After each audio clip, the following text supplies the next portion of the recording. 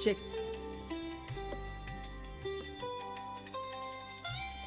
Cordless mic.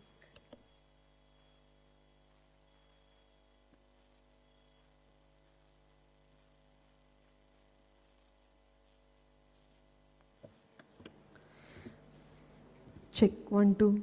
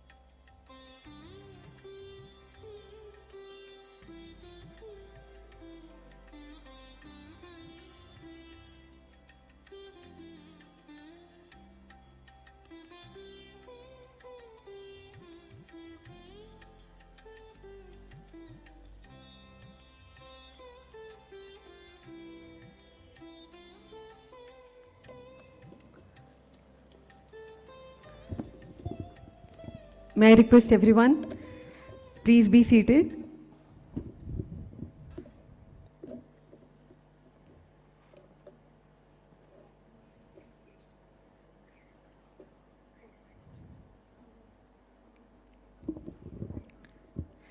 Good morning, everyone. Our esteemed chairpersons, distinguished speakers, esteemed delegates, our senior international colleagues, and our young investigators for today. So we now begin the first session of the day titled A Billion Guts, A Billion Minds. So may I invite our chairpersons, Professor Yogesh, Director, SCAN Bangalore, India, to please join us. And I would like to request Professor Rupesh K. Srivastav, Additional Professor, Department of Biotechnology, AIIMS, New Delhi, to conduct the session. Dr. Yogesh is a prominent Indian microbiologist and an expert in the human microbiome, currently serving as the Director of SCAN Research Trust since August 2024. He is widely recognized for his pioneering work in microbial ecology, diversity, specifically within the Indian population. Dr. Rupesh K. Srivastav is an additional professor in the Department of Biotechnology at the All India Institute of Medical Sciences, New Delhi. He is a prominent translational researcher, particularly known for his pioneering work in the field of immunophoresis. Over to you, sir.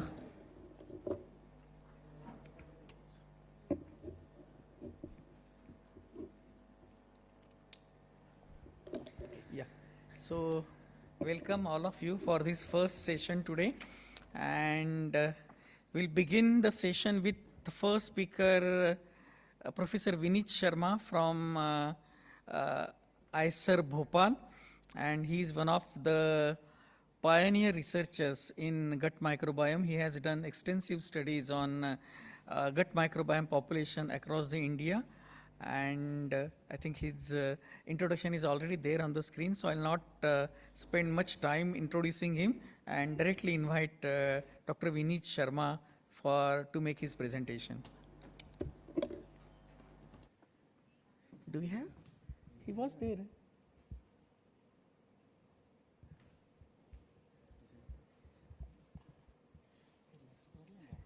Yeah, then we can start. You can introduce the next one. No, please, yeah. Yeah, then since he is not there, we'll start with the next speaker and we'll get back to him whenever he is around, because I met him just before the session. Okay, he must be around. Or should we wait for 1 or 2 minutes? Okay. We can start the next one. Yeah, so it's really an honor to chair this session with Dr. Sauche. He has been one of my mentors in NCCS, so it's really an honor. So Dr. Sachesh Shukla is an assistant professor at Department of Hematopoietic Biology and Malignancy Immunology at the University of Texas. And I think, again, the introduction is already there.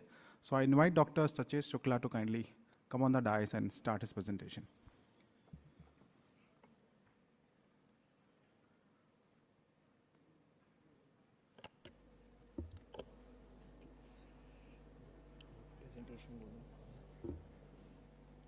These lights are actually, Okay. Okay, good morning everyone, and I'd like to start with thanking Professor Ganguly, Professor Ahuja, Dr. Neerja for inviting me here. It's a distinct pleasure, as always, to come back to India, and especially to the Gut Forum that are very active here. So in addition to being faculty members at MD Anderson, my colleague, Dr. Kunal Rai, and I are co-founders of an Indian startup based out of Bangalore called Jivanu Therapeutics, which is focused on developing next-generation microbiome-based therapeutics. This is what I'll be talking about today. So over the past few years, microbiome-based therapeutics have clearly reached an inflection point. There have been a number of FDA approvals, so starting with Rebiota and Biomicra, which is actually an FMT-based product from Australia. And then in 2023, we had the VOWST product, which is a spore-based product, again, for C. diff, which was approved by the FDA. What has also happened, so traditionally FMT has been approved and has been extensively used in the recurrent C. diff setting. But last year, MAT Pharma, which is a French company, came up with this FMT, a pooled donor strategy, which was approved for, or not approved, but they have positive phase 3 results, and there's a clear regulatory pathway for approval in oncology. So this is in the transplant setting to prevent a graft versus host disease. So this clearly shows the potential of FMT to go beyond C. diff, and certainly a lot of effort has happened internationally as well as in our country that shows the potential of FMT to be effective in many different disease types. So there's tremendous momentum in FMT, both globally and here in India. The work coming out of this community, pioneered by Dr. Ahuja and showcased yesterday by him, Dr. Shalimar, Dr. Narang, and of course, there are other, other stakeholders and players. We have Dr. Sareen, etc. The work has simply been outstanding, and we are clearly seeing clinical benefit. But there's a fundamental problem, and the problem is that these therapies are not accessible to most patients. And there are three major bottlenecks for this. The first is suboptimal donor material. And when I say suboptimal donor material, what I'm trying to say is that there's room for both comprehensive screening of our donors and also for optimizing them for therapeutic efficacy. There's a clear regulatory gap. So without CDSCO approved therapies, there's no way for these therapies to reach the masses. And finally, there are scalability constraints. Most of these trials and studies have been done in academic centers, and therefore, by definition, they reach a very, very small percentage of the total audience that could benefit from these therapies. So what we need to do now, so we know for sure, the good news is that there's clear signal that these therapies work, there have been approvals, but what we need to do now is transition from academic innovation to industrialized, regulated, and scalable therapeutics. So we founded Jivanu with this explicit goal to address these challenges. And what we are trying to do is set up a standardized, controlled, and scalable pipeline, which begins with deeply curated donor material, followed by controlled GMP-aligned workflows and standardized preparations, which gives us a clinical grade product that is ready for scalable deployment and enables reproducible research and clinical studies across India. So let me start with the first major challenge, which is the one of suboptimal donor material, and I'll speak about it in two parts. The first is comprehensive donor screening. So there are panels that are available and people do screening, but what we think really that what needs to happen is comprehensive India-specific screening. So we start with a multi-layer donor screening pipeline that has a questionnaire screening, looking at lifestyle and antibiotic exposure, etc. There is comprehensive blood screening. This is common to what everybody else is doing as well. And the final step here is pathogen screening. And what is the current standard in the field is the BioFire panel that most of you must be familiar with. This has a list of 22 pathogens, but there are two key bottlenecks here. The first is that this is an expensive test, and second, it is of limited relevance in the Indian context. So what we have done is develop our own expanded screening platform covering over 48 entities, including bacteria, viruses, protozoa, and antimicrobial resistance genes. And this represents more than a twofold increase over what BioFire provides, and is specifically tailored to the Indian population. So this panel is currently in the final stages of validation, and hopefully we'll be in a position to broadly deploy this nationally and eventually internationally sometime later this year. So the second part here is once you ensure that a donor material is safe for administration, is to try and optimize for efficacy. And I'll motivate this with three questions. So in the field, there has always been this idea of a super donor.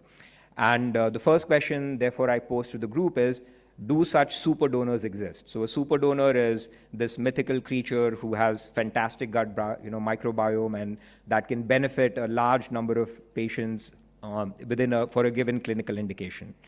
So there's actually literature now suggesting that there may be such exceptional donors, if you don't want to call them super donors, that do exist. And I'll cite this study in IBS that was a Danish study conducted in 2020, and then there was a follow-up paper in 2023. So this was a fairly large study with 165 individuals. This was a double-blinded randomized clinical trial. And the hallmark of this study was that there was just a single carefully selected donor that was used for all of the FMTs. This was in inflammatory bowel syndrome. So this was a 36-year-old individual. The BMI was normal.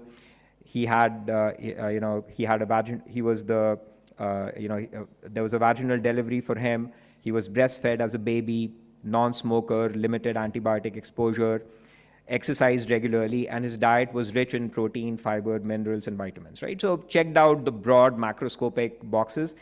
Notably, they did not do any microbiome profiling to kind of look for functional capacity. But be that as it may, and I'm just, these are very interesting and very informative papers that I'd encourage you to take a look at. But the highlight of the study is that from this FMT, if you look at, so they had 3 arms, the placebo 30-gram infusion and the 60-gram transplant. In the 60-gram, if you look at the 2-year sustained response, it was 77.8%. And at 3 years, it was still over 70%, almost 72% response rate, just from the single donor. So, and there are now, evidence and smaller anecdotal evidence and smaller studies that have been published, which suggest that there are individuals that have this kind of potential. So then the second question then is, can we find these donors? Can we find these, potentially exceptional donors? And to do this, what we have done over the last year and a half is pick 8 strategic collection sites across the country. So as you can see, this is in North India, East, Northeast, and Southern India. And we've tried to prioritize athletes that have superior performance.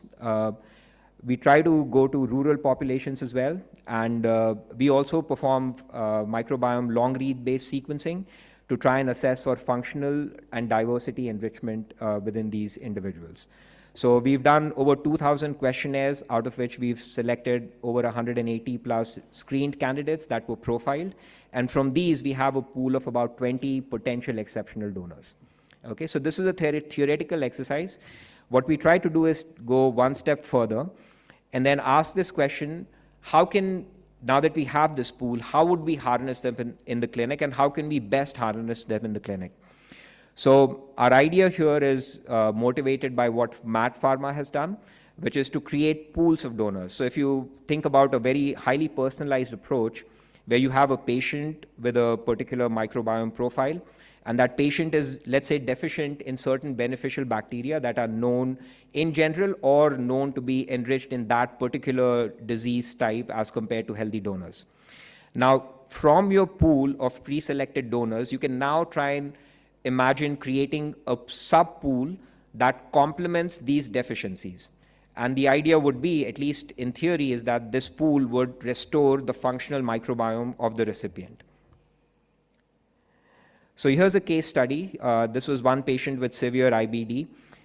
So just to be clear, we are not doing any clinical studies yet, but we have done profiling on individuals who've contacted us. So this was a patient with severe inflammatory bowel disease.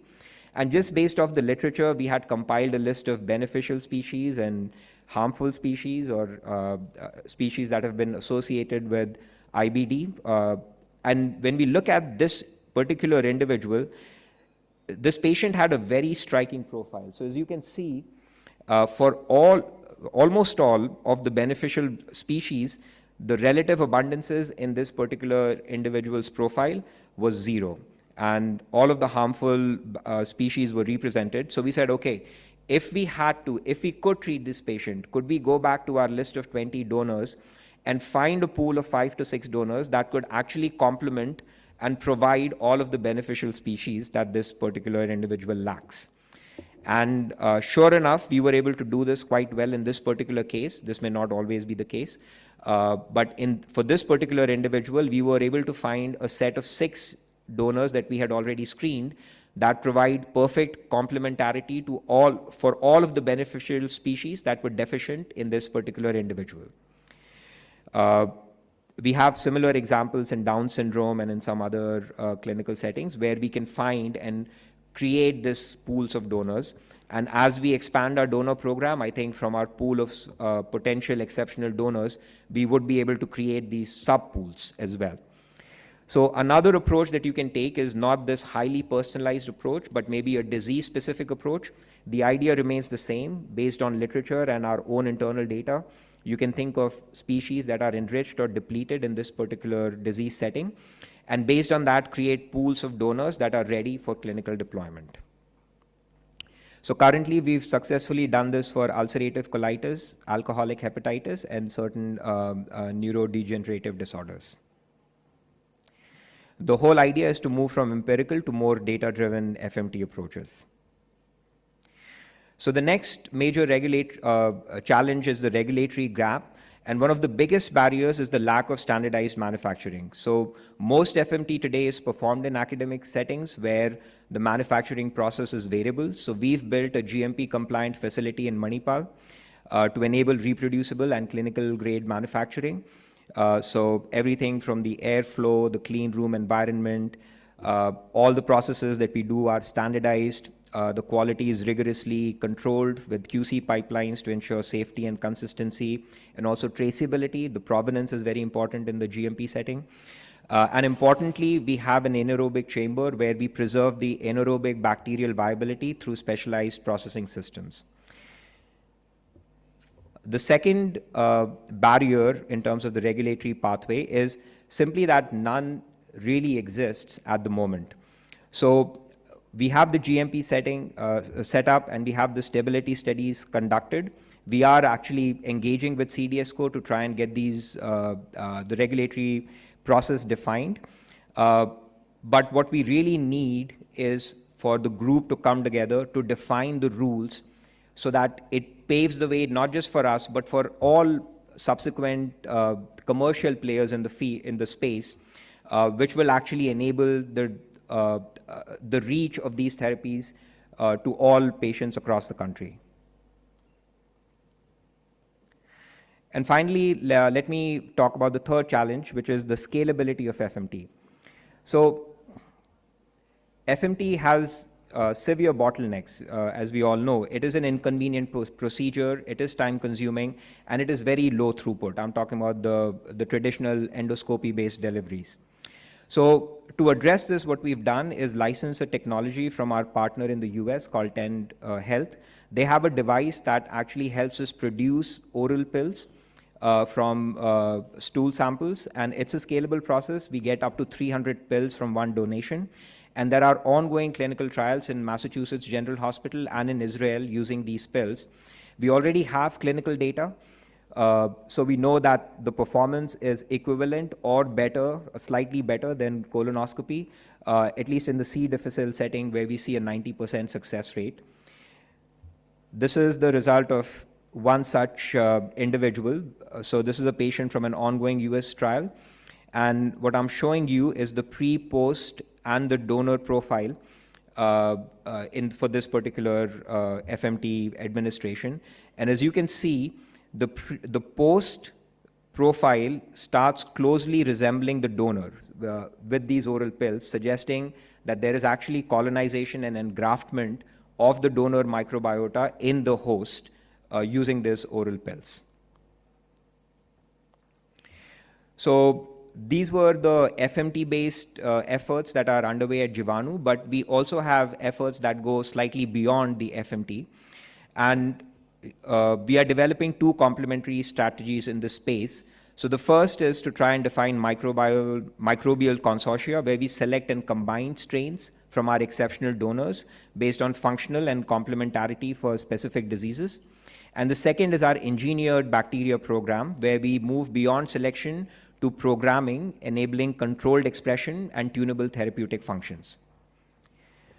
So a simple implementation of the consortia approach is just a single bacteria approach. So what we do is exploit our best donors to isolate bacterial species and these so-called next generation probiotics like Akkermansia and Faecalibacterium that are known to have beneficial effects. And these sometime in the future, there's a regulatory pathway there as well that we have to address and have a discussion with. But at least in theory, these can be used to develop next generation probiotics. The second approach that we are taking for the consortia development, or maybe the first for the consortia, the earlier was a single bacteria approach, for the consortia is what we are proposing to do once we have our clinical studies underway. So the idea here would be to profile the donor, the responders, and the non-responders longitudinally to see which bacterial species actually engraft and are associated with clinical response, and use that as a basis for rationally designing consortia. So this obviously is not underway yet, but this would be the theoretical idea that we would pursue. And finally, what we are trying to do in terms of consortia development, because as we know, no matter how hard you try, it's the entire fauna that may ultimately matter. So these in single probiotics or collections of 5 or 10 or 15 bacteria may have some limited beneficial effects. But what we know for sure is FMT works, but the problem is scalability. So what we are trying to do here is leverage continuous fermentation systems for fecal material. So this approach has been pioneered by our collaborator and scientific advisor, Dr. Emma Allen from the University of Guelph. And this is at the design stage, but this is something that we are really investing in and hope to have this up and running within the next 1 year. So the idea would be you take an exceptional donor and you put them in these continuous fermentation systems and you optimize the conditions so that you have a renewable source of the complete microbiota. What we've seen is that we are able to preserve, or our collaborator has been able to preserve, up to 93% of the strains that were in the original sample. So finally, we have a robust engineered bacteria pipeline to generate therapeutics for high unmet need areas. So as you know, bacteria can be a fantastic delivery platform for therapeutically relevant payloads. And what we have done is taken some high value targets, modified them, and genetically engineered them in some bacterial chassis, so Salmonella, CBM, and ECN. Some of these particular strains have not been engineered before, but we've successfully been able to do so. So this has created a new line of products with therapeutic potential, and these are at various stages of preclinical activities, and we are hoping to test them in the clinic, in clinical studies in the next 3 years. So to summarize, we have 3 broad classes of microbiome-based therapeutics. We have the donor-dependent FMT, so our conventional FMT that we are standardizing with our GMP platforms, and then the oral capsules, both of which are being pursued with CDSCO right now. We have the donor-independent approaches, which are our consortia and our continuous fermentation systems. And finally, we have our engineered bacteria program. So with that, I'd like to conclude. And I believe that India really has an opportunity to be at the forefront of microbiome-based therapeutics. This conference itself is evidence of the huge interest and investment that individual researchers and the government has made in this space. But this is going to require a coordinated effort. We need the academic groups and academia to generate data, industry to build scalable platforms, and the regulatory authorities to define approval pathways. But if the stakeholders are able to come together, I think there's an opportunity for India to not just participate, but to lead this global microbiome therapeutics revolution. Thank you.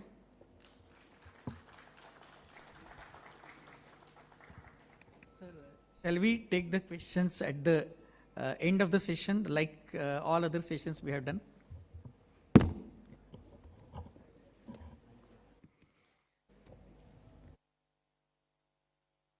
I think Vineet is back in the auditorium. May I request Vineet to? Yeah, please. I have already introduced you. So.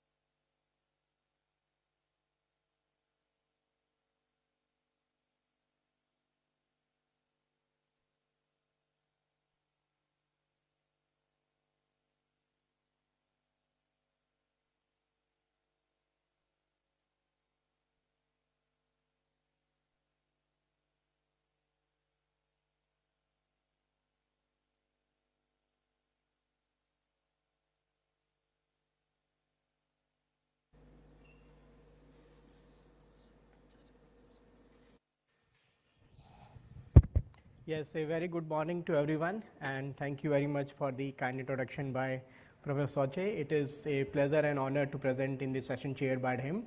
And I deeply thank the organizers for inviting me here and giving this opportunity. So our lab is working in the area of microbiome, and our main focus is genomics, metagenomics, and also we use different AI/ML based approaches to use that data for various developing various predictive algorithms and tools. So I will give you a glimpse of what we are doing in the last few years, and I will also try to connect those with the microbiome based therapeutics part. So the title of my talk is Functional Insights into the Human Microbiomes Revealed Through Multi-omics Approaches.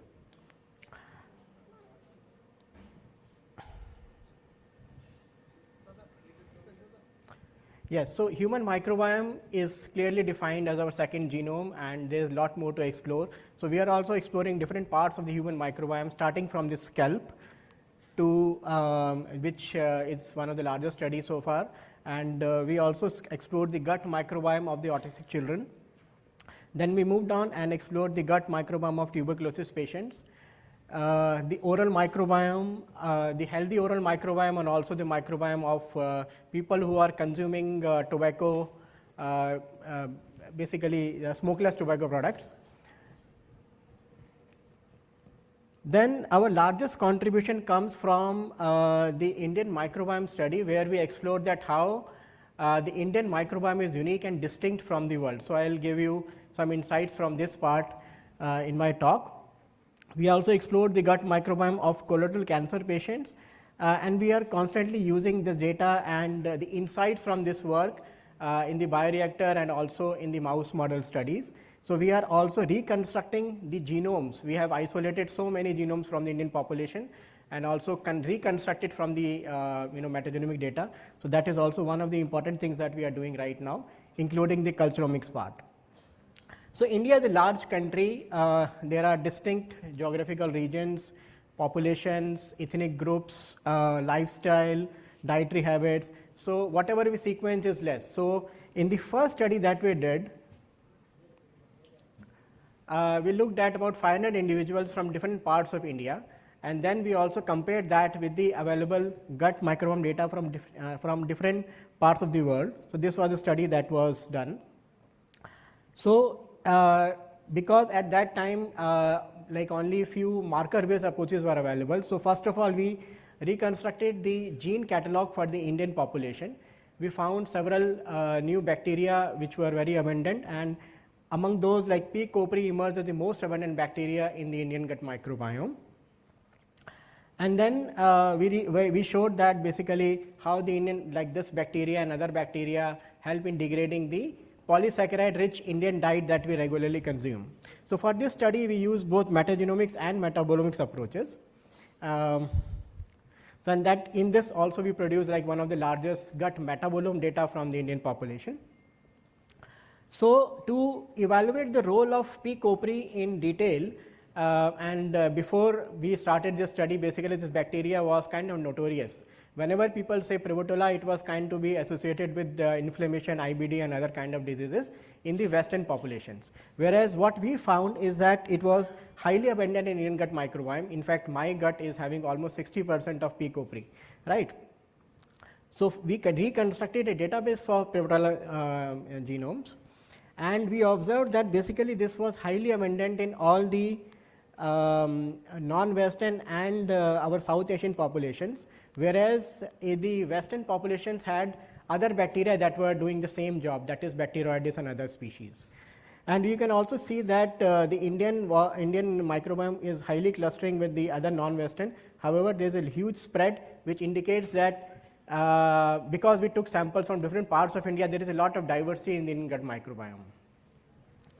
So we evaluated the role of Prevotella in detail, and we observed that most of the Prevotella genomes have at least one polysaccharide utilization loci, PULs, right? So what this PULs does is it degrades or metabolizes the key polysaccharides that we consume, because we eat a lot of plant-based diet, right? So basically these PULs in Prevotella genomes help in degradation of those polysaccharides in the gut. And there was a very clear difference in what Prevotella we harbor and the non-Western populations harbor, right? This was the role, basically this establishes that how Prevotella is contributing in metabolism of those complex polysaccharides, whereas the story in the Western population was very different. Basically they had Prevotella, but those Prevotella was actually coming from their oral cavity. They did not have copri in their gut, but they have other species of Prevotella, which were Palens, Oryzae, and many other species, which were highly abundant, and they were also abundant in IBD and CD cases. And those species are also contributing a lot to the virulence factors and antibiotic resistant genes in their gut microbiome. That is why basically the presence of Prevotella was not considered as very healthy in the Western populations. However, Indian population is having very healthy levels of Prevotella copri in their gut.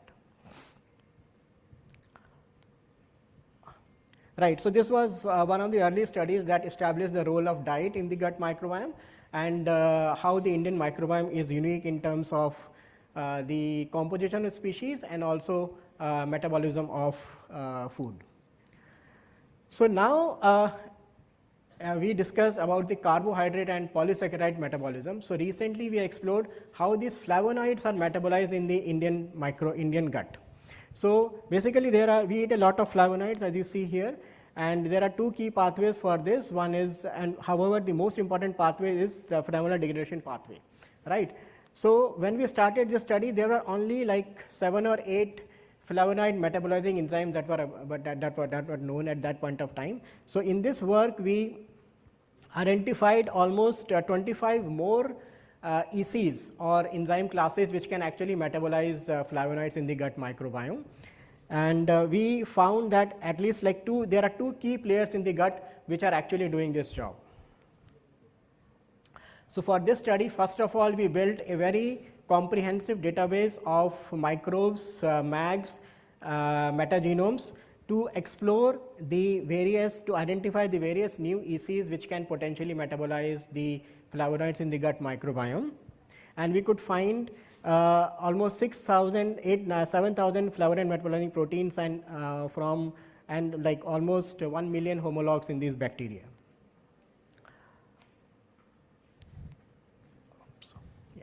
So basically you can see that in this figure, you can see that there are some colors, right? So basically these were the previously known flavonoid metabolizing enzymes in this map, whereas we have added these new enzymes, whatever is shown in white colors in this flavonoid degradation pathway. So these have very specific roles in various steps in flavonoid metabolism in the gut microbiome. And importantly, we found two key players which are doing this job. Basically, the breakage of ring can be done by two main bacteria, which is Phylacter ploshi and Eubacterium ruminus. So F. ploshi is basically kind of not a good bacteria associated with the unhealthy gut or IBD and those cases, whereas E. ramulus is a very healthy bacteria and basically present in healthy populations. And but however, if you notice that this bacteria was almost absent in the Indian gut microbiome. So we looked for then who is doing this job in the gut microbiome, and we found that there are several new Eubacterium species which are actually doing this flavonoid metabolism in the Indian population. So then in addition to the healthy gut microbiome, we also explored, so this was one of the early studies from India on the colorectal cancer gut microbiome. So we took samples from different stages of cancer. Basically CRC, colorectal cancer, is not very frequent in India, but its incidence is rising. And I think our diet can be attributed to that like we are healthy gut, and this is not that much we do because from the flavonoid consumption also. So to answer this, we took samples from different stages of colorectal cancer.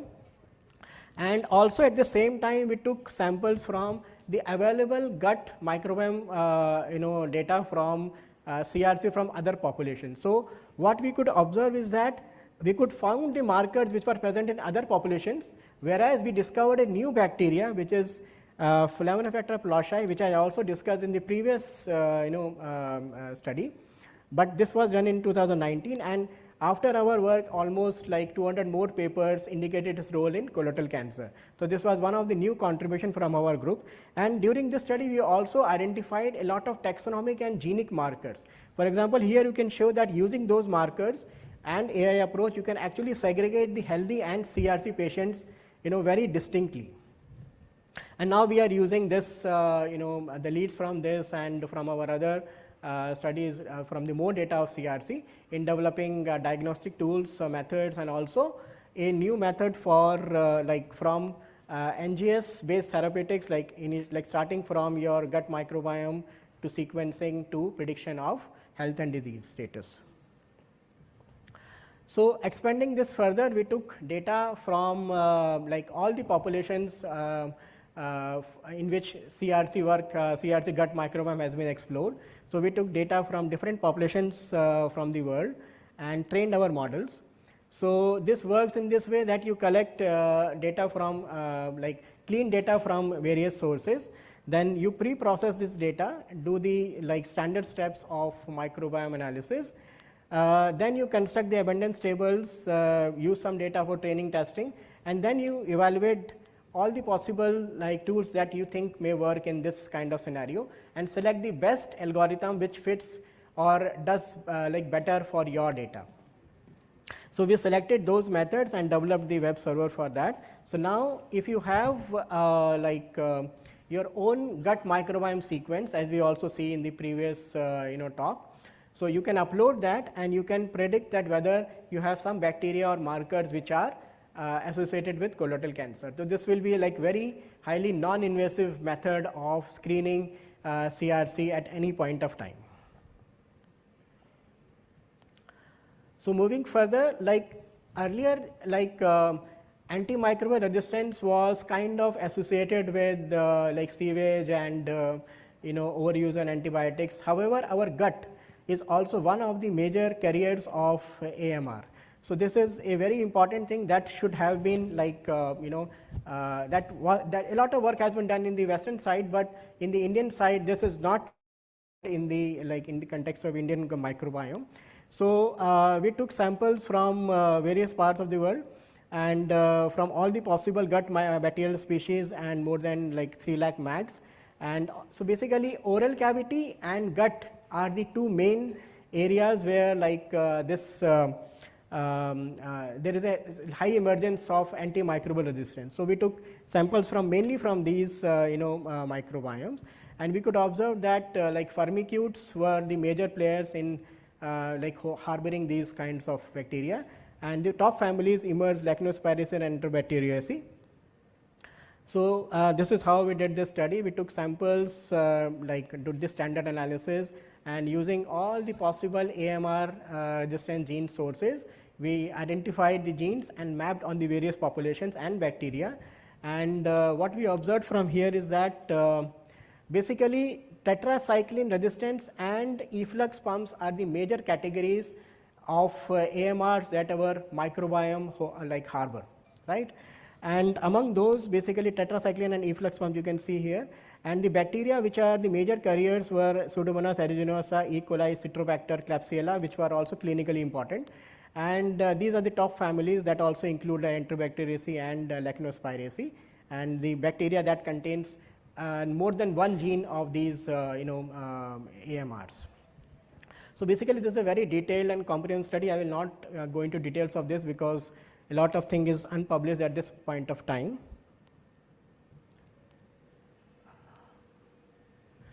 We explored the world populations, and I'll just quickly summarize some insights from this. Basically, we explored that how the using you can say today One Health is becoming a very important area of research, and so basically there is overuse of antibiotics not for the humans but also for the poultry, for various such applications, fisheries.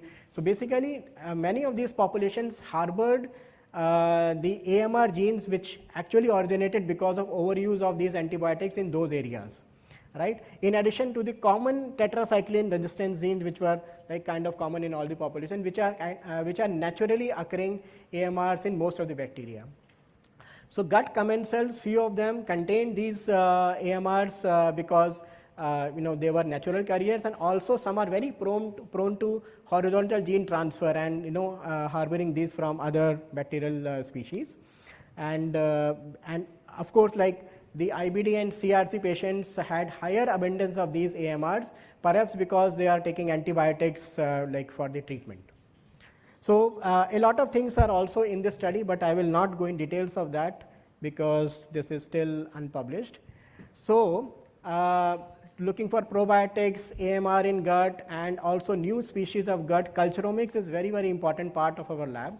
So again, like this work is in progress. So but I can reveal that we have isolated more than 100 isolates from the gut microbiome, which are very unique to the Indian population, which have I would say that almost 70% are novel and yet unknown from the gut, right?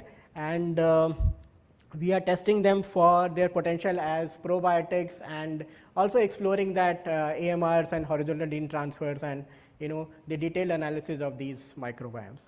And in addition to that, we have also recovered almost 5,000 new MACs from the detailed human microbiome analysis from the various parts of India, which I think I should present in the next talk, whenever, like in few months I'll give. Okay. Other things that we did in the past was like we explored that how autistic children gut microbiome differs in terms of compared with the healthy children. So this study was also unique in terms that these children were not eating or not on the gluten-free diet, but they were taking the normal diet, and we could find a very high abundance of lactobacillus, which was like, but lactobacillus we use as probiotics. So basically these are some strains of lactobacillus which were highly abundant. Now we have examined that in more detail, and we are collecting more samples to look into this aspect. And at the same time, we also explored the gut microbiome of the tuberculosis patient. So we followed the patient from 0 day when they approached. They had no incidence of they had tuberculosis, but they were not taking any antibiotic, and so that we can observe the 0 state of the gut microbiome in those patients, and then follow them for 3 months of the 6 months of the DOTS therapy, right? So we could find that a lot of dysbiosis was there, and particularly the microbes which were actually responsible for producing short chain fatty acids were highly depleted in these cases. As a preliminary study, we also looked at how the gut microbiome differs in the vitiligo patients and compared to the healthy patients, and whether we can associate that with the incidence of vitiligo. So the outcome of this study is that we observed that the vitiligo patients had a lot of bacteria which are actually degrading the mucin layer in the gut, right? So that was one of the key insight from this study, that they have bacteria which are highly abundant and also degrading the mucin layer in the gut, which is causing leaky gut, and perhaps it could be a cause or effect that is still to be explored, but this is one of the key insight from this work. Similarly, for the oral microbiome, at this point, there were very few studies, only marker-based oral microbiome studies. So we explored the oral microbiome in about 200 individuals from Central India. And Central India, particularly Bhopal, where I am coming from, IISER Bhopal, where the incidence of oral cancer is highest, perhaps because of the consumption of smokeless tobacco, that is pan, gutka, chew, or these kind of things. So we looked at these, and first of all, we identified the healthy microbiome to compare with that, and basically we found that the hypothesis here is that whether the microbes in the oral cavity can convert the pro-carcinogens which are present in these smokeless tobacco products into carcinogens, and whether they have those pathways, and whether that could be one of the ways in which oral cancer can happen. So we could find several bacteria that had those pathways and are capable of doing such reactions, and there are a lot of details again for this study which I am not presenting. So now coming to another study, which is still the largest study on the scalp microbiome in the world. So basically in this we collaborated with L'Oreal. L'Oreal is a company, they wanted to also explore the hair scalp microbiome, because Indian scalp microbiome was not so far looked at. So we took samples from Bangalore, about 1,400 samples were collected. So there was one phase where, first of all, we wanted to know that what is the healthy scalp microbiome for India. So for that, like the individuals were asked to wash their head with the normal neutral shampoo, which was provided by L'Oreal. And so after 4 weeks of this, we established the healthy and dandruff scalp microbiome. And of course, clinicians and were involved in this to ascertain the dandruff score and those things, right? Then they were treated with coconut oil, because this is another part that we wanted to explore, whether oils have any useful effect on the scalp microbiome or not. And then there was a relapse phase to see whether, if they had an effect, whether that effect lasts or not, right? So basically, like we took coconut oil here, but my gut feeling is that many other oils can be similarly useful. Okay, so now what we found from here is that you can see this like bacteria and fungal maps. So these are the healthy and dandruff subjects, healthy and dandruff. So you can see the colors are same in healthy and dandruff in case of bacteria, and also for the fungal. So basically, we all harbor species that could be associated with healthy or dandruff scalp, but their composition or their proportion varies, and that is why we have healthy or dandruff scalp. And particularly, we found that it was the ratio of P. acne versus S. epidermis, which was P. acne was higher in healthy, whereas S. epidermis with dandruff. Similarly, M. restricta with the fungi, Malassezia restricta, was higher in the dandruff scalp, and globosa was higher in the healthy scalp. And after this study, several more metagenomic studies also like validated and confirmed these findings. So again, like, so basically, and then basically we carried out several, we did also clinical correlations and like that. But the outcome of this study was that we could find that role of the bacterial microbiome on scalp. We could find that the prominent bacteria which were associated with the healthy scalp were actually producing a lot of key metabolites on this scalp, which are like biotin, amino acids, etc. And scalp has a mechanism to absorb those metabolites.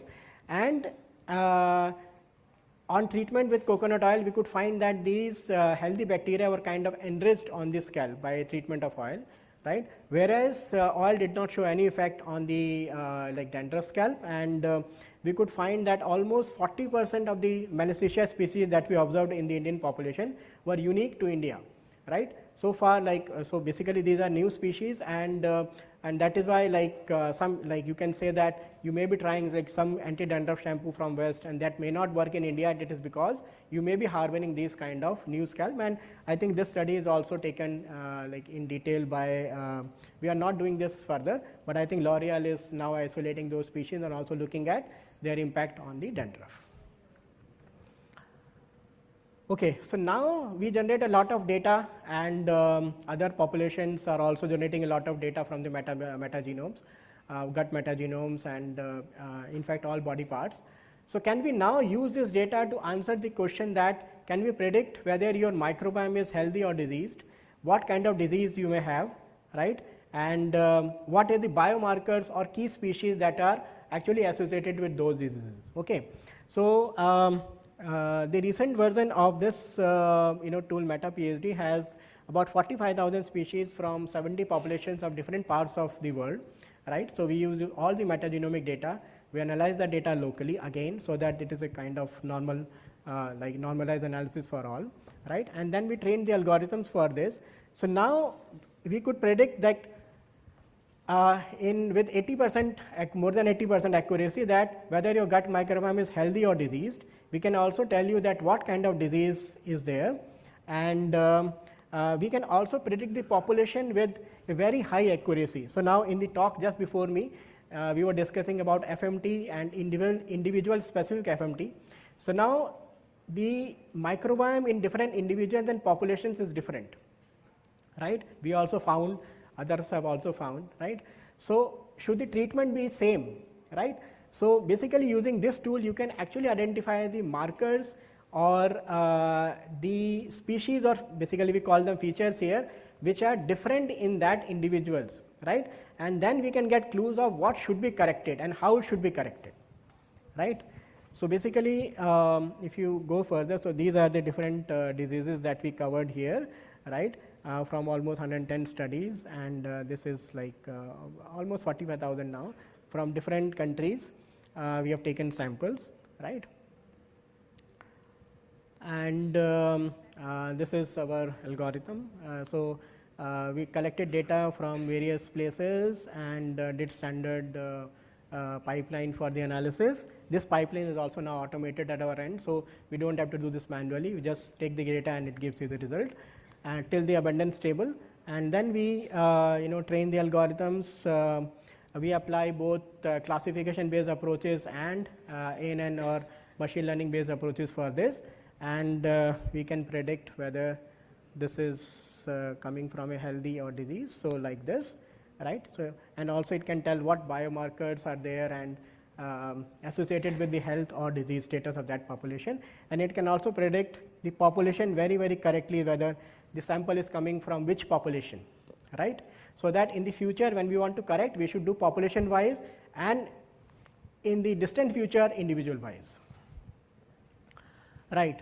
So now again another area where AI can be used is, can we predict that how what is going in our gut, can we predict that how it will be metabolized, right? So whatever we are eating is has a chemical structure, and there are enzymes in our gut, right, which can look at these chemical structures, right? And there are like billions of bacteria, millions of enzymes which are not part of human but present in the gut microbiome, and they can do promiscuous metabolism of substrates, right, which of molecules that looks very similar to their own substrates, right? So can we really predict that reaction?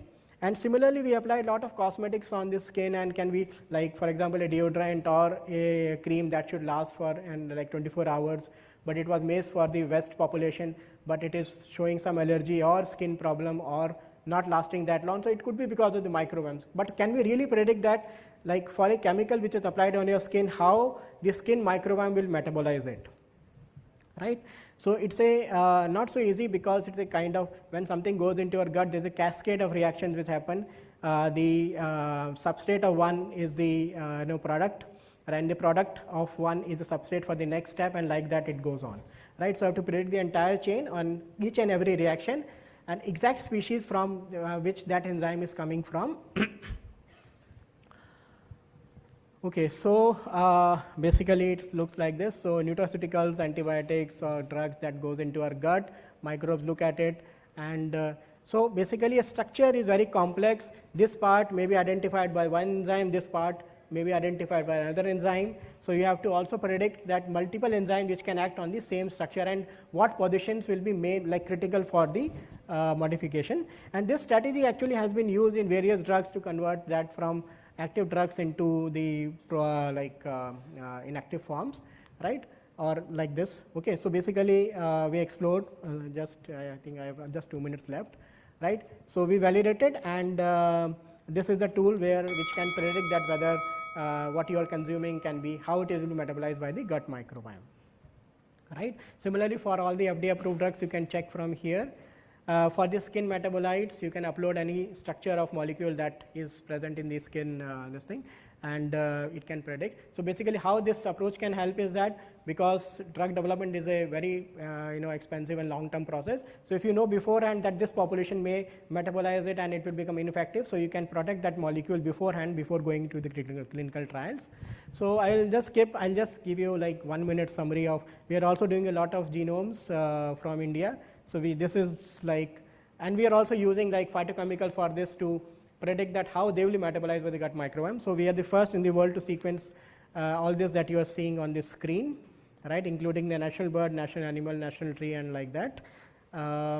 So this is the bird genome, peacock genome, aloe vera, giloy, tamarind genome, turmeric genome. Tamarind we have done recently, ficus and people tree, cow, tiger, water hyacinth, custard apple. This is one of the most invasive bird in the world. This we did recently. Then tamarind. So now we are constructing telomere to telomere based assemblies. For example, tamarind is one example that we recently published in a very, very good journal, and where we also showed that how this produces the tartaric acid, and because this pathway is unknown in this family of plants. And similarly for mahua, we constructed telomere to telomere based assemblies, and we are proposing it as a very, very highly oil rich plant. Today we are suffering from oil, but this can produce, like these seeds contain almost 60% of oil. which are biodiesel like category of oil, and we discovered this pathway also using both metabolomics and transcriptomics. And our work is regularly like followed by Nature for various highlights. And this is my team at IISER Bhopal, and this is our lab here in IISER Bhopal. And I thank all the organizers for providing this opportunity, and my lab mates and funding agencies for all the help and support. Thank you very much. Thank you for that extensive presentation. And we'll have to take a break here for before the next presentation, because the chief guest has arrived, and we'll continue this session after the this particular session. Yeah. So we'll come back to third talk of this session after this particular event. Thank you.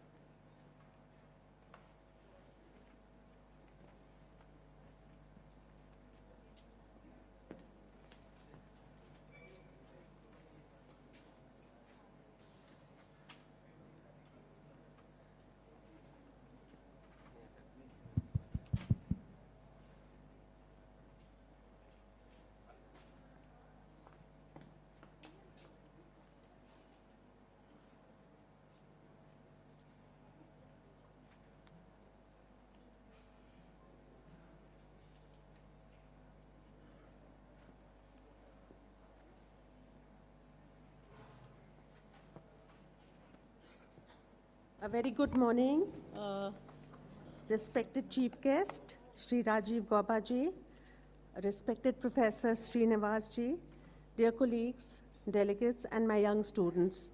It is an honor and a privilege to welcome Shri Rajiv Gauba-ji to the 16th India Probiotic Symposium, being organized by the Gut Microbiota and Probiotic Science Foundation, India, and the Department of Gastroenterology, All India Institute of Medical Sciences. Request everyone to please give a big round of applause for Rajiv. And to begin the chief guest address, we now have a small invocation by Sarvam Foundation. This is an NGO for underprivileged children in 3 states of India. So can I request Sarvam Foundation, please?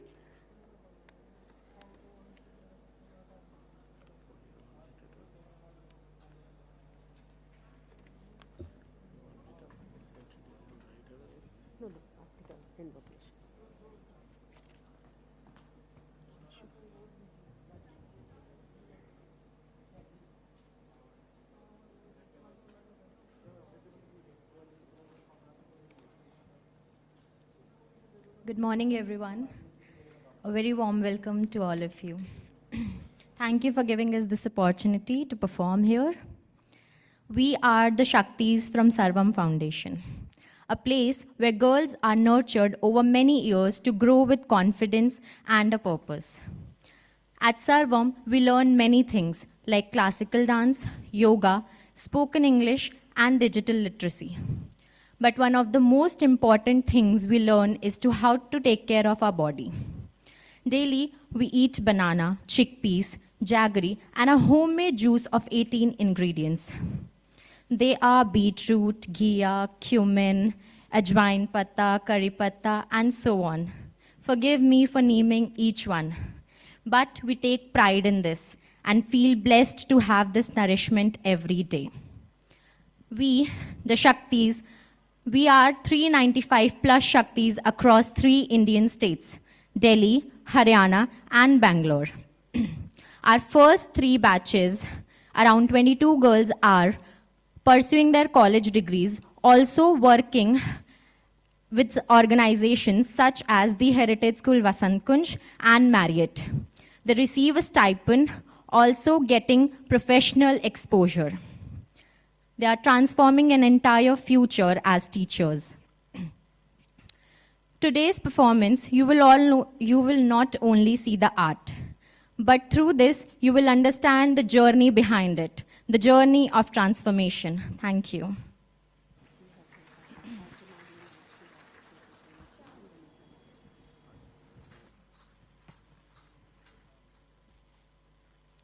To begin this special morning, we the Shakti present Jugalbandi of Kathak and Bharatnatyam, offering prayers to Lord Ganesha.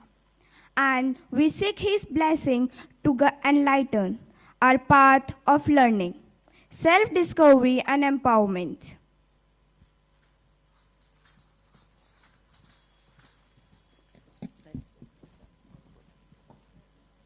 Where is Riya?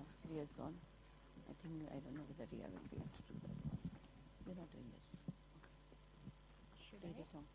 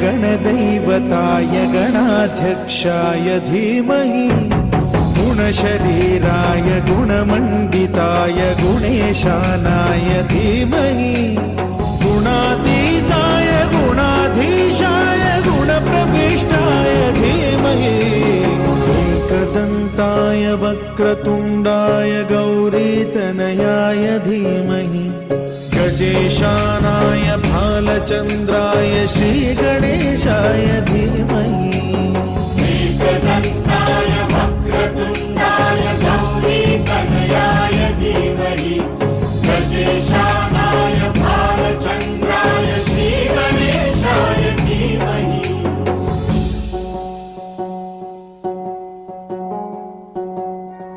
गानचतुराय गानप्राणाय गानान्तरात्मने गानोत्सुकाय गानमत्ताय गानोत्सुकमनसे गुरुपूजिताय गुरुदैवताय गुरुकुलस्थायिने गुरुविक्रमाय गुह्यप्रवराय गुरवे गुणगुरवे गुरुदैत्यकलक्षेत्रे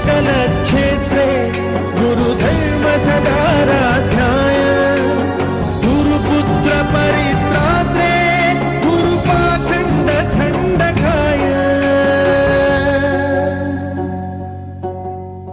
गीतसाराय गीततत्त्वाय गीतगोत्राय धीमहि गूढगुल्फाय गन्धमत्ताय गोजयप्रदाय धीमहि गुणातीताय गुणाधीशाय गुणप्रविष्टाय धीमहि एकदन्ताय वक्रतुण्डाय गौरीतनयाय धीमहि गजेशानाय बालचन्द्राय श्रीगणेशाय धीमहि एकदन्ताय वक्रतुण्डाय गौरीतनयाय धीमहि गजेशानाय बालचन्द्राय श्रीगणेशाय धीमहि.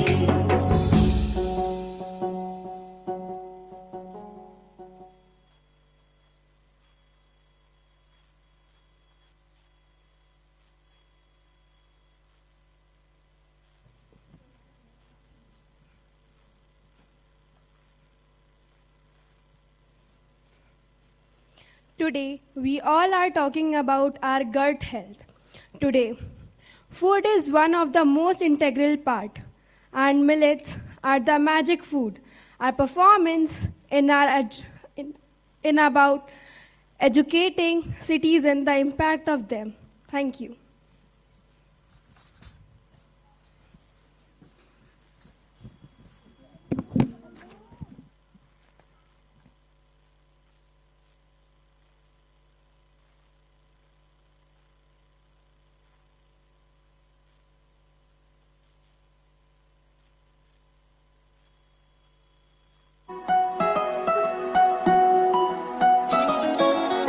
चल भारत उठ भारत संग हमको चलना है धरती के हीरो को फिर से अब चमकना है चल भारत उठ भारत संग हमको चलना है धरती के हीरो को फिर से अब चमकना है आओ फिर से जाने कीमत क्या है मोटे दाने की लाभ जिसका पहुंचे सबको धरती और किसान को भी चलो फिर जगाएं आशा आशाओं के दाने की बदले खुद को कर ले वादा अब से अपनाना यही चल भारत उठ भारत संग हमको चलना है धरती के हीरो को फिर से अब चमकना है चल भारत उठ भारत संग हमको चलना है धरती के हीरो को फिर से अब चमकना है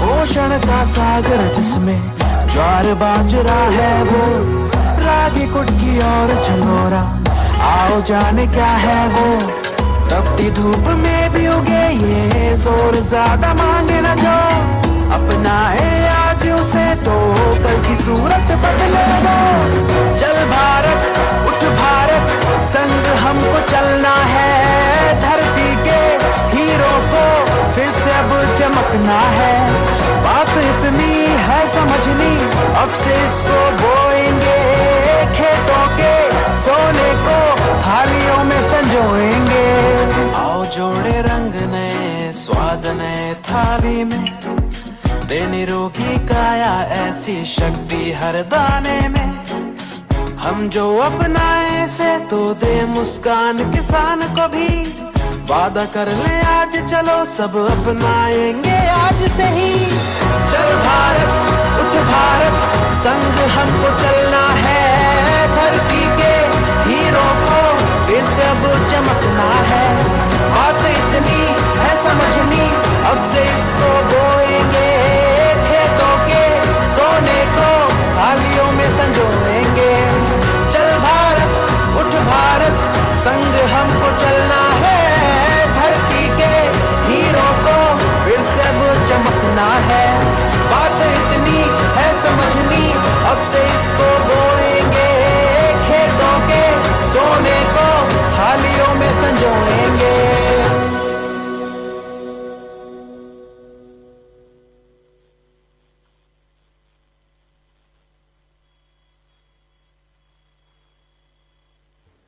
A big round of applause for these girls. I think we all agree they were absolutely amazing. And now can we request Shri Rajiv Gobaji to kindly come on stage. And I will request Professor Ajay Bhalla to introduce Shri Rajiv Gobaji. It's indeed an honor to have you here, sir. Shri Rajiv Goba is currently a member of the Niti Aayog and he has been the top bureaucrat of the country. He has held the post of the Home Secretary as well as the Cabinet Secretary. He's a very senior IAS officer from the Jharkhand cadre. He was a chief secretary there, and it's a great pleasure to have him around with us because he has also been instrumental in keeping our foundation going. Years back when we were in trouble, he's a savior for our foundation. A big round of applause for him. Please also join me in welcoming Professor N. Srinivas, Director of All India Institute of Medical Sciences. Sir, can we have you on stage, please? You're already. Thank you, sir. I will request Dr. Bala to kindly introduce Professor Srinivas. Professor Srinivas is a distinguished clinician, administrator, and academician whose leadership has been instrumental in strengthening AIIMS as a center of excellence. He's been involved in patient care, in innovation, and in interdisciplinary research. Being an alumni of AIIMS, I guess he's able to implement things in a much better manner, and it's an honor to have you here, sir. May I now request Professor N.K. Ganguly, President of the Gut Microbiota and Probiotic Science Foundation and the former Director General of Indian Council of Medical Research, to kindly felicitate our chief guest. May I also request Professor Pramod Garg, Head of Department of Gastroenterology, All India Institute of Medical Sciences, to kindly come and felicitate Professor Srinivas. Thank you, sir.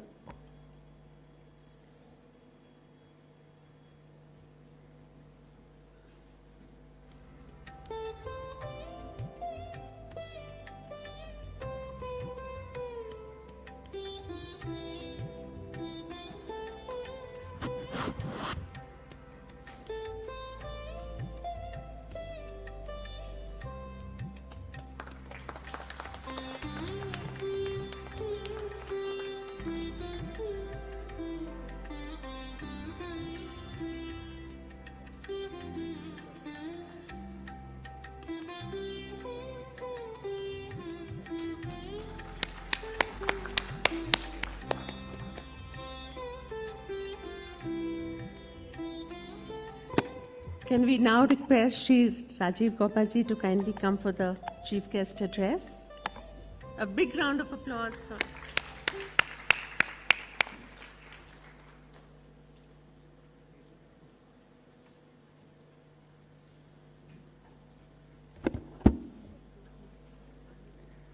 Dr. Srinivas, Professor Ganguly, Professor Garg, members of the faculty, students, all distinguished delegates.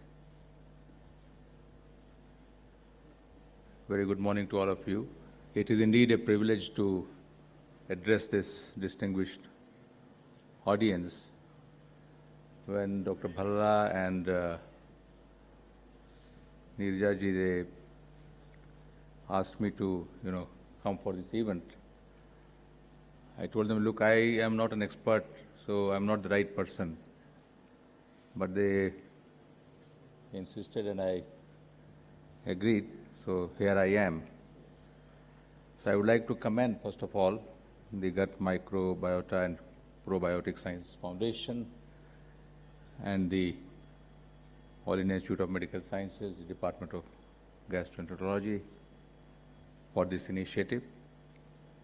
This annual symposium, now in its 16th year, I think reflects your strong commitment to advancing healthcare in India and in particular promoting gut health.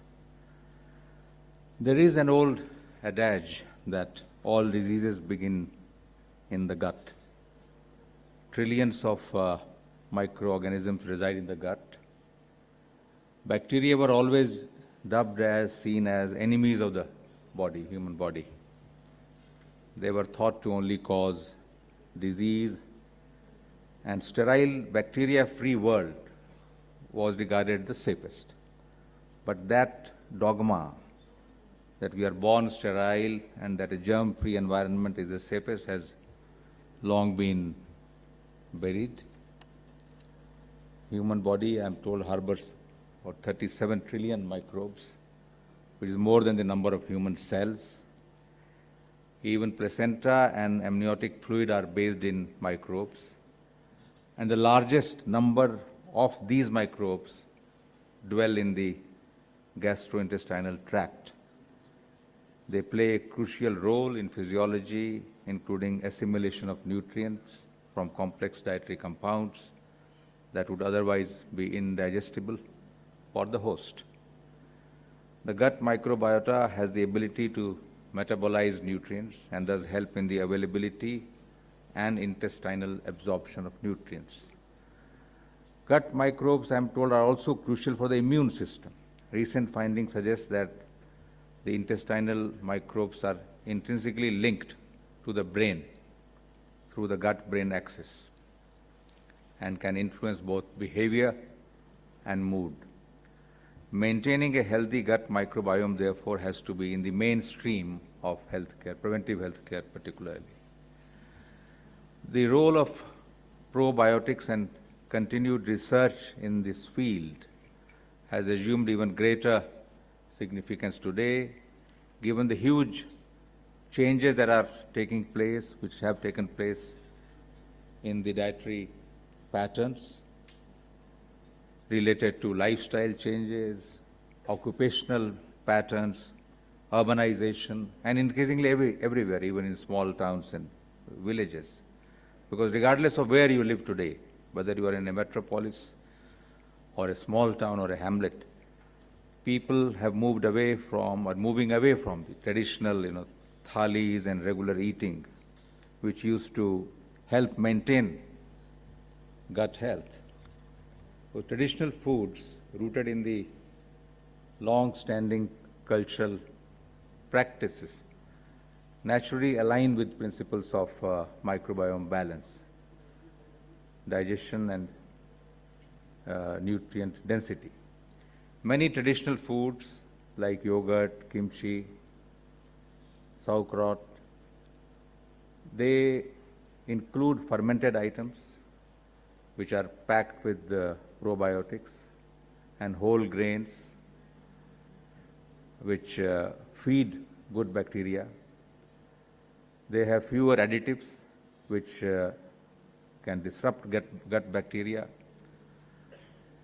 But now that all has changed, is changing, and increasingly people are going for meal packs and refined grains and ultra-processed foods driven by changing cultural norms and preferences and aggressive marketing, social media marketing, and the sheer convenience of quick commerce.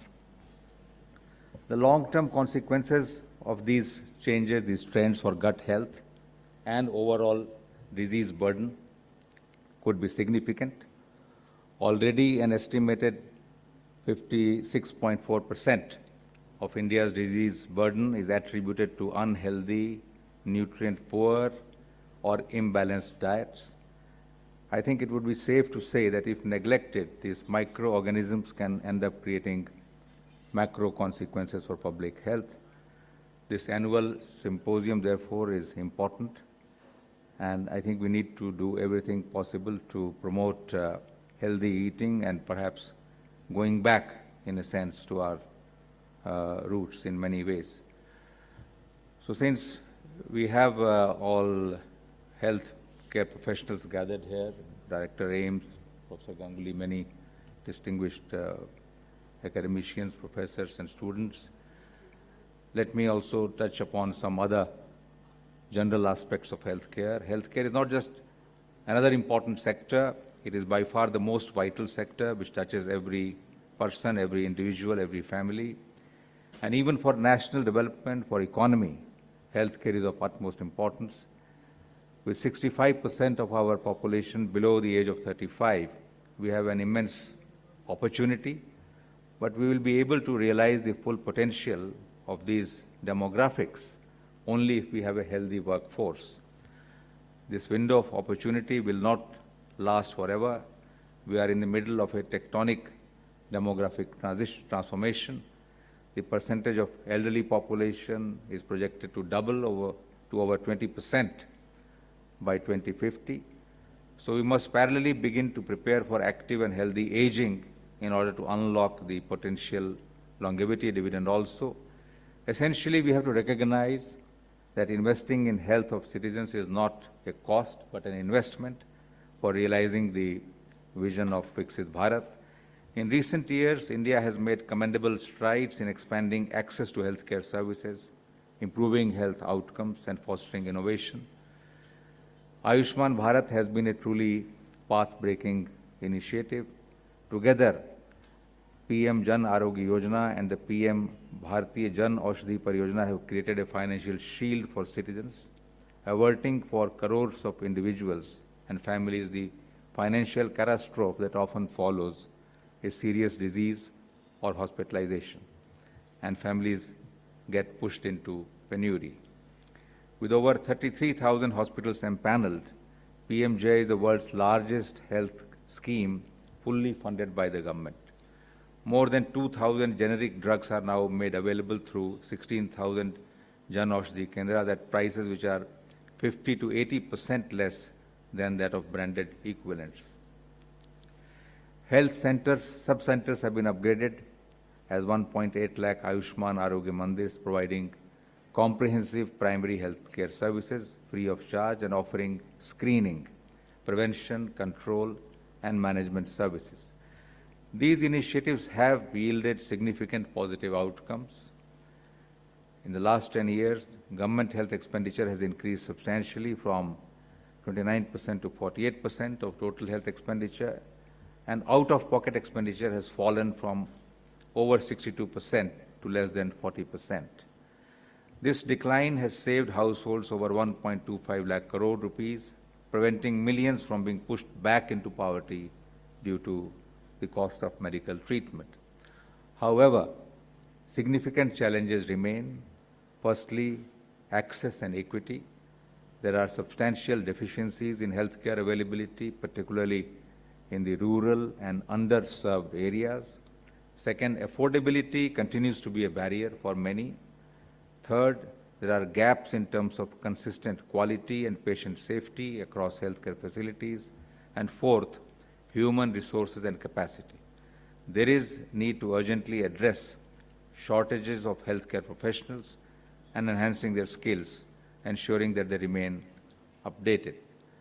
As Hippocrates had said, healing is a matter of time, but it's also sometimes a matter of opportunity. And that opportunity depends to a large degree on a person's circumstances. Opportunity is not equal for all individuals. Access and affordability are the most serious public health issues and challenges. So my appeal to all healthcare professionals is that we should spare a thought for those who are not so fortunate to have access to good medical care and to work to improve this access. We can prescribe cheaper generic medicines for one as far as possible. We can use, promote, and fully leverage technology. Digital health solutions, telemedicines, and data analytics, and now AI tools can enhance service delivery and decision making. In many cases, this can bring expert advice and consultation home to patients, saving time and money. In your area of specialization, the probiotics and supplement space is increasingly plagued by misinformation and misleading advertisements. I think you can use your influence and standing as community leaders, combined with the outreach through social and other media, to disseminate accurate information, encourage healthy dietary habits, and champion preventive care and healthy lifestyles so as to obviate the need for expensive treatment, diagnostics, and procedures. In recent years, microbiome research has undergone a paradigm shift from largely descriptive explorations to deeply mechanistic and translational science. This evolution holds immense promise to transform not only clinical practice but also preventive healthcare frameworks. One of the most exciting frontiers is the emergence of next generation microbiome-derived therapeutics. Equally transformative are the developments in synthetic biology and CRISPR-based technologies. These tools are empowering researchers to engineer probiotic strains, with enhanced and targeted functionalities, such as precise anti-inflammatory actions or metabolic modulation, opening new avenues for precision medicine. Even gut transplant is now being talked about. The journey of probiotic science over the past few decades has been extraordinary. What was once a niche domain has now become central to our understanding of human health, encompassing nutrition, immunity, metabolism, and even neurocognitive function. The gut microbiome is no longer viewed as an isolated system, but as a dynamic and integral component of human biology. India, with its rich legacy of fermented foods and traditional dietary practices, is uniquely positioned to lead this global movement. By integrating traditional knowledge with cutting-edge genomic and microbiome research, we have the opportunity to identify functionally robust, strain-specific probiotics which are both clinically effective and culturally relevant. Beyond individual health, probiotics have significant implications for public health. They offer scalable solutions to reduce the burden of infectious and chronic diseases, improve nutritional outcomes, and strengthen population-level immunity. From functional foods and dietary supplements to therapeutic interventions for metabolic disorders, inflammatory conditions, and mental health, the scope is enormous. To fully realize this potential, collaborative efforts between academia, industry, and regulatory bodies will be essential. Such partnerships can ensure that scientific advancements are translated into safe, effective, and accessible solutions. It is gratifying to see the enthusiastic participation of young researchers, postdoctoral fellows, and industry innovators at this symposium. Your engagement is vital for ensuring that India remains at the forefront of probiotic and microbiome science. I would urge you to embrace multidisciplinary approaches, integrating microbiology, genomics, bioinformatics, clinical sciences, and nutrition to develop holistic, evidence-based solutions which can address complex and society-wide health challenges. I extend my good wishes to all participants for a productive and intellectually enriching symposium. I am sure this gathering will help promote new collaborations, inspire path-breaking research, and strengthen India's leadership in the field of probiotics. Thank you very much. Thank you for this opportunity.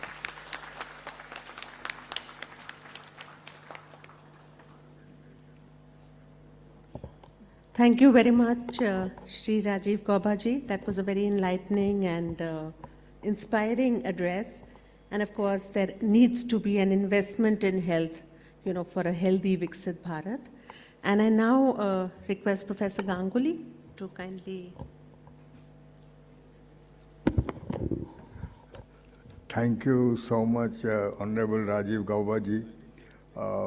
If you had not saved, as Dr. Bhalla said, us from a very critical juncture, we would have been obliterated. We started 22 years back, and at that time the science was just developing, and there were a lot of debate amongst people that whether this is really science or this is something like which we feel that have curds, have yogurt, have other things, and you will be healthy. That was also a very healthy kind of legendary knowledge. Since then, this is one of the most, and as you have rightly said, sir, this is one of the most researched area in the world today. And the time when we had a very few people over here, now we have myriads of people who are doing science here, which is world class and actually global.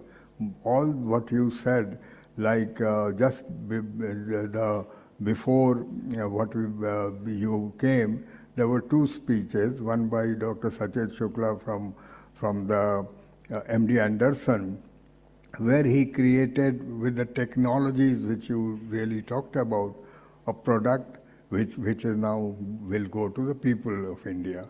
The other one was done by Dr. Vineet Sharma, and this was exactly what you had said, that creating food things from the food basket, which will not only prevent but also create products which will go to people directly to provide them treatment and others. And I'm very so this was really a lifeline which you have not given only to this foundation, to the India as such, where we were able to really stimulate so many young, because our only purpose is to stimulate science and stimulate the subject among the population, both for the children as well as the grown-up scientific community.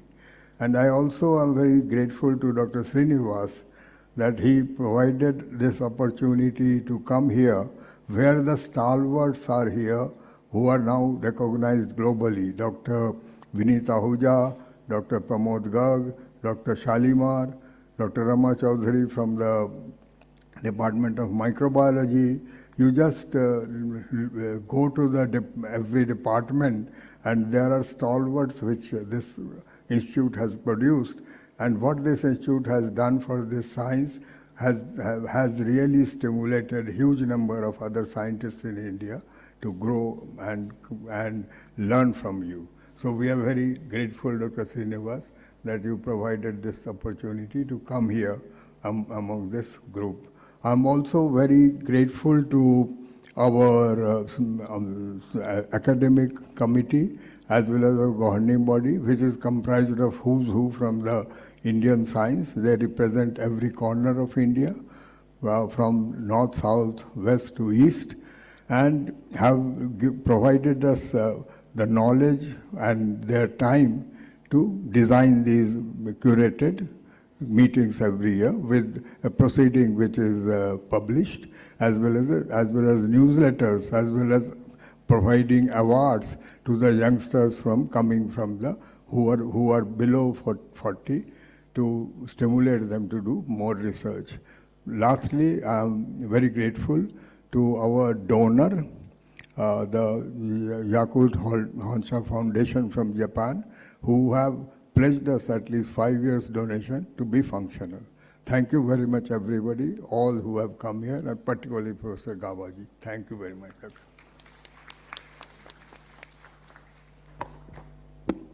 And may I please invite Professor Vineet Ahuja? Is he here? He's actually the main organizer of this symposium. Thank you so much, Professor Ahuja. Please. And can I now request everyone to stand up for the national anthem?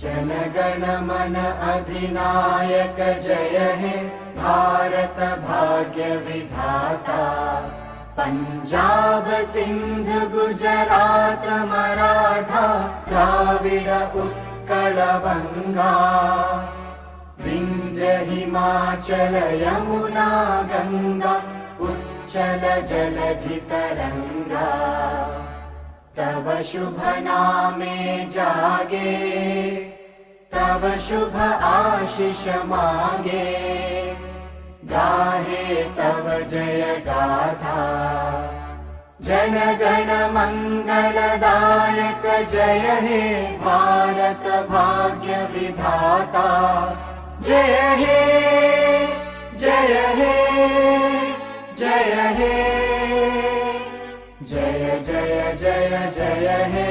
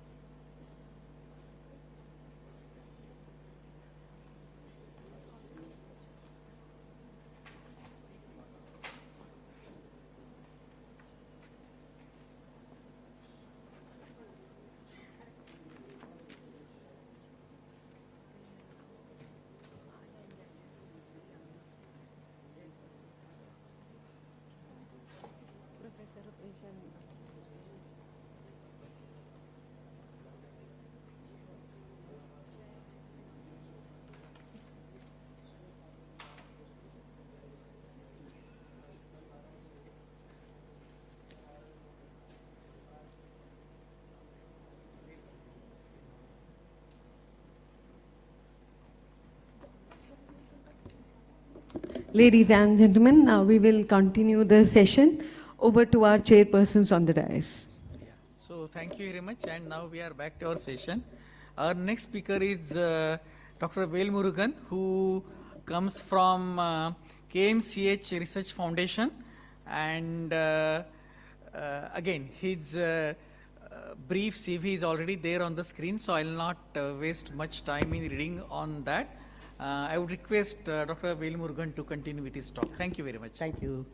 Thank you very much for the introduction, and I thank Professor Vinit Ahuja, Professor N.K. Ganguly and Neerja for providing this opportunity. So today I will be speaking on interplay between environmental chemicals and microbiota and their implications on one health.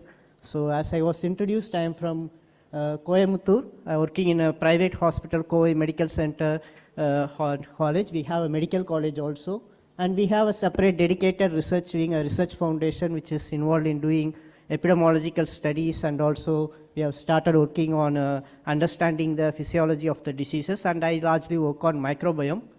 So just for the students' perspective, so what all we call as microbes, from viruses, bacteria, even in algae and fungi we have microbes, and also protozoans from the animal kingdom.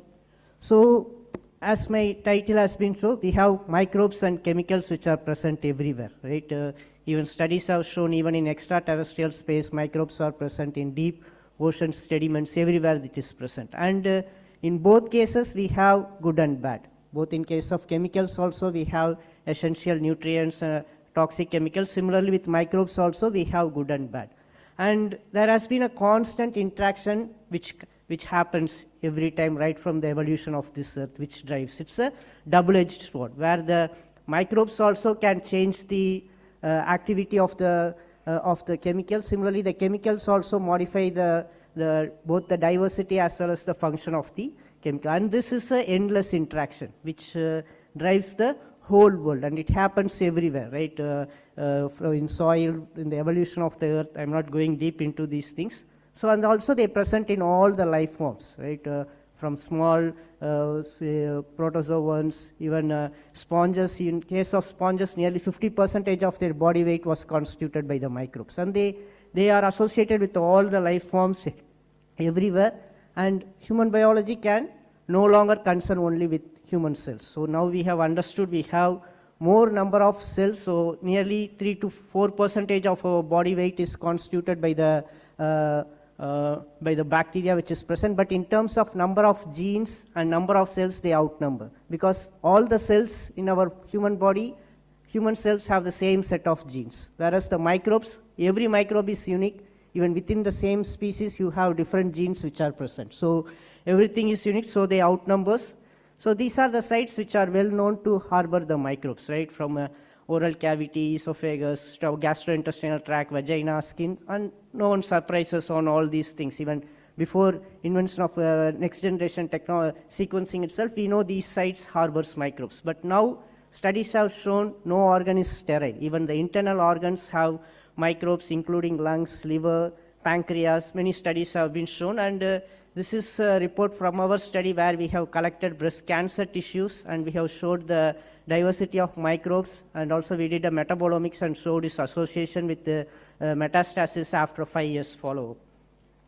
So, and there exists a gut microbiota organ axis, so where the gut microbiota communicates with all the organs in our body, and today the gut microbiota can be considered as an endocrine organ, which sends signals to all the bodies and things. They produce a lot of metabolites, and studies have shown how they regulate different things, and this is well known, right? So the gut microbiota changes during diseases, and if you go to Google and type gut microbiome and any disease, even if it is a rare disease, we will find some publication. But the issue is it's a chicken egg hypothesis. In most of the cases, we don't know whether the change in the microbiota caused the disease, or the change in the body due to body physiology caused the change, which is largely unanswered, which everyone is working to understand. So thanks to Professor Vinit Sharma, so he also touched upon this topic on how microbiota determines the action of chemicals. So they can, not only the drugs, even the toxicity of the chemicals can be changed. The active can be turned into inactive. That's why we don't see, not everyone gets the response to the same drug. Even a classic example I used to cite, smoking causes cancer, but not everyone gets cancer, right? Even we see people at age of 80 plus smoking and they are healthy. So all these things are in some way they are determined along with the genetics. The microbiota plays a major role. I just want to touch on this. So whenever we speak about the diversity, we always think about tigers, elephants, or big forests and everything. But on the other hand, we are having a huge microbial diversity, and in case of plant and animal, we have data, right? For past 100 years, how many tigers has been, and now what is the status, we have data. But in case of microbes, we don't have data. But studies now showing due to pollution or due to our food habits, we are losing the microbial diversity. And today, International Union for Conservation of Nature, IUCN, has accepted, and they have formed a microbial conservation specialist group to study the microbial ecology. So for the first time in the history, and it was published as a correspondence in Nature Microbiology, has formed a group to, it was just in last year, 12th September 2025. So coming to our work, so we work on how endocrine disrupting chemicals link to diabetes and how gut microbiota plays a role in this.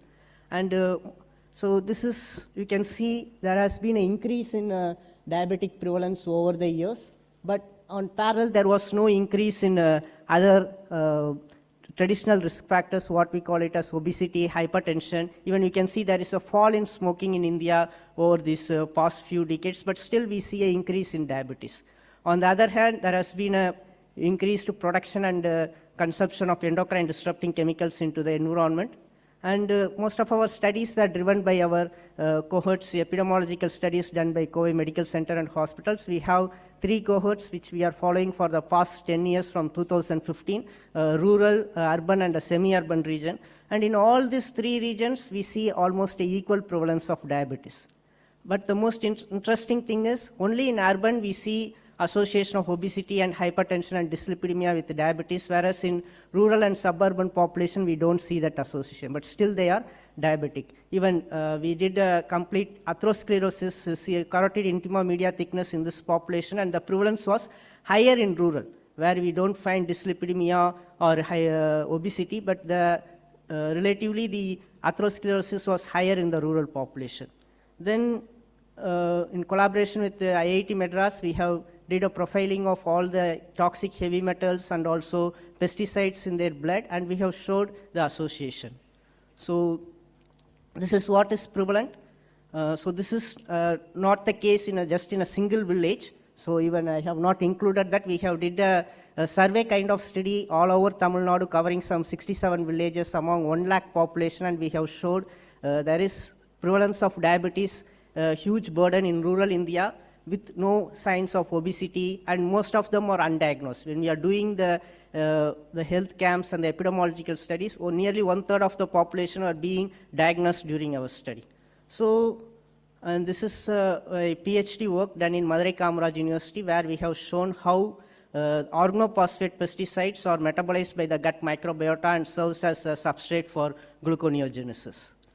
So like this, there has been numerous studies from around the world which showed how the chemicals like arsenic or even food additives are being metabolized by the microbiota and how they cause diabetes and other diseases. But the limitation is all these studies in animal models were done with a single chemical and largely at an unrealistic dose.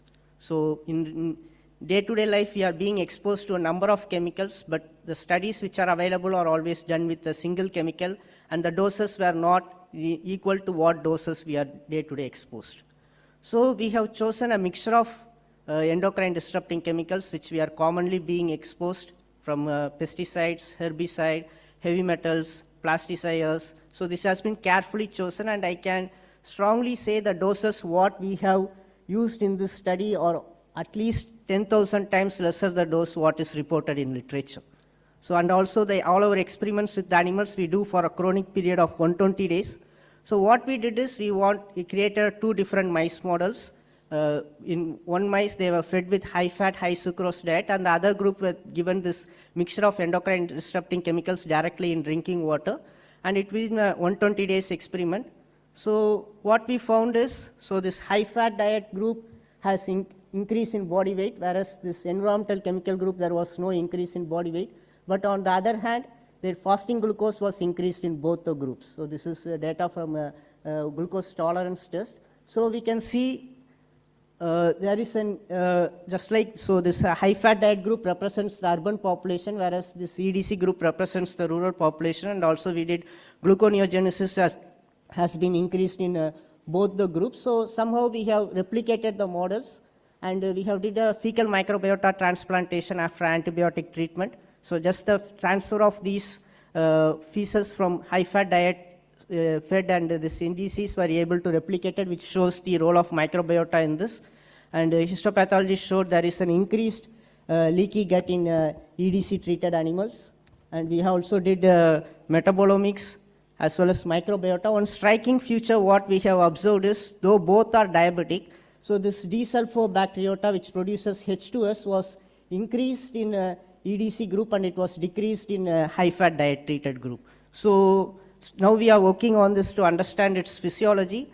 To confirm this, we also did a meta-analysis. We collected studies from the databases where the animals were treated with these chemicals. And there also we found largely this D-sulfobacteriota was increased in most of the experiments where these animals were exposed to these chemicals. And this is the hypothesis now we are working on. Though both produces insulin resistance, here there is with the high fat diet, there is a decrease in H2S. Even most of the drugs like metformin are intended to increase the H2S because H2S has a dual role. It has good effects also. And it increases adipogenesis, whereas on the other hand, here there is an increase in H2S bacteria and leaky gut and inflammation, which causes things. And we also shown, our studies have shown that people who have more accumulation of these chemicals have poor glycemic control irrespective of the medicine intake. So even this is a preliminary study, just the data results has been generated just a few days back, where after 120 days of treatment, the animals were given metformin. So you can see a profound change in the fall in the glucose in the high fat treated animals, whereas it was very meager in EDC group. So the other study, what we are doing is on type 1 diabetes. So, for in case of type 1, you don't have insulin secretion at all, whereas insulin deficiency is there. Largely the reason has been due to autoimmunity, the body cells dig, and with Dr. Krishnan Swaminathan, who is an endocrinologist, who is working in all the government hospitals in Tamil Nadu through NHM, National Medical Mission, he is taking care. So we have collected samples from all over Tamil Nadu. And what we have seen is nearly 25% of the type 1 diabetes are non-autoimmune, or I can term as autoantibody negative. They are negative for all the 4 autoantibodies we have screened for. And we have seen there is an increased heavy metal accumulation in these people. And we also studied their gut microbiota profile, and we see this non-autoimmune group are having some similar features, especially they have enrichment of Escherichia, Shigella, Faecalibacterium and Fusobacterium, which we are further doing some animal experiments where the feces, human feces are being transplanted to the mice, both from autoimmune and not autoimmune, and we are doing some RNA sequencing to understand how they do the things. And other study which we are very much interested is on AMR, thanks to again to Professor Vineet for touching on AMR. So in general, so I would say the well-known crosstalk between has caused a serious problem. So it has been listed as today as one of the serious problem among the top 10 global threats. So this is what the general causes what we believe, right? Due to overuse, misuse, as well as use in poultry and other places, and improper discharge causes antimicrobial resistance. But on the other hand, there has been very few studies which showed these environmental chemicals can also induce antimicrobial resistance. Because the thing is, when a microbe gets exposed to a pesticide, most of the resistant mechanisms are in common. For example, efflux pumps, sporin proteins, these things are in common and they can become naturally resistant to antibiotic also. So what antimicrobial resistant problem we are seeing today, these superbugs, we are not clear whether they have arose because of exposure to antibiotics or to these chemicals. Right? So to understand this as gut microbiota as being a reservoir of AMR, we are doing some fecal culture studies where we will be using a MI-Pro model of fecal culture with anaerobic condition. We will collect feces from healthy humans, and they were incubated with realistic doses of array of chemicals, and we will be doing some studies on understanding whether these chemicals induce AMR or not. So this is also happening, and AMR is closely related to One Health, right? Because it travels there, and antimicrobial resistance can be in any bacteria. It could be in a beneficial probiotic bacteria also. It can be in a different environment, but they goes on a circle. They goes everywhere, right? So One Health has gained prominent today, especially after the post-COVID situation. So the definition of One Health by WHO is an integrated, unifying approach that aims to sustainably balance and optimize the health of people, animals, and ecosystem. But the core of this One Health should be the microbes, which is largely forgotten at many times, because the microbes were present in all these three, and they travel and they carry the information from one place to the other. So these are some of our studies in collaboration with IIT Madras, where we have showed a water health nexus. So this is a village in Erode district where we are doing epidemiological studies for the past 10 years. And we have showed wherever there is polluted water is there, so each here represents a home. So the red color represents a home with the diabetes, and the blue represents a home with the hypertension. And we have showed the water health nexus. As a continuation of this, today we have got sanctioned a multi-institutional project with Professor Pradeep from IIT Madras as the principal investigator. So the project is titled as Switch for India, Sustainability in Water for Emerging India by Convergent Approaches. So this is more a implementation project where we have showed the prevalence of diabetes and other NCDs in the villages, and we have showed what these chemicals are being a problem. So we will be implementing the technologies developed by IITs in the villages, including a water purification plant, and we will be implementing a sewage treatment plant and reusing the treated water for irrigation and to find whether we can reduce fertilizers. And my role will be on understanding the perspective of global One Health, including surveillance of AMR during this study, where we will be going to monitor soil health, water, cattle, and all those things. So being a probiotic conference, I also like to touch upon a small thing what we are doing with probiotics. So we have established a library of lactic acid bacteria from healthy human feces. We have around some 845 lactic acid bacteria isolated, and we have screened them for glycogen degradation, because so far we don't have a cure for glycogen storage disease. Several genetic engineering and gene modification approaches are happening. So we thought if we have a probiotic which can degrade the glycogen, why it can't? So we have screened this library of lactic acid bacteria for glycogen degradation, and we found a few strains which are well worked after. We have a series of selection from in vitro, and then we did a ex vivo degradation, and then also with animal model, and we found the animals were pre-treated with glucose so that it has more accumulation of glycogen.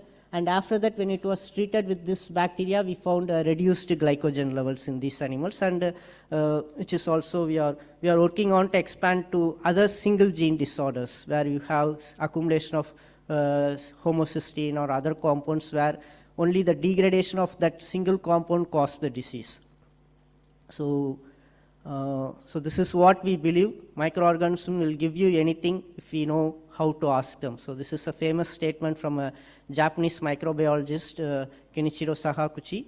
So for the students, so this is what the information we want to spread. So not all the microbes cause diseases. So I stand here as a representative of the microbes, and we say we are not all bad.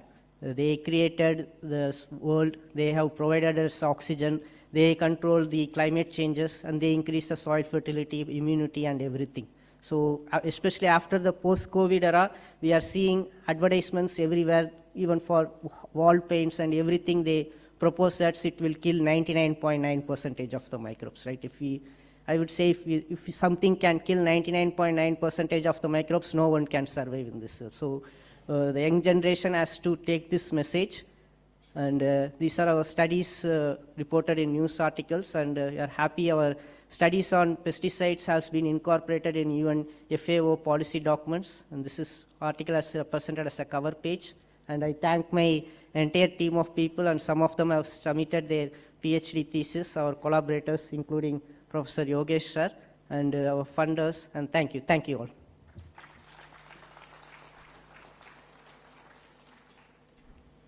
Yeah, thank you, Dr. Velmurugan, for that excellent presentation. Now, may I invite the other two speakers also, Vineet and Sachet here for the discussion. And now, now the entire session is open for discussion. Since I know, for the interest of time, and I know all the speakers very well, I'll not myself ask any questions. I'll rather leave it to audience. Thank you.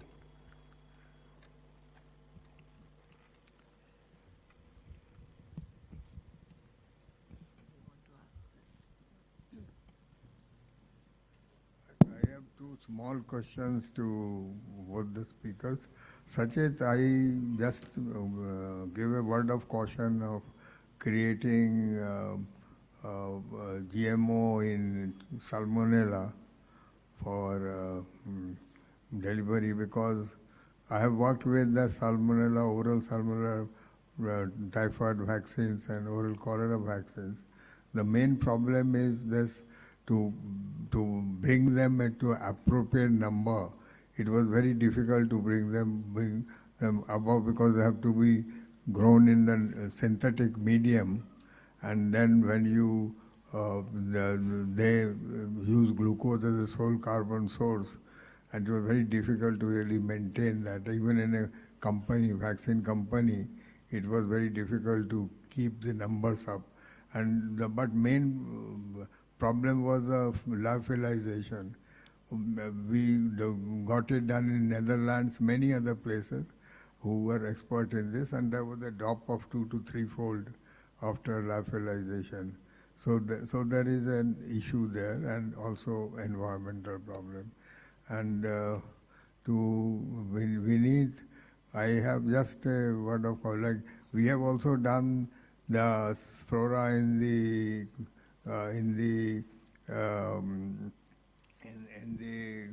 colorectal cancer, but the floras are different. So to identify one particular flora as a diagnostic is could be a problem, because they will differ from place to place. But one could really, when you are designing, as you have already said, that an antidote to that, to repopulate it with something else, as Sachet has done, there is a merit in that. But to use it as a diagnostic tool will be a problem. Yeah. Yeah, I just wanted to ask Dr. Sachet, so wonderful talk, and Professor Vineet Sharma, excellent talk. You would like to answer this first? Okay, fine.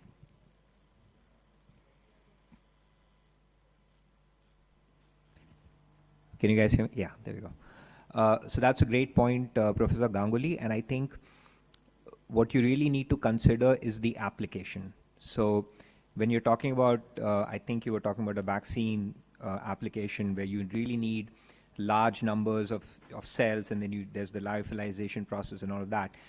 In our case, actually, we are talking about a live, probiotic therapy.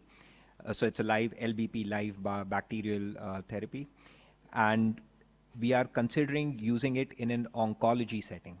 So there's already, there are certain cytokine payloads that we've identified, and we've actually done the structural studies and found modifications that make, without getting into the details, but that they make them very potent anti-tumor, payloads. There's actually precedence for this. There's a company called, I'm forgetting the name, but I think it's Saltikva, if I'm not mistaken, and they're already in, they're in phase 2 or moving towards phase 3 with a very similar kind of product. We think we've actually improved upon that based on our structural studies and the preliminary data that we've observed in preclinical studies. The reason we've chosen salmonella is because it tends to go to the low oxygen environments, and hones into the tumor tissues, the hypoxic environments, and delivers the payloads, and that actually does have therapeutic benefit, and this has been observed in humans. So I think in this particular case, for the vaccine application is very different from a oncology application like we are envisioning this. He wants to say something here. Can I ask the question? Yes, may I answer the previous question of Dr. Ganguly? So, when we are developing this diagnostic method, so we take inputs from all the previous studies from different countries. We try to include as much biomarkers as possible from like different cohorts, Indian cohort, Australian, Chinese, Netherlands, right, US. So then we will come like this way we can have a representative of all the key microbes that have been associated with CRC in the past, or most of the, because for example Faecalibacterium that I mentioned, right, F. ploshi. So basically that is present in all the CRC patients that we found, right? So it's a kind of common markers in population. So when we develop these methods, we take inputs from all these studies and then take it for NGS or AI-based approaches. Yeah, sorry for that confusion. I really enjoyed your talk, Dr. Sachet and Professor Vineet and Dr. J. Velu. I work in the field of AMR, so I wanted to ask you, Dr. Sachet and Professor Vineet, that when you say that you are screening the donors for the antimicrobial resistance genes, the first part is which ones are you doing, and are you including the colistin resistant genes, because in India we have a high proportion of them also which are now coming. And the second is that when you are talking about Indian population and you say that Indians have a better microbiome, so as to say, some of them, because we are, compared to the Western world and the Western diets. But on the other hand, India has a very high proportion of antimicrobial resistance genes. So in your donor populations, what kind of a thing have you seen as regards the antimicrobial resistance genes, and would you feel that that would interfere in them becoming a super donor or a better donor, for example? Yeah, so that's a great point, and this is why I think the context, and in this case the geographical and the cultural context actually matters quite a bit. So the first part of your question in terms of what is the panel, so we'll release that fairly soon, but we've kind of put this together in consultation with local leaders, knowledge leaders in the field. So we have a pretty comprehensive panel, and because we are developing this indigenously, we have the liberty of adding to that panel. So if there's a particular AMR gene that emerges or that you would like to add to the panel, we can do that, and we can keep the costs down, because this is a product that is being designed with that in mind, with the, so we want it deployed across India. There are certain AMR genes that we have in our panel, and certain actually pathogens as well, E. coli species, for example. Some of them, the bacteria itself is known as a pathobiont, but it's the presence of certain, specific genes that confers the, the antimicrobial resistance. Resistance, right? So we have the entire resistome mapped. As we are developing the panel, we are doing whole genome, metagenome as well. And what we are seeing so far is that our recovery or our concordance between our whole genome, metagenome, and the qPCR-based panel that we are developing is 100%. So we have the gold standard of the whole genome, metagenome, and we are reproducing this. So a donor that would work from an Indian to another Indian may actually be quite toxic from an Indian to a non-Indian individual, right? So we have to develop this keeping the local population in mind. It cannot just directly transfer. And that's why we need our own panels, our own donors. What remains to be seen is whether, a donor from, let's say, the northeast part of the country where, they are supposed to be very healthy in certain sense, let's say from an IBD context, how would a donation from that, from an individual in that part of the world work, for an urbanite in Yeah, so Bangalore? my concern is this, because when we are looking at IBD and other diseases, and we also have the antimicrobial resistance genes, which Dr. Veli Murugan has talked about, that pesticides also increase that. So on the one hand, we are giving a very good super donor microbiome, but they could be having, in the commensal organisms, they could be harboring the antimicrobial resistance genes, and because of horizontal transmission. And in India, because the whole resistome is higher than in the West. So this could pose a problem. So just a thought, how are we going to deal with it? Professor Vineet can also answer this. Yeah. If, hence the panel, right? Yeah, hence the panel. Yes. So, Dr. Sachet, I have one question. Yeah. So you people are taking when you're selecting the donors, basically, your super donors or something like that. So are you also checking at the immunoprofiling of these donors? Yes. Immunomodulatory potential. Yes. So they have a very high immunomodulatory or anti-inflammatory kind of effect. Yes, Okay. I didn't go through the entire panel, but Okay. we do extensive blood work and we look at a lot of metabolic and immune. And apart from markers as just well. looking at the bacteriome, I also looking at maybe the archaeome and also the fungiome and the viriome also. The Yes. bacteriophages are very important in that say. So you people must be checking that Yeah, also. so we've more than doubled, Okay, yeah. the panel that BioFire has, and it includes, all of those features. that Okay. you mentioned. And one question to Dr. Velu. So when you were checking for that, for basically, I was interested in what is it? Do you have any effects? Have you seen any effects of microplastics as a pollutants and on the gut microbiota and the immuno? We said that. So currently we are not working on the microplastics, but from other groups there are studies which showed how it modulates, and even from the ocean microenvironment, the new ecosystem has been evolved termed as plastisphere. Yeah. They have showed there is more accumulation of pathogenic organisms, and there is more increase in AMR on these plastispheres. So Yeah. plastisphere is what we see plastics floating on the surface with a biofilm. Right, so they harbors more pathogenic organisms. There has been a very few studies where they have showed how it changes in the gut microbiota. It's also happening. And also one more thing, it's, regarding the aquatic pollution or the water bodies pollution, there have been cyanotoxins has been very their pollutant. Have you means in your panel was Yeah. also that there or No, still we you don't have contest? cyanotoxins. We look Yeah. for heavy metals and basic Yeah. water Okay. quality Yeah. parameters and Okay, yeah. pesticides. Thank you. Yeah, Thank you. because Thank it's largely from the drinking water sources we do. Okay. Thank you. Thanks a lot. So I think in the interest of time, this is a very interesting discussion, but in the interest of time, we'll stop it here and we can continue this discussion over the tea break, which is going to follow this session. Thank you all the speakers for their wonderful presentations, and thank you all the audience for their participation and very exciting discussion. Thank you all. Thank you. Thanks a lot. Thank you, everyone. I now request our chairpersons to felicitate the keynote speakers. And I would like to say there is no tea break. We will be directly resuming to our next session.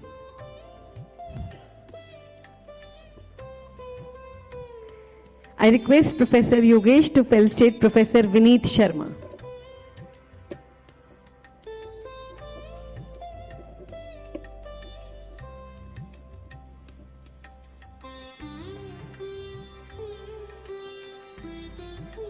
Thank you. May I request Dr. Rupesh K. Srivastav to felicitate Dr. Sachet Shukla.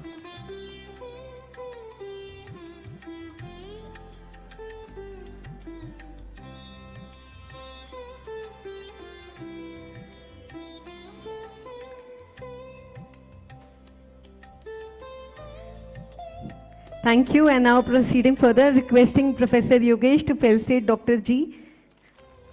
Murugan.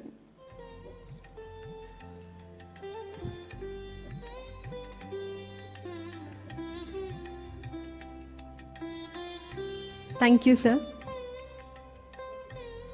And now may I request Professor Ganguly to felicitate our chairperson, Professor Yogesh.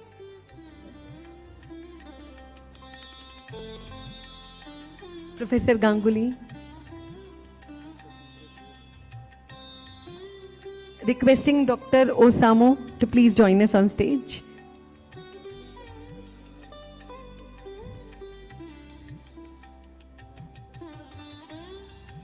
May I request, sir, to felicitate our chairpersons, Professor Yogesh, and our chairperson, Dr. Rupesh K. Srivastava.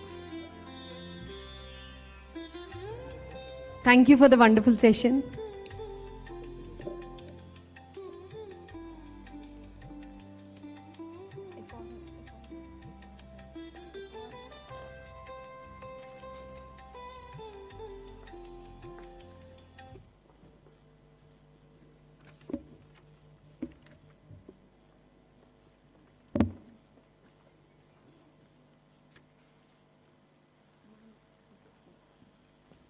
Okay. Thank you.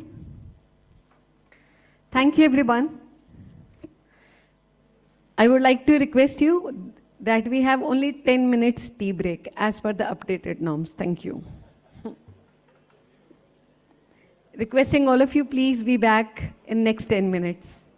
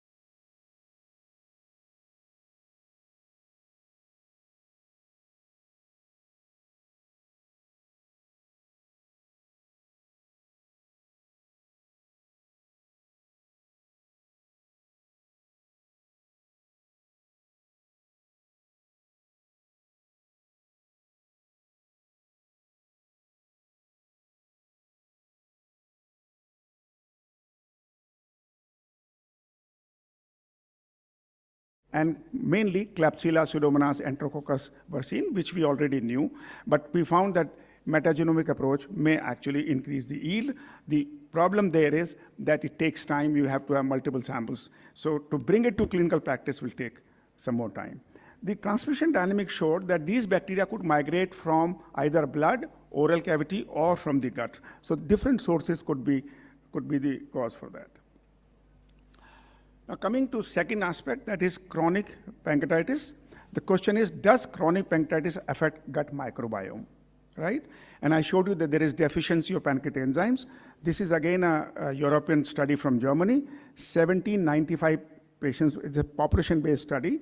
Their stool sample was analyzed, and also fecal elastase. So elastase is an enzyme secreted by the pancreas, and if there's a low fecal elastase, it leads to pancreatic exocrine insufficiency.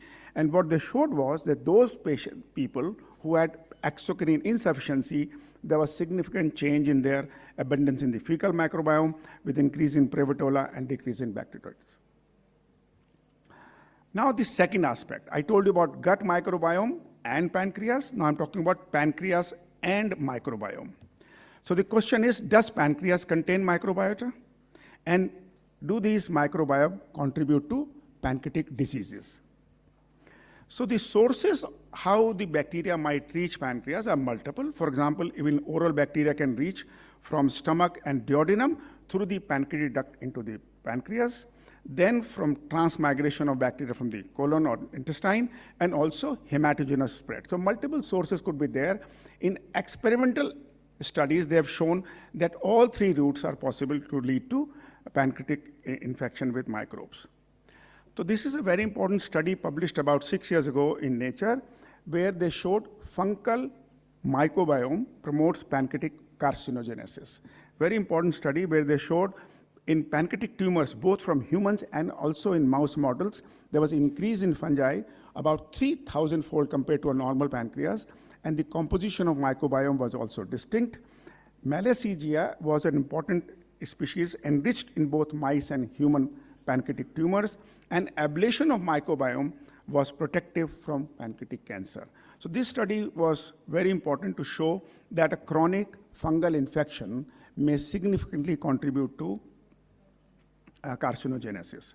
Similarly, people have shown that bacteria also are present within the tumor samples in humans as well as in mouse models. Markedly abundant microbiome was seen in normal compared to normal pancreas, and again, ablation of microbiome was protective through immunogenic reprogramming in these patients. Moving from pancreatic cancer to chronic pancreatitis, the pathophysiology of chronic pancreatitis is not fully understood. There is chronic inflammation for sure. Many patients have persistent inflammation and chronic pain. There is increased gut permeability in these patients. The question that we asked was, can these microbes or microbial infection play a role in contributing to chronic inflammation in patients with chronic pancreatitis? And our objectives were to detect the presence of and characterize tissue microbiome in the pancreatic tissue in patients with chronic pancreatitis, and to culture these bacteria and subject them whole genome sequencing for their pathogenic potential. So we obtained pancreatic tissue by two ways. One is during surgery for chronic pancreatitis, we took the pancreatic sample directly from the OT, and also the second was endoscopic ultrasound guided biopsy, and these tissue samples were subjected to 16S ribosomal RNA and metagenomics. Endoscopic ultrasound is a technique by which we can actually obtain tissue from the pancreas under guidance.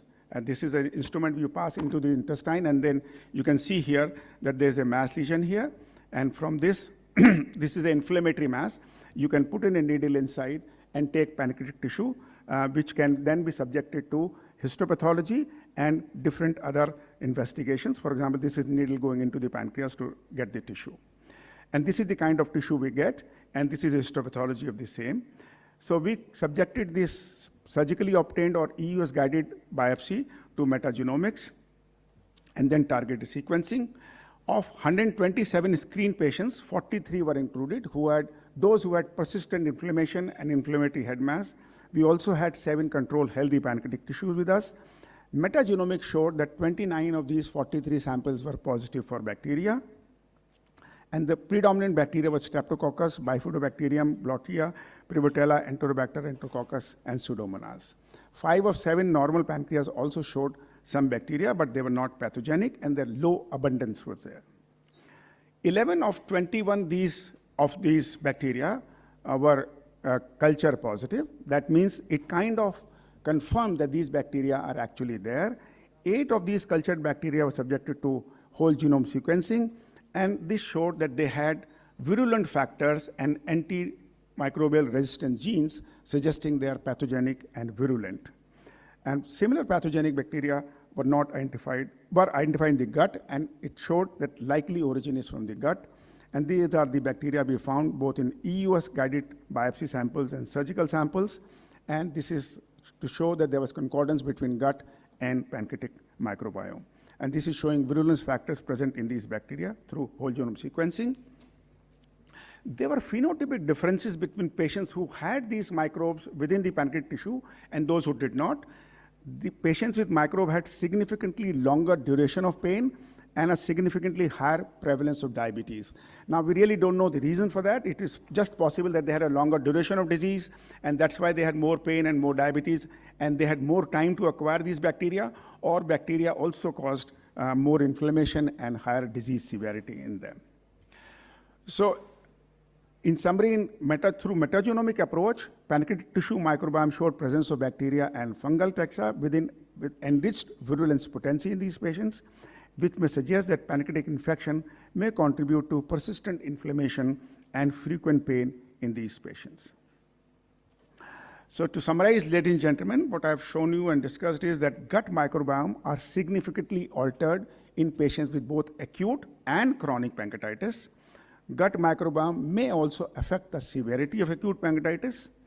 Pancreatic tissue microbiome may contribute to chronic inflammation and also pancreatic carcinogenesis. The data are still preliminary. There is association has been shown, but causality has not been proven in most of the cases, and we have not yet reached the stage of intervention. I'd like to thank my collaborators from AIMS, THSTI, and other institutions and funding agencies for the work we have done. Thank you very much for your patient listening.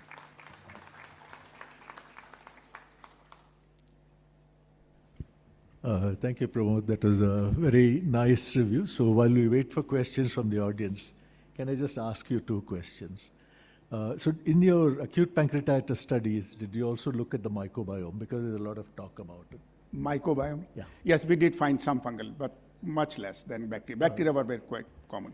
The other question I actually had was in relation to malassezia. Malassezia is something which occurs in skin. As we heard this morning from Professor Vinit Sharma, hair, the dandruff. How does it get into the pancreas? So it is not proven how it gets there, but as I showed you, 3 routes of introduction. One is oral, through the stomach, duodenum, and pancreatic duct. No, we don't know. Second is hematogenous, and third is gut permeability increase, and that leads to. So in that particular study in Nature, they actually showed both in the humans as well as in mouse experiments. They did mouse experiment. By gavage also, it has been shown that both bacteria and fungal may reach pancreas. So, very interesting. Very interesting. Professor Ganguly.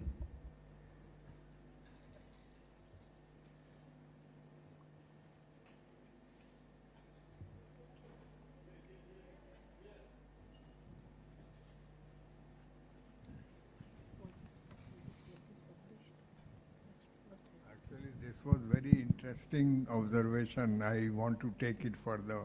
Like Malassezia furfur and the other species, normally they cause the dandruff and they are in the scalp mostly, not even in the skin. So it has one characteristics because it could really penetrate thick stroma, and pancreas has one of the thickest stroma. So if it is colonized by a fungi, it may not be colonized by Aspergillus and other commensals. So as you have rightly said, when the head to mouth, this may enter, but it's very interesting that it's entering but it has got a very nice method of removal. A dash of acetic salicylic acid does the trick. And we can give it orally also, we can give it, it came to my mind that Malassezia furfur is not really controlled by antifungals, it is controlled by very simple method, the same thing which controls acne, which is a bacteria. So this is very interesting. But what I want to know that if you really want to, you have very nicely established that there are populations of organisms which may cause chronic pancreatitis, episode of those. So do you have any suggestion that after listening to, I don't know whether you listen to Sachet or listen to others who have designed interventions which can penetrate the thick stoma and colonize in preference and deal with it. Because antibiotics also don't work that well in pancreatitis. So I agree, sir. Novel approaches are required to counter these bacteria or fungi. And I'm sure the work is ongoing, which I am not aware of, how to counter these chronic infections in them. But clinically speaking, we have treated some patients with antibiotics and antifungals. In fact, one of our patients were absolutely okay after treatment for many years. So there is a possibility of intervention clinically, at least in chronic pancreatitis. When we talk of microbiomes, you have not talked about the viruses. I mean, because at least in children, I know acute pancreatitis, a lot of gastroviruses have been, or enteroviruses have been implicated as etiological factors. So any comment? So I completely agree with you. Now, we are actually doing a prospective study of finding out the infectious causes of acute pancreatitis. In fact, as you rightly said, in adults, what is known as 10% of these patients may have viral-induced pancreatitis. In fact, we published also SARS-CoV-2 did that, and in children, we have all the viruses. Now, what we are doing currently, trying to do, is to study the blood virome in these patients who have idiopathic pancreatitis, where the cause is not known. In fact, even in patients with alcohol-induced pancreatitis, we really don't know whether alcohol is the cause of pancreatitis, because less than 5% of those who take significant amount of alcohol develop pancreatitis. 95% don't. So why they develop, we don't know. It is possible that it is one of the infections which may do that. So we are trying to do through blood virome, but what I'm told by Baptosh is that it is difficult to do blood virome, but we are trying to standardize it and see what turns out. Sir, I have a question. Sir, in your study here, in your study, you have taken 8 samples for metagenomic study. So, So, you have taken 8 samples for your metagenomic study. And what was the reason to take for this metagenomic study? Because most of the microbes, they are unculturable, if you talk about. And if I ask about your metagenomic study and about the 8 samples that were subjected to whole genome sequencing, so what was the percentage of these group of bacteria? To clarify, yes. In all patients, we use the metagenomic approach. As you rightly said, many of these bacteria are non-culturable. In fact, culture otherwise, when we take in patients with acute pancreatitis, is often negative, despite them having infection. So through metagenomic approach, we found some bacteria. Then we try to culture those bacteria, because if they are present on metagenomics, whether or not there are significant abundance there or not, so we would culture 11 out of 21 tissue samples that I showed you. Because most of them we cannot culture. Right. So out of 21 tissue samples surgically obtained that we had, 11 grew organism. Out of them, 8 were cultured properly, and those 8 bacteria were subjected to whole genome sequencing to identify virulence factor and antimicrobial resistance genes in them. No, that I got, sir. Thank you so much. Thank you, Professor Garg. Thank you very much for that Yeah, excellent talk. Would you please stay on stage for a... I have to go actually for some other meeting. Please stay on stage for a minute. Yes. Felicitation for her. Yeah. May I request everyone please come forward. Let's start the felicitation. May I request Professor Bindu De to felicitate Professor Pramod Garg.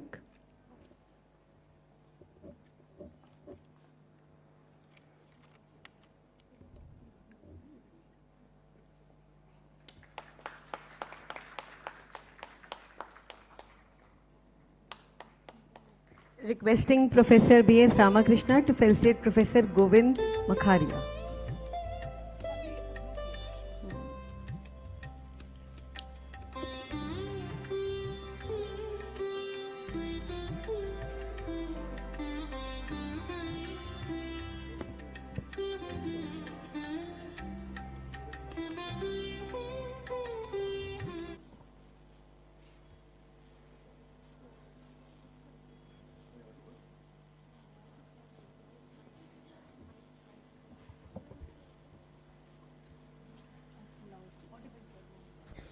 It's a pleasure to welcome Professor Govind Makharia to give the next lecture. Govind and I have collaborated for quite some time, and he's an internationally recognized expert on many international committees as well in organizations in the field of celiac disease. And we are looking forward eagerly to hear what you have to say. Thank you, sir. I think it's all your guidance that we have been doing whatever we do. So thank you, chairpersons, and very good morning, everyone. In fact, good afternoon. This is 12, only 12, so good afternoon. I'd like to thank the foundation for kind invite, and also my colleague Vineet and our team at AIMS for this wonderful meeting. So coming to, after a wonderful talk about pancreas gut microbiome, which has become very important organ where microbiome may play a role, coming to other disorders.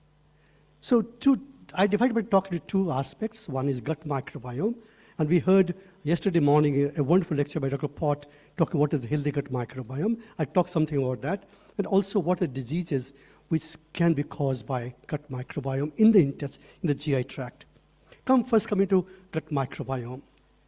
So we heard that the Department of Biotechnology have created two ventures. One is India Genome Project, where 10,000 healthy individuals have been sequenced and whole genome. It's called India Genome.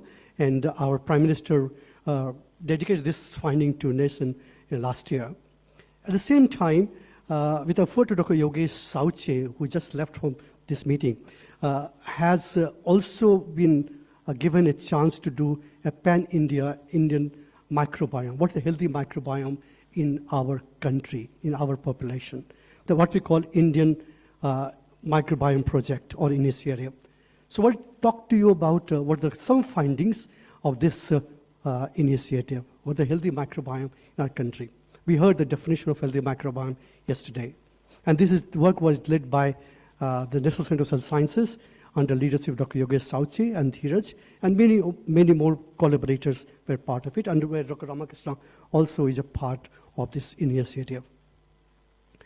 So this work was done with the concept that what the healthy microbiome in our country, and to look at this in the pure population, which is indigenous groups. We have in our country multiple indigenous groups. So in this 17 indigenous groups were selected, involving every part of our country, north, south, east, and west. And this was our sampling strategy, going to far-flung areas in Ladakh, northeast, Maharashtra, Tamil Nadu, and Haryana. So these were our sampling site, and households were looked at. 17 indigenous groups were involved, 200 per indigenous group at 2 points of time, and all to be done, not only bacteria, but also bacteria, archaea, fungal, and also micro eukaryote. We couldn't do virus here. So overall, 3,400 individuals were recruited, and they were healthy. And in addition to those, we also looked at Ayurvedic Prakriti assessment in them, a detailed dietary analysis, which is a highlight of this study, that detailed dietary analysis was done. And also in rooms are isolated, and all the samples were biobanked. So this is the pipeline, the patient or people, healthy people who were in the rural areas, indigenous group, who they marry in the same family or same group, not family but same group. and with inclusion and exclusion criteria, 3,400 patients included. They're amplicon sequencing using 16S, ITS for fungi, 18S for microeukaryotes, and total about 10,000 amplicon. Of that, about 15% had a metagenome sequencing, almost 650, 350 cultures for anaerobes, and biobank of all the sample. Interestingly, this study was done in tandem with the India Genome Project. We also have 16 individuals. We have a DNA sequence, gene sequence, also their microbiome. And they all went through a standard pipeline for metagenomic studies. Coming to the strength and beauty of the study, that of all, India has a 10 biogeographic zone, and of those 10, 7 have been included in this study. As I said, highlight was a detailed dietary analysis, including food frequency by dietitian. And Dr. Ahuja said yesterday that your microbiome team must have a dietitian, and that's what we followed here also. And of all indigenous group, 11 were non-tribal, and 6 were tribal community. These donor charts, you'll see that the dietary variation is remarkable in north, south, east, and west of our population. And lower down density plot shows that dietary variation is so much remarkable that every region have different diet practices, and both vegetarian and non-vegetarian. And we know that the diet has implication on microbiome. Coming to what is the distribution of predominant microbiome or microbiota in this population, and this the outer circle shows bacterial diversity. The second one is middle circle is a microeukaryote, and the inner one is a fungal. And you'll find in all 4 regions of our country, there's a there's a difference in diversity of these microbes in our population. Again, alpha diversity in all 4 populations are different, not only in amongst the regions, northeast, southwest, but also in the region also there's a difference in microbial diversity. Furthermore, looking at diet, I said diet of all 4 regions are different, and you can cluster them into different regions. For example, you have yellow, blue, and pink. Is like yellow is northeast, the blue is southern part of India, the green is the pink one is northern part of India, and this is red is the western part of India. And look at this diet, so they are all clustered around, so they have similar kind of diet pattern in the 4 regions. And what impact it has impact on microbiome. And the microbiome also clustered around these 4 different clusters.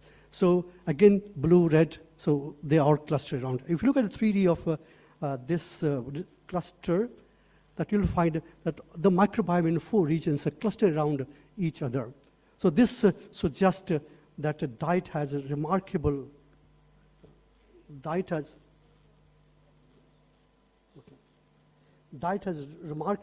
effect on our microbiome. Coming to fungal diversity, again in the fungal diversity you find that in all 4 regions the fungal diversity is again unique, clustered around a different part. And looking at all kingdom, excluding virus, bacteria, fungi, microeukaryote, and archaea, you find again there's a clustering, northeast, southwest. And this is for the first time that we have all microbes in the stool have been clustered into 4 regions. Coming to what is the predominant phyla in our country. We know that in India, a lot of people take a lot of fibers. Therefore, we had more Probiotica, the predominant species, the phyla in our country. Probiotica is the most important, and second one is Pancreatitis. But look at in the other part, like in this study from Finnish population, there the predominant is Pancreatitis, which is more, and this is also associated with the high risk of mortality. Furthermore, what are enterotypes? Enterotypes are those group of microbes which can cluster. The top 10 phyla clustered into one that's called enterotypes. And look at in our country. So this is normal. The European and Westerner, 3 enterotypes described. In Chinese, there are 4 enterotypes described. But once we looked at our data, we found there are 5 enterotypes. And this is interesting. This is the 5 enterotype described in Indian healthy microbiome. Then coming to what is the relation with diet and microbiota, I think which is quite relevant for our population. One important thing what we see that there's a good correlation with diet and microbiota, but most important that which highlights and which attracts our attention is relation with the spices. The spices determine our microbiota. And we know that in our 4 regions or our country, they have different spices consumption. And spices is one of the important determinants of microbiota. Again, this is spices consumption in 4 different parts of our country, and they cluster together. Coming to what diet, there are a lot of data, but I just focus on 2 important diet. This is milk and fermented food. Coming to milk, those who take cow milk have more diversity compared to those who take goat milk or other milk.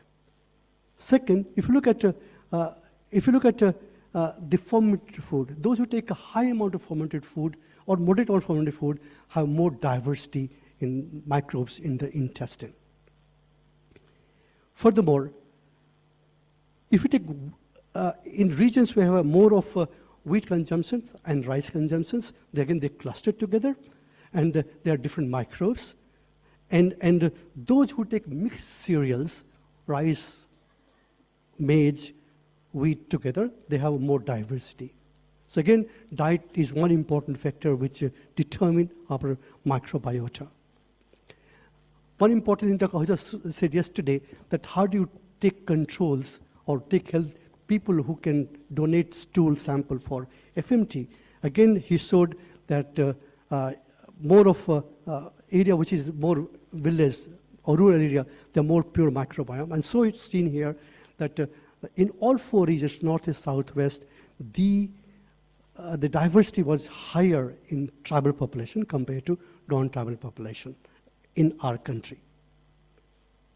Now coming to the data on metagenomic, again there's a huge data, but I'll show only a couple of data from there.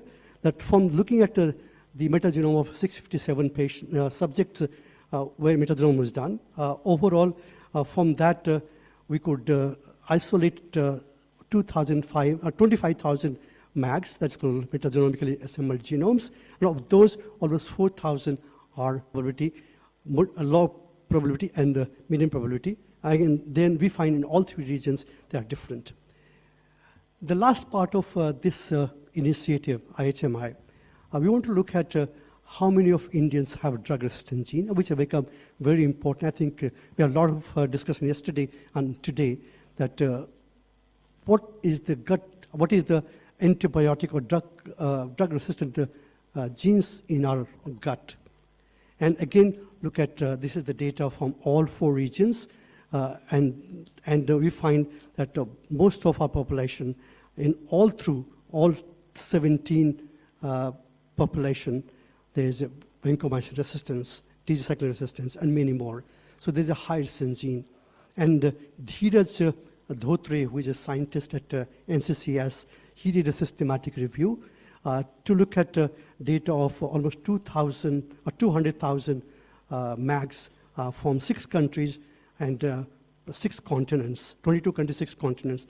And in that, India has the highest rate of gene resistance in our gut. So there's much more analysis, and come back to you with more data on this. So summarizing the data on Indian microbiome, that there is a regional variation, and the microbiome, the differences is reflected by diet. We have 5 enterotypes in our country, and we have a high ARGs. Coming to the second part, which is a more clinical and related to intestine. If you look at the intestine in the GI tract, we heard yesterday from Dr. Salimar what liver and microbiota, how it affects fatty liver disease and other elements of liver. You heard today by Dr. Garg regarding pancreas, and heard from Dr. Himanshu yesterday regarding IBD, and also partly on colon cancer by other speakers. So look at how in the GI tract, there's microbes. So it would affect the diseases there, which happens in GI tract. So in upper part, like esophagus, we have a reflux disease, echinacea cardia, esophageal cancer. There's less studies in microbes here. In the stomach, one important disease I want to highlight, that those patients who have atrophic gastritis, means there's no acid in the stomach, they will have different microbes. There are less studies, but this is a fertile area to study atrophic gastritis and microbes in them, and also gastric cancer. Coming to intestine, a couple of diseases which are related with microbes. One is celiac disease. Tropical sprue is a disease caused by infection. Dr. Ramakrishna has done a lot of work in the past. This disease is now not so common, and also a CVID, like those diseases where there is a deficiency of immune system. And we heard yesterday about IBD and a lot of work on colon cancers. So I'll focus today in this talk about celiac disease, which is my prime area of work, and this relates with the microbes and why it is so. You know, celiac disease occurs because of two important factors. The first factor is post-genetics. Patient are the people who have a HLA-DQ2 and DQ8 haplotype, they are predisposed to this disease. And if they take gluten, which is a protein in the wheat, can lead to celiac disease. But not only that, gut microbiome plays an important role, and there are many more factors, including at what age you are exposed to wheat, antibiotic exposure, and many other factors. Why gut microbiome? We know gluten is a protein present in wheat, and it has a 30 to 40% of its amino acids are glutamine and proline. And this protein is not digested by humans because we don't have prolyl endopeptidase required to break the bond between protein and proline. Therefore, they remain peptides. These peptides, once to come to intestine, lumen, in some individuals, it induces immune cascade event. And how it does, if you look at this as a whole cascade of events which happens in these individuals, you can break into small pieces. If you take a wheat, which has a gluten, and this protein should be digested by humans, but it is not. Therefore, they remain peptides. This peptide passes through intercellular junction. As they pass through intercellular junction, there's a protein here, it's called tissue transglutaminase enzyme. This deamidates the glutamine part of these peptides. This becomes a negative charge particle, and then this particle, being a foreign antigen, is picked up by antigen-presenting cell. As they pick up APC, they are internalized, they are processed in the APC. Subsequently, they're bound with HLA molecule. And this HLA molecule binding is very avid because it fits in so well, and that induces T cells. This T cells produces IL-2, and there's a clonal expansion of T-glycogen T cells. That leads to B cell activation and forms antibody, which we use for diagnostics. And this T cell infiltrate a different part of gut, and that's to get trophy. Therefore, something which can break this protein into amino acids and make this immunogenic peptide into a non-immunogenic peptide or amino acid, this disease may not happen. So therefore, gluten, are the bacteria in our gut which have property to degrade gluten in the intestine? If so, you may not have celiac disease. So gut microbiome may play a major role in causes of celiac disease. So the question comes, if you do a study on celiac disease patient, you find gut microbiome, the question comes, is it cause or effect? And we can always argue, this argument is always active in our mind. So to answer this question, can we examine a patient of individual who is predisposed to celiac disease but does not have celiac disease? So you look at a disease, a state of disease when there's no disease, and here is a condition that celiac disease, the first degree relatives, the mother, father, son, daughter, sister, they are high risk. So those individuals, those first degree relatives who had high of celiac disease, if you look at them, so they have normal intestine, they have antibody negative, and if you look at them, what are the microbes in those individuals compared to celiac disease and healthy controls? That's what we looked at, the first relatives, and what we found that in them, the microbes are different compared to celiac disease, both in the intestine and also in the stool samples. Furthermore, more interesting, that celiac disease patient, compared to their healthy first-degree relatives, have less gluten-degrading bacteria in the gut. It may be possible that in some individuals you get protected because you have a higher number of gluten-degrading bacteria. So this becomes a very important, important observation. And same was shown by Maureen from Harvard, that those young infants who are at high risk for celiac disease, once they're followed up, and some develop celiac disease, those who have celiac disease, they're found to have an increased abundance of certain bacteria and decreased abundance of certain bacteria. So it means your bacteria in the gut may have a role to play in congestion of celiac disease. So therefore, your gut may have gluten-degrading bacteria, and you might protect you from celiac disease. Also, there's now, if you treat these patients with a gluten-free diet, there's also improvement in their microbiota or microbes, right? Coming to other disorder for last minute, the other disorder which is called non-celiac gluten sensitivity. Non-celiac gluten sensitivity is, there's no immune system active, there's no adaptive immune system, but there's an innate immune system active, and they have GI symptoms. And these GI symptoms are almost equal to irritable bowel syndrome, which is a very common disorder in GI practice. So what happens to these? Are there differences in the microbes in those who have NCGS or IBS? NCGS, I mean non-celiac gluten sensitivity or irritable bowel syndrome. And again, this study shows that these patients have different microbiota in duodenum and the whole gut in the intestine. But cutting the story short, these patients have the intestinal microbiota had good correlation with their symptoms. More importantly, there's a high number of methogenic archaea in patients with non-celiac gluten sensitivity. And we know methane, it decreases the colon contraction, and therefore they have more constipation. So these patients have no constipation, they have more methogenic archaea. And also that they have more urea in them.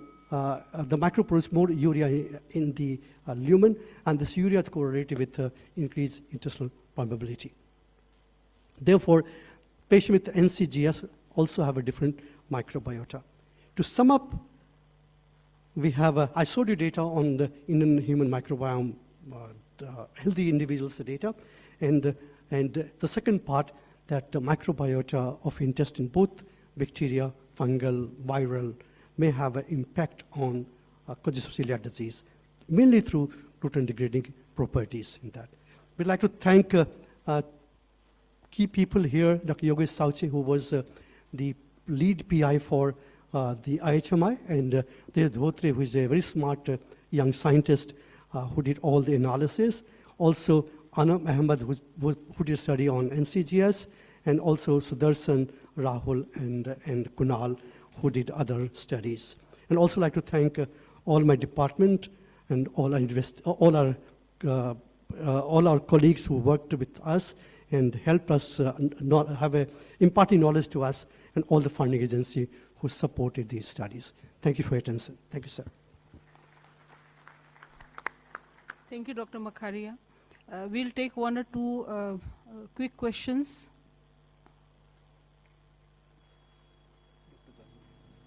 They're giving the mic.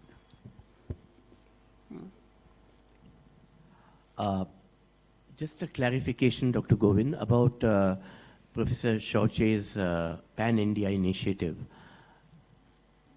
What was the age range of the study participants? Did it cut across the entire lifespan, or? 18 to 60. Both gender, 18 to 60. And they have not taken antibiotics for the last 3 months. They have not moved for 3 generations. They stayed there 3 generations. Dr. Makharia, the mechanism which you have stated in the celiac disease, because that was the most fascinating one. Does it degrade gliadin, or does it degrade the gliadin binding protein, or does it create a barrier so that the gliadin's entry into the stimulation of the immune system doesn't happen? What's the exact mechanism? So this is not the outcome of our studies, but again, in general, this is mainly because of gluten-degrading bacteria. And also their data show that gluten have it leads to some peptide have impact on innate immune response. Also, they have a effect on gluten in the tight junctions and barrier of intestine. We also saw that NCGS, not in celiac disease, there's increased urea, which has impact on the tight junctions and the permeability. Professor Makharia, very nice body of work, excellent. I just wanted to comment on one thing. You said that, again, in the field of AMR, you said that the more than the maximum number of ARG genes which you observed was in vancomycin resistance. Vancomycin resistance, yes. That's what you said. And I think traditionally speaking, India has more of a gram-negative load and more of carbapenem resistance or the gram-negative resistance. So was there any special feature in this so that more of vancomycin resistance came out in pan-India? Because we don't, normally in hospital setting, we don't see so much of vancomycin resistance as much as we see in the ESBLs or the carbapenem resistance enterobacteriaceae.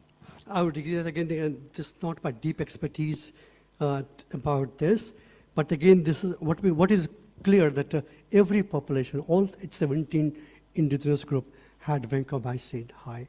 I'll pose your question to Dheeraj and Please. your guests to ponder upon this. Thank you. Dr. Makharia, I have just one small question. You mentioned about Prakriti type or Ayurveda. Did you do microprofiling in different Prakriti types? Because in our hospital, we have Ayurveda OPDs and we have started doing it, linking it with genomics also. The work of Dr. Mitali Mukherjee from IGIB and a follow-up of this. Have you done the? Yes, so there is a unique part of this that we had Prakriti experts, Ayurveda experts in all 4 areas who looked at complete Ayurvedic analysis in 600 individuals. And there's a difference. In Kapha, Pitta, and Vata, there are different microbes, yes. It's not yet published, it is still under deep analysis. All right. Thank you And so we much. wait for this publication. The study finished almost a couple of years back. We're looking forward to this publication. Thank you so much. The next speaker is Dr. Sachit Anand. Thank you so much, Doctor. Thank you so much. For the nice presentation. Dr. Sachit Anand is the Assistant Professor in Department of Pediatric Surgery, AIMS. He is having a very strong academic and research background. We'll hear from him what is the best related to the topic. Thank you, ma'am, for this kind introduction. And at the outset, I would like to thank the organizers and Professor Vineet Ahuja for giving me this opportunity. So my disclosures, and over the next 15 minutes or so, I'll be talking about the urinary and the gut dysbiosis that is happening in children with UTIs. Being a pediatric surgeon, I'll be focusing more on children and our work. However, I'll be discussing about the urinary tract infections in adults and other urologic disorders. So this is where I started about searching for the role of microbiome, being a birth defect surgeon and catering to the urinary tract anomalies. We generally perform surgeries on children who are having these anomalies, and majority of them, they have a normal follow-up. But what strikes me that there is a subset of children who are having urinary tract infections, and that too recurrent ones, despite a successful surgery. So this was the subset having the urinary tract infections, and obviously one would think about the host microbe and the environment. And we started reviewing the literature, and we found that there are signatures of Enterobacteriaceae in the urine samples of these children much before a UTI actually happens, and these signatures are actually resembling those which are present in the stool. And much to our surprise, the microbial signatures are different in healthy individuals. So the next logical step was to do a prospective study, and we performed a prospective pediatric cohort study, which is the first Indian cohort study on the urinary microbiome in these children. And we assessed whether urinary dysbiosis is present in these children who are predisposed to urinary tract infections much before a UTI actually happens, and whether it is associated with metabolic shifts and what is the resistance profiles of these children. And I would like to thank Dr. Tarini and his postdoc scholar, Om, who helped us in this and collaborated with this study.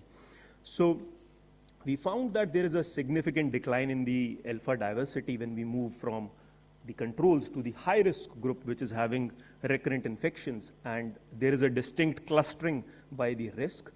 The microbes which are depleted in these children are actually Prevotella, Veribaculum, and other health associated taxa, and those that are enriched belong to the Enterobacteriaceae and the pathobionts. So we also found a dysbiosis gradient that clearly separates these controls from low risk to high risk, and it was significantly different among all the three groups. So when we moved from the control to low risk to high risk, we found that there is a loss of the putatively healthy or the health associated taxa, and this was quite significant as well. So also correlating with the baseline microbial signatures and the metabolic imbalance, we found that the control associated microbiomes, they favored the branch chain and the short chain fatty acid production and spermidine production, and the high risk microbes on the other end of the spectrum, they overproduce ammonia, putrescin, and cadaverine. So there is a hue and cry about the antimicrobial resistance because of the stewardship. So when we get children, they are already receiving antibiotics and probably a cocktail of antibiotics. And what we found that the upper strata, which is the species which were isolated from the individuals who had UTI, they were resistant to nearly all classes of antibiotics, as mentioned, that they were having carbapenem resistance. And only, if I can recall, colistin was the only sensitive antibiotic in them, and polymyxin as well. However, in the lower group, which is the control-associated species, they were having susceptibility genes. And what we prescribed, the common antibiotics at AIMS, so they were resistant to majority of those antibiotics as well. The important highlight of this study was we tracked these patients, and we had a follow-up of these patients of whether they developed UTI in the future or not, and we found that the high-risk children had significantly lower UTI-free survival or UTI-free probability. The baseline dysbiosis scores were higher in these children, and the dysbiosis scores of more than 0.95 predicted a significantly lower UTI-free survival. So after this, we studied another group of patients who are not having the defect within their urinary tract, but they are having neurogenic bladder, which is that there is an abnormality somewhere in the craniospinal axis, and that causes the detrusor or the muscle of the bladder to fire independent of its nerve supply, and those we generally call as overactive bladders. So we found that there is a significant difference in the alpha diversity of these bladders as compared to those which are healthy, and there is a high dispersion in terms of beta diversity in these bladders as well. In terms of the genera or the signatures, we found that there is an enrichment of the Escherichia, Shigella, Enterococcus, Corynebacterium, Acinetobacter in these bladders, and there is a depletion of the commensals in these children. What strikes us that there is a definite clustering of the controls here on a PCA plot. However, those which are having kidney damage, they are having or they are showing wide dispersion. Those which are pathogenic but they are not having kidney damage, they are a little bit less dispersed on a PCA plot. And the distribution of the genera was significantly different among these three groups as well.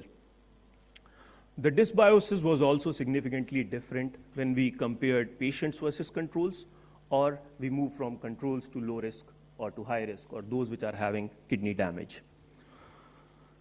So another important point to mention here is when we studied their metabolic profiles, we found that there is a difference in the neurotransmitter or the neuroactive pathways in these subset of children. And much to our surprise, the pathways that are producing GABA, they are much less in those children who are having neurogenic bladder and having a kidney damage, and the excitatory neurotransmitters are overproduced in children who are having this kidney damage. So why children and adults are having these urinary tract infections and they are having gut urinary dysbiosis? So we also studied literature, and the findings of these studies in adults was not much different. The gut urinary dysbiosis is present, especially in the peri and postmenopausal women who are having urinary tract infections. The microbial richness is higher in the healthy microbiomes, and the healthy and the UTI microbiomes are significantly different. And as mentioned in the previous talk, the antibiotic resistant genes were higher in the subset of adults who had urinary tract infections. So what we have found and what the literature suggests, that gut can either be a bystander, a facilitator, or agitator of this gut urinary dysbiosis predisposing to urinary tract infections in children as well as adults. And if we are giving antibiotics incessantly, then this dysbiosis is going to worsen and it will cause upper tract damage, as in the kidney damage. So we believe that antibiotic or microbial restitution therapies are much more safer as compared to blatant use of antibiotics in these susceptible children. Another disease which we often see in urological clinics is urolithiasis. And it is not my personal forte, but when I studied the literature, then there is definite signals of gut urinary dysbiosis in urolithiasis as well. And the signatures, as the diversity as well as the genera and the taxa, they are completely different in controls vis-a-vis the stone producers as well as those which are having recurrent urinary tract stones. And as per the studies from the West, the gut microbiota composition in stone formers has a lower abundance of beneficial bacteria like Faecalibacterium and higher levels of potentially harmful bacteria which are predisposing to stones. And the metabolic profiles are also significantly different. They are more oxalate producers.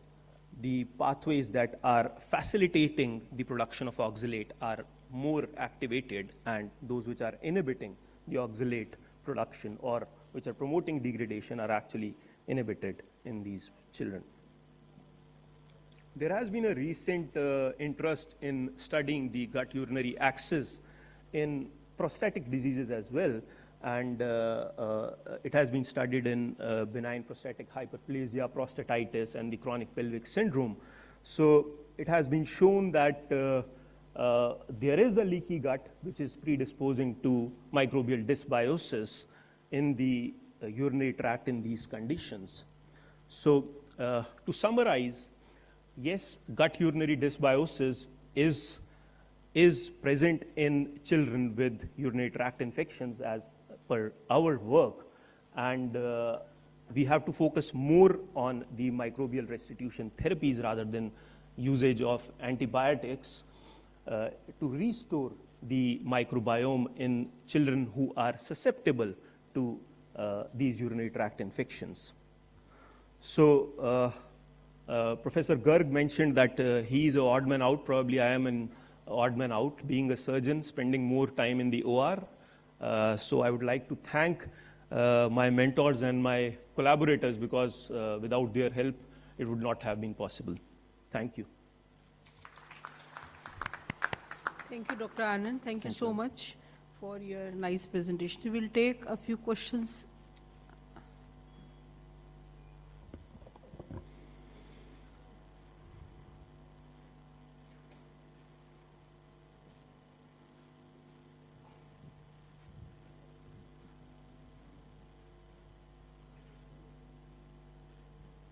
Very interesting area. When I was in PG, I was working in this area, and but hadn't coined the dysbiosis of the urinary tract at that time. But my question is this: that essentially what our studies showed, whether they were cystitis or pyelonephritis or whatever it was, the origin of the microbiome population was from the gut to the urinary tract. But then something happened there which provided these guys some extra advantage, like they developed siderophores, much more siderophores, which make them sticky and they could climb. And the second was that they had a hypertonic environment which provided them a lot of protection over there. So it will be very nice if we look at the pH variation. We know that when we give mendelamine or others, we control the pH over there, and whether if we use other blockers of the siderophores, whether we could reduce the thing. But very interesting study there. You never thought that this angle will be studied like this. Thank you. Certainly, sir. Thank you. Thank you. Dr. Sachit, just a comment about two important contributors in children to your recurrent UTIs and a change of the microbiota there. One is stool retentive behavior.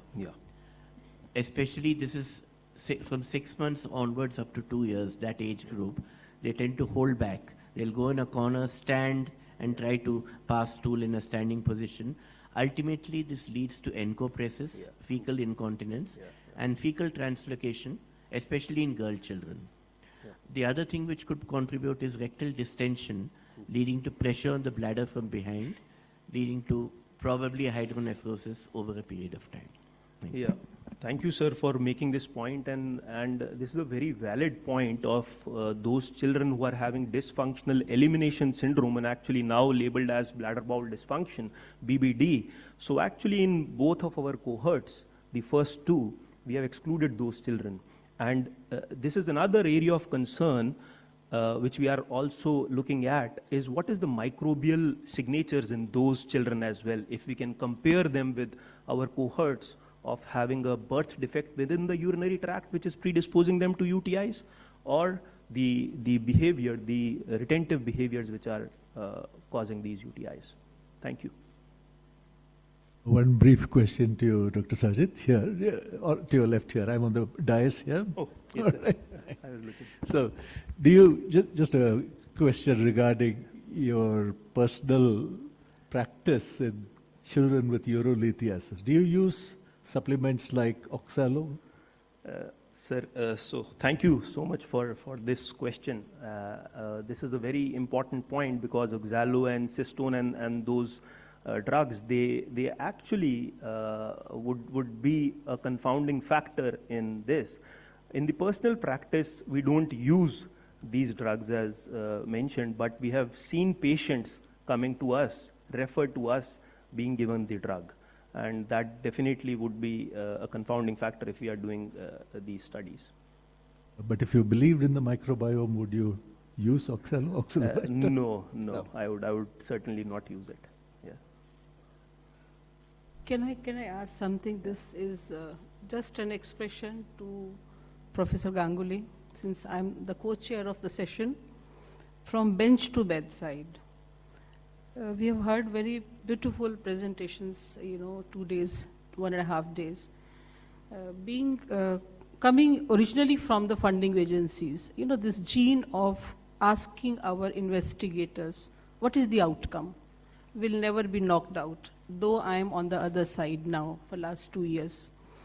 So I always wonder what is the outcome we are talking about. And I'm remembering, yesterday, I think Professor Lahiri made a very good comment that, for years on, we are discussing about good science, good research.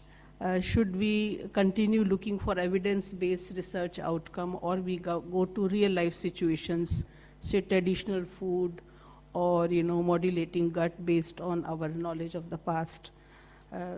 In this, I would like all of you to read this DG ICMR's paper of December 2025. I would like to quote it here so that I don't miss anything. It is ICMR IRIS. IRIS is Impact of Research and Innovation Scale.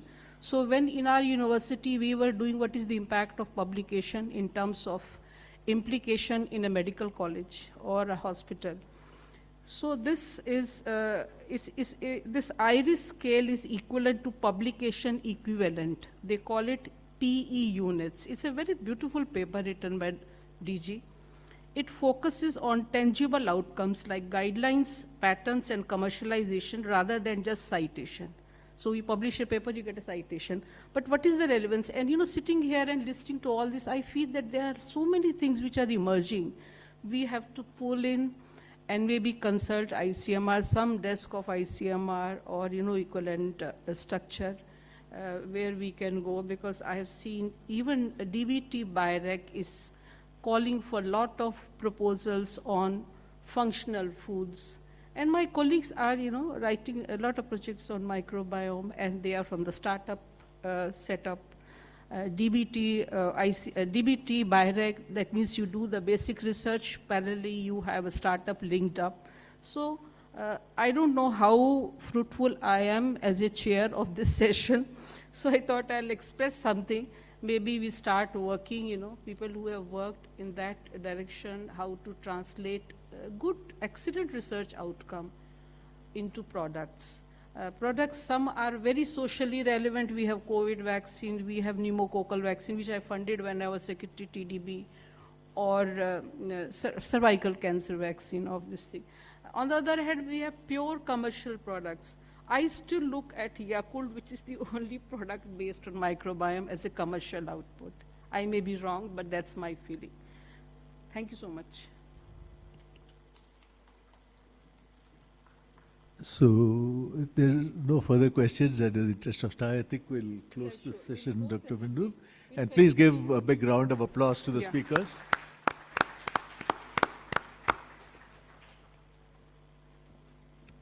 Well, thank you, everyone. And now may I request Professor B.S. Ramakrishna to please join us to felicitate Professor Govind Makharia. Yeah.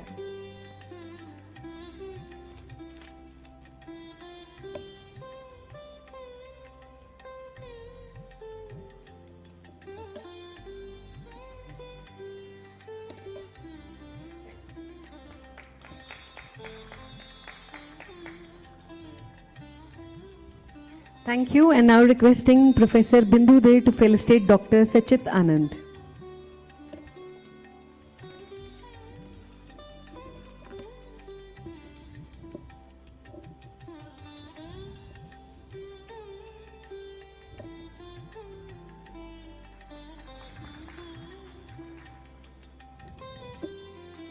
Thank you. And now may I request Professor Prajapati to felicitate our chairperson, Professor Bindu De.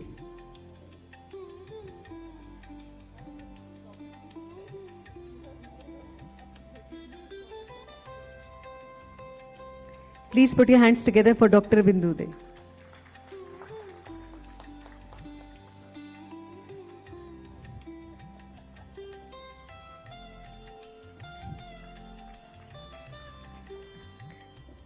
Requesting Professor Ajay Bhalla to felicitate our chairperson, Professor B.S. Ramakrishna.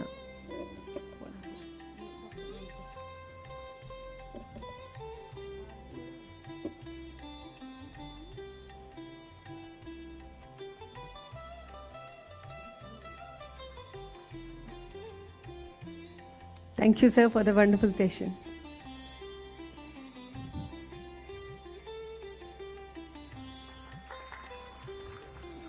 Thank you. Yeah. For a group photograph, please. I request you to fill up the post-symposium survey form. Please have it filled and hand it over to the girls at the registration counter. And now, we will proceed for an interesting panel discussion, charting the course, the next decade of microbiota and probiotic science. I would now like to invite Dr. B. Sesikaran, former Director, National Institute of Nutrition, Hyderabad, India, to moderate the panel discussion. We now invite the panel members on stage. Dr. Sarath Gopalan, Senior Consultant, Pediatric Gastroenterologist and Hepatologist, Madhukar Rainbow Children Hospital, New Delhi, India.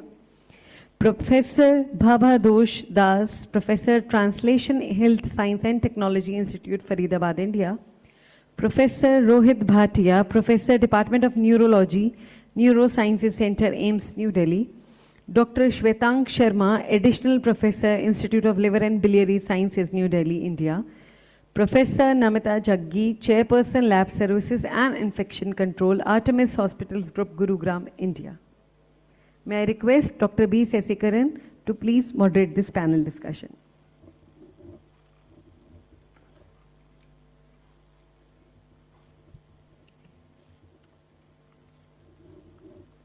Let me welcome all the panelists and thank you for being here. Like it always happens, the panel discussion is way behind time.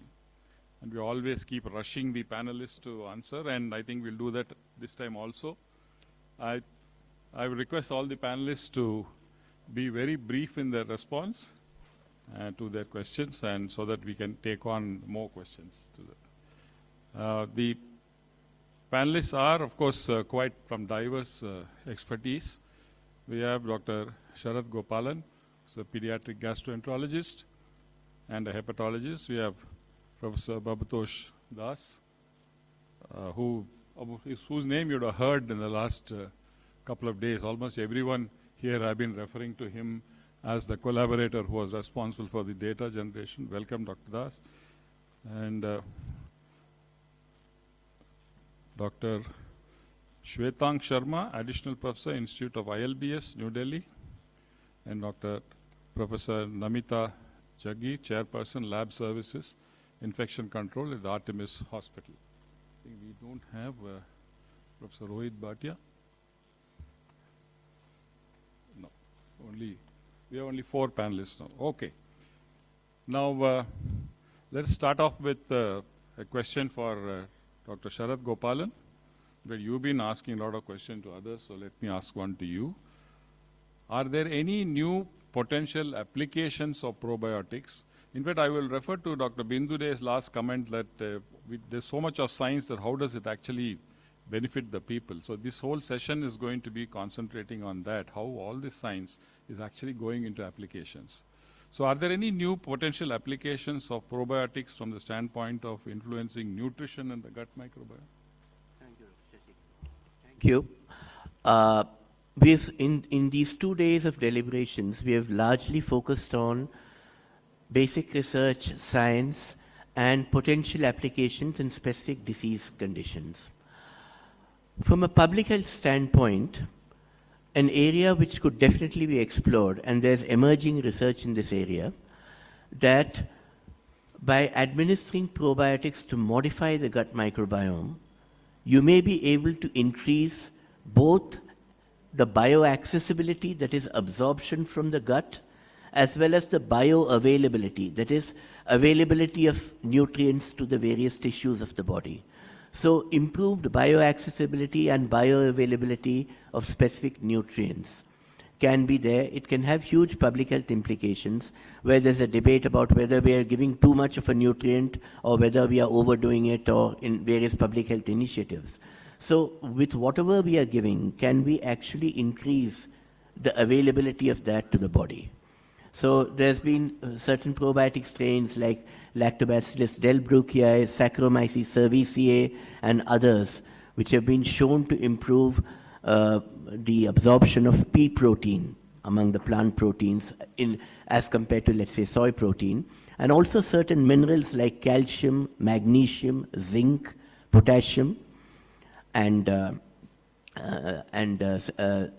similar such things, and there's more emerging research happening in that area. Thank you, Sharath. I think that's a very valid point, because in public health fortification, we've been hearing of food fortification, rice and wheat flour fortification. There's always a question whether these fortificants are actually bioavailable or not. So that is that we need to, nobody's ever looked at the microbiome's role in the bioavailability until now.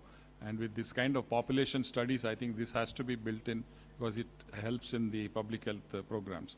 Now, Professor Bhavatosh Das, how are specific subsets of probiotics evolving into live biotherapeutic products? You are getting newer subsets. Are they really translating into biotherapeutic products? Dr. Bhatia, sorry, I have not introduced you. No, that's fine. I was late. So Bhatia is the professor of neurology and from the Neuroscience Center at the AIIMS. Welcome, sir. Thank you. Yeah, Bhavatosh. Yeah. Thank you, sir. This is very interesting questions. Now, we know all of us about the probiotics, but the field of probiotics is now been evolving. So from the probiotics, then it came to the next generation probiotics. And even after next generation probiotics, we are moving towards the live biotherapeutics. So when we say probiotics, probiotics are very general. And most of the times people are restricted towards the microbial species levels.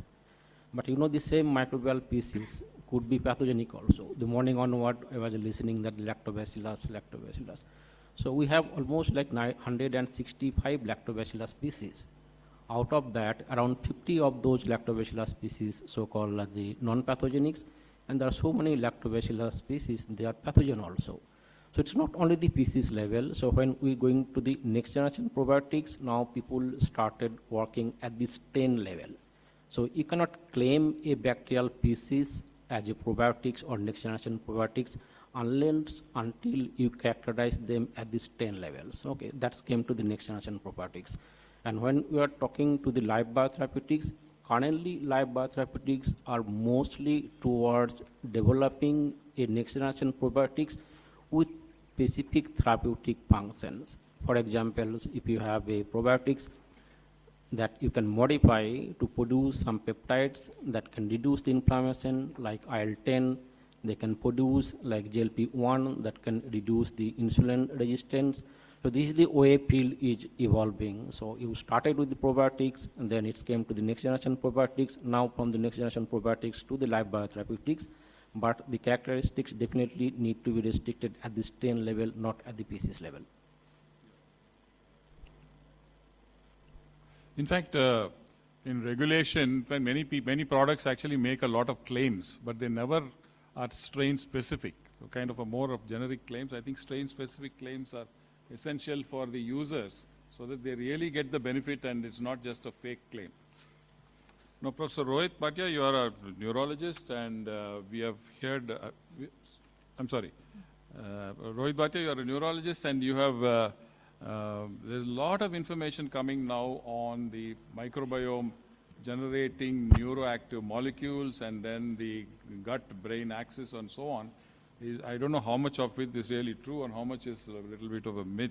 So now, can you tell us whether probiotics and the microbiome meaningfully alter outcomes in neuroscience? Thank you, sir, for this question. I think the last 2 decades have been actively pursued for the gut-brain axis. And I think the reason is because of the potential immunological cascade of most of these disorders.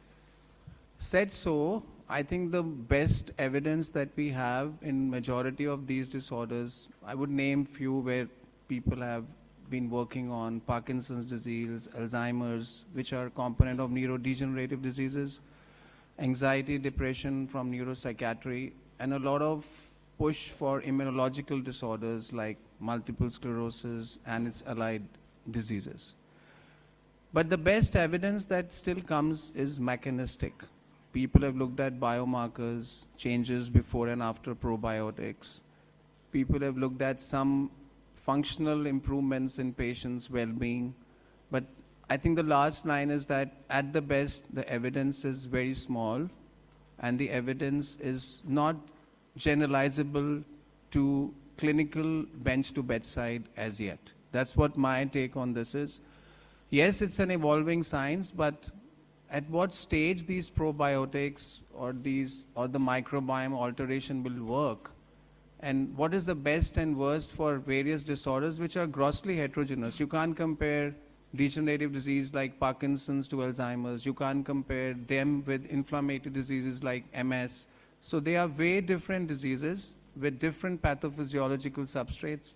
So I don't think at this point we have enough evidence to support routine therapeutic use for these disorders. I think it is going to take a while before we reach there. At the best, we have mechanistic evidences based on the outcome assessments done differentially in different disorders. Thank you, sir. It's very relevant because just this morning, myself and Ramakrishna were looking at something on the internet which was making a claim of, reducing the risk of Parkinson's disease, some probiotics. So now, Dr. Sharma, you're from ILBS, and we have had a lot of discussion about fecal microbial transplant. Now, how effective is FMT in the real clinical settings? Thank you, sir, for the question.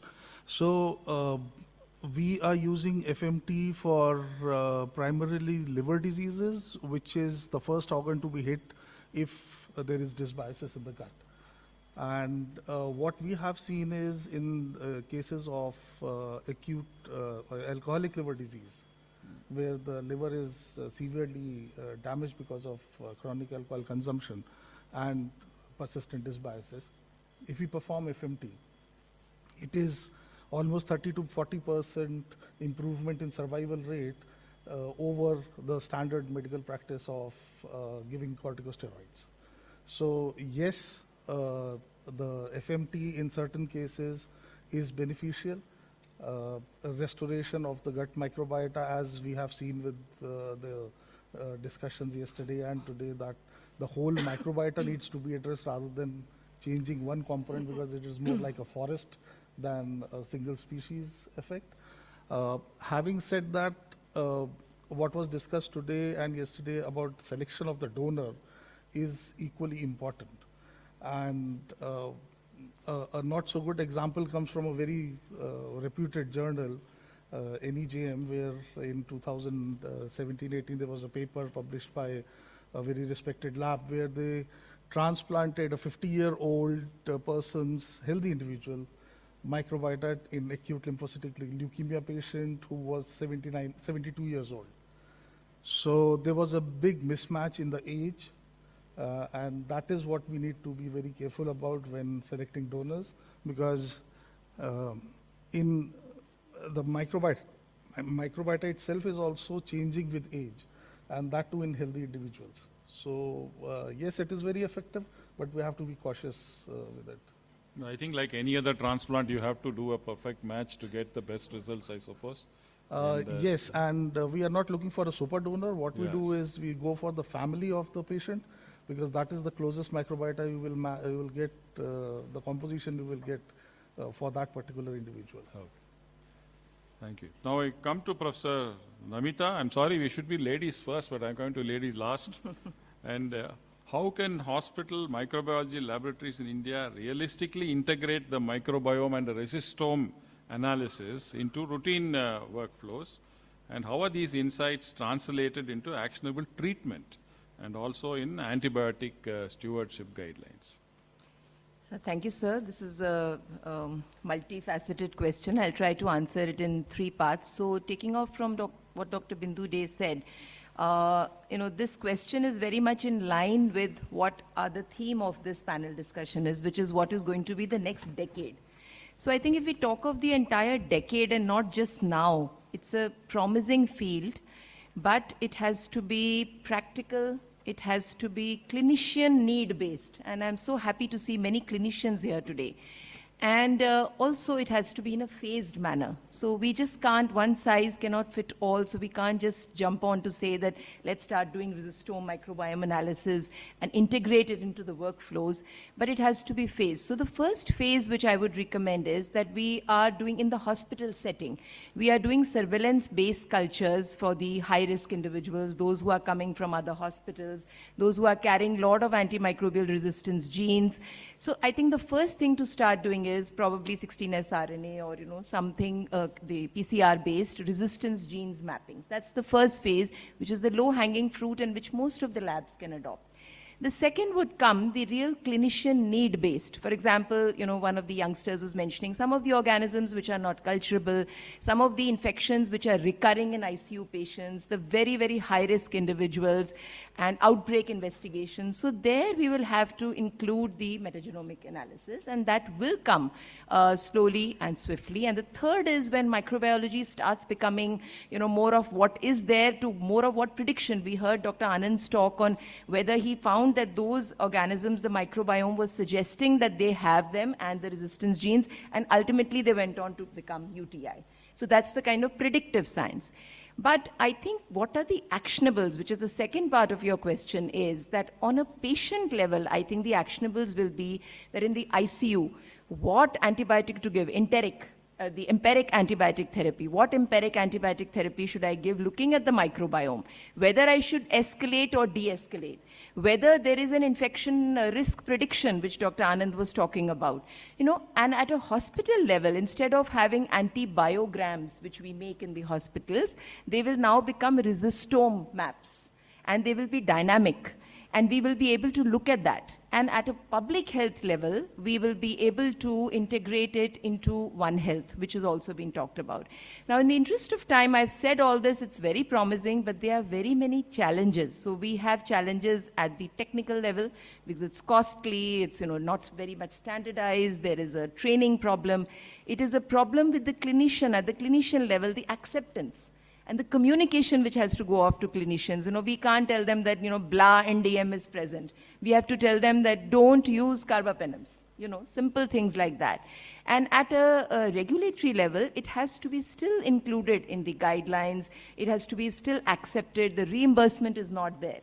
So it's a long way to go, in short, but we are going to get there in the next decade, because we are going to probably, hopefully some of us are going to be there in the 2036 meeting, and we'll be talking about what effects the microbiome and resistome research has had.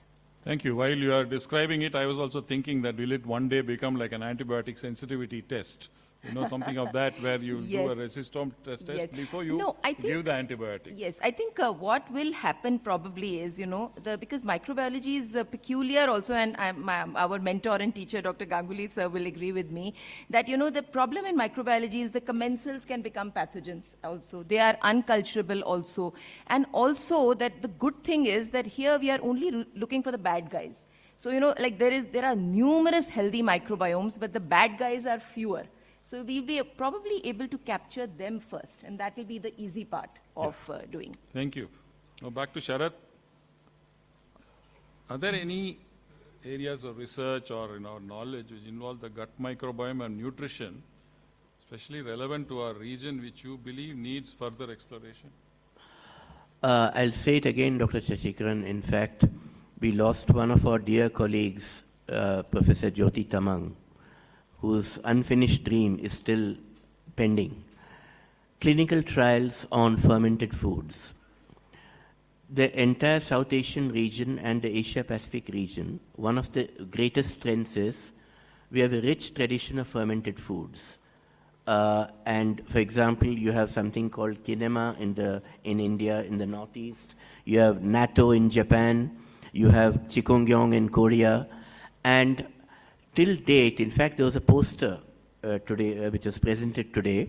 They've looked at RCTs done all over the world, and there's not a single RCT on studying the fermented food intake composition in conditions like irritable bowel syndrome, for example. There's not a single RCT from the entire South Asian region, let alone India. So this is one area where we have to make a beginning somewhere. So this, I think, would be a very important area. So. Yeah. Thank you. Now, Babatosh, in fact, you must have heard Professor Govind Makaraya's talk on that genome mapping of the country and all that. Now, how important is strain selection in terms of geographic or population specificity? And could region-adapted isolate significantly influence therapeutic action? In fact, it's also linked to what you just now mentioned about the Sikkim and all those specific strains. I think, sir, the strain selection is the most crucial. I don't know, I think day before yesterday, even the one paper came in cell host microbes. They have done the clinical trial using Lactobacillus crispatus. So they use a strain Lactobacillus crispatus isolated from the South Africa, Lactobacillus crispatus isolated from the USA, and even they have shown that those lactobacillus are not equally effective in the different populations. So one thing also we need to understand that the bacteria when we have in our body, they do also expose to different viruses called the bacteriophages. Those bacteriophages kill this bacteria. So, but what happens, this bacteria also develop resistance against that viruses through the Kirschberger systems. So that actually gives them an upper hand. So if you are taking a isolate from US and trying to India, the type of viruses that present, those bacteria is not going to be resistant against that viruses, so they will kill. But if you have an Indian isolate and if you are trying with an Indian population, they will be able to sustain. So all the times when you are selecting a bacteria against a specific disease or specific health claim, it always better to have the indigenous isolates, not from the isolate from the others. There are so many isolates, and it's very surprising to see, even if you look to the Indian market nowadays, we have more than 50 plus probiotic microbes used, and not a single of those probiotics are Indian isolates. It's either isolated from USA or Europe or Japan. I don't know what is the issue. So recently we developed at least few indigenous microbial consortia. We transferred to the Indian industry. Now they are producing, these are indigenous strains, very well characterized, and I hope they will see the market very quickly. There's one extension of that question you answered just now is, now suppose let us say there is a bacterium which is a particular strain with a particular action which is beneficial to us, okay? Yeah. Now if you go culturing it and then you start giving it to patients or whatever, will that particular strain specific activity be sustainable over different periods of culture, or will they lose out at some stage? So I think, sir, this is also very important questions, particularly those are the anaerobic bacteria. So when you go subsequent culturing, most of the time they also lost these beneficial functions. It is very well recommended that you cannot subculture a bacteria for indefinite time. So passage history is also very important when you are giving that bacteria. You always should have a master stock, grow in large scale and then give. But if you try subculturing a bacteria over time, they will accumulate mutations, and most of the times it's been reported the beneficial functions is also lost. And one more question to you again is it technically possible to genetically modify a particular bacterium to do a beneficial action? Yes, sir. That's actually we are doing. So our hit candidate at this moment is the GLP-1. So what actually we have done, we have taken a probiotic bacteria, we modified their genome, and they are able to colonize in a specific organ and secrete those peptides. So we started with the GLP-1, and then also we have done with IL-10, recently also started with IL-13. It's very much possible, any peptidal drugs or metabolite, if you want to deliver, it's possible. And it's also easy nowadays to select a specific bacteria to go for organ-specific delivery. So if you want to deliver a peptide into reproductive tract, you can select a lactobacillus. If you want to deliver a peptide into the colon, you can select the E. coli. So organ-specific delivery and specific peptidal delivery by modifying the genome of bacteria is very much possible. There are so many candidates, you can find that they are in the phase 2 and phase 3. I know there are US-based company, they recently completed phase 3 clinical study using phenylketonuria. So phenylketonuria is deficient in some of the kids. Because of that, you have the high level of the blood PQ. So they modify and they provide that specific enzyme from the bacteria, and that reduces the immunity. Good. I hope our regulation will be able to help you do this. Now coming again to the neuro questions, sir, you said earlier that Parkinson's, multiple sclerosis, everything are different entities which have different kind of etiopathogenesis. So one size won't fit all. So now specifically I'm asking is an important role of the microbiome in modulating multiple sclerosis? Because we know what a morbid condition multiple sclerosis is, and should it be a therapeutic target? Thank you for the question. I think if it's one disease, immunological, which also has some indirect relationship to co-association with bowel diseases like ulcerative colitis, is multiple sclerosis. Now this disease, just to give a brief background, happens in young individuals, and this presents as relapsing remitting usual phenotype. People will have events related to the brain, spinal cord, or the optic nerve. Now, the two big questions that we generally face in MS is dysbiosis of the gut, which has moderate to good evidence that there is dysbiosis. There are colleagues of ours who have worked on MS patients both in a country and in the West, and there is suggestible evidence that dysbiosis occurs. Well, the cause or the effect? Yeah. So the question is, do we really know what is good and the bad? We say, okay, in this particular study, you have these 2 or 3 organisms which are, inhibited, and 2 or 3 of them are increased. These particular microbiome related organisms potentially are harmful, and these are potentially good. But how much to dampen the harmful and how much to increase the good, I don't think the science knows right now. The more I read, the more I realize that there is no clarity on that. Now that's my first disclosure on the data. The second is that we are looking at 2 things in this meeting: probiotics and microbiome. That is 2 different things in themselves, in a way. If you look at the probiotics data, you even have randomized control trials in MS. People have given probiotics, prebiotics also, but the results have been mostly directed towards outcome like inflammatory markers. Do you get reduction in your inflammatory responses, or do you get reduction in your metabolites, which are the metabolite part of your microbiome? And with small evidences to say, okay, you had some improvement in patients' well-being, fatigue. If you really look at the duration of these interventions, it is 16 weeks, 22 weeks, 24 weeks. MS is a disease which lasts decades. A natural history may remain similar for 10, 15 years and may suddenly change. You may have a relapse remission in 2 years, 4 years.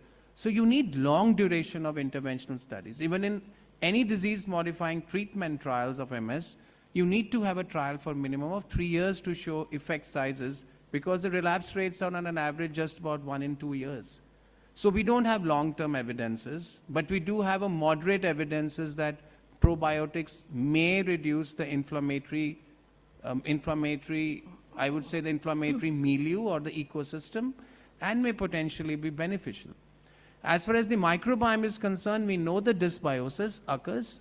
We've also had small studies to show that if you give these particular microbiome, it may reduce, it may change the behavior of the disease, but the evidence as of date is only mechanistic and not translational to the bedside. We need clearly more work on this. No one tried FMT on... It has been, but they are very isolated case reports, sir. It is not yet done in a very large and a well-conducted study where we clearly know this is the direction of treatment. I mean, till we have a large data of almost like 5,000, 10,000 patients of MS or 20,000, you will not know exactly. As I told you, I need to know today as a neurologist I deal with MS a lot, and I need to know what is a good and bad, truly speaking, rather than just saying this is dysbiosis and we know this is good and this is bad and this is elevated, this is reduced.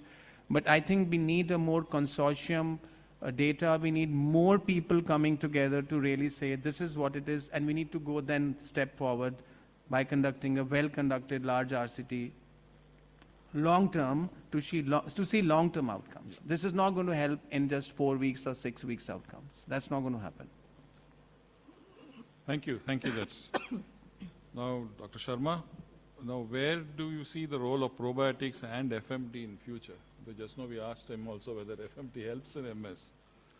How many applications you are thinking of? At the onset, I agree with Dr. Bhatia that there is definitely a dearth of information on which disease, which stage of the disease, which treatment is going to work. But taking an analogy from the Ayurvedic sciences and allopathic sciences, they are generally at loggerheads. So Ayurvedic sciences, if you see, they are doing good in preventing diseases. But when it comes to surgery or advanced stages of diseases, their patients are automatically referred to tertiary centers, and which we are seeing in our center also. So both the sciences are good, but the place is very well defined. Similarly, one species, if we take a case of one species probiotic, it is not going to change the gut, the dysbiotic gut. We cannot do FMT in each and every patient, individual also. It may not be required. And I am, personally, I am pretty opposed to all the buttermilk and everything in the market being labeled as probiotic and being sold, because it may probably be doing, shifting the gut to a dysbiotic state rather than remaining healthy. So, and then Dr. Bhabatosh has recently come up with a very interesting combination of probiotics. And I said earlier that FMT is like a forest. And Dr. Bhabatosh probably came up with a garden of probiotic where it has more than one species, but not the whole 2,500. So each has its own role, and of course, as we progress, we'll probably come to know which disease and which stage, which of these combinations is best. Good. In fact, I'm sure we'll progress, because if you see in the 16th meeting we are holding today, between the first meeting and now, the amount of progress has been tremendous. In fact, Professor Ganguly mentioned that in his talk. So the last question goes to Madam. So in patient, I think you already mentioned a little bit about it. In patients with sepsis and other high-risk populations in the intensive care units, could probiotics help in maintaining colonization resistance and modulate the microbiome to prevent multi-drug resistant colonization infections? Yeah.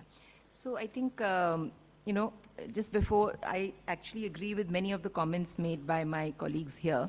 But again, we are talking about a decade. So I think it's an evolving science. It's going to happen.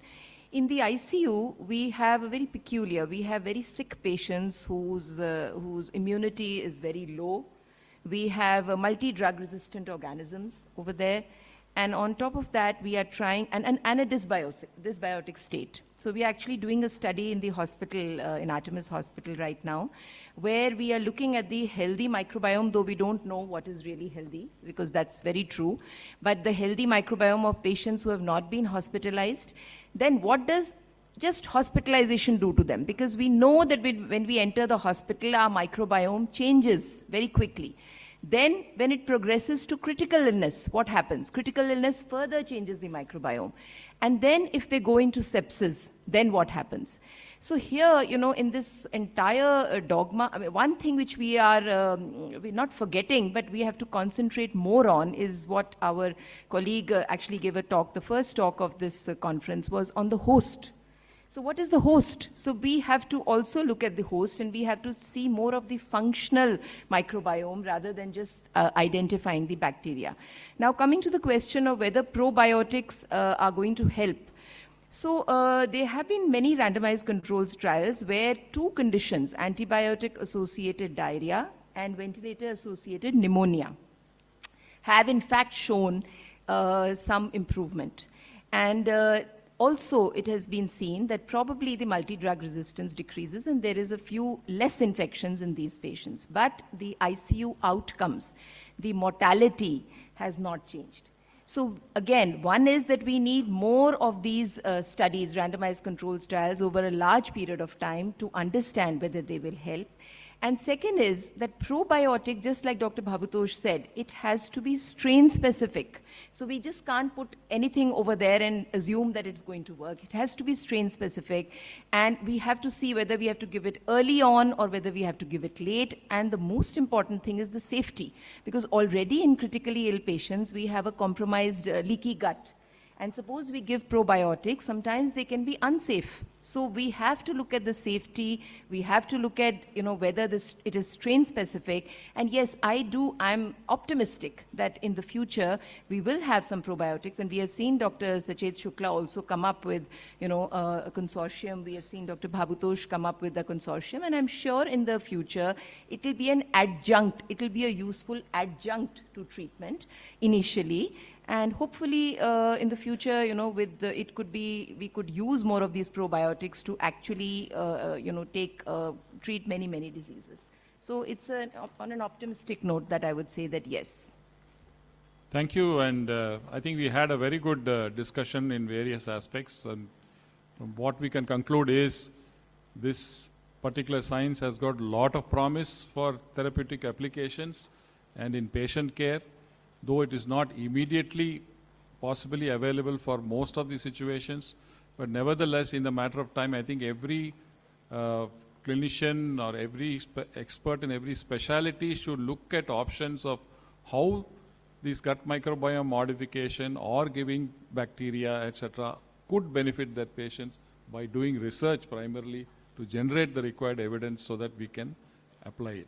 So thank you all panelists for being pretty quick and fast, and you saved us almost half an hour of time, and thank you so much. And it has indeed been a pleasure, and I hope all of you enjoyed this discussion. Thank you. Thank you.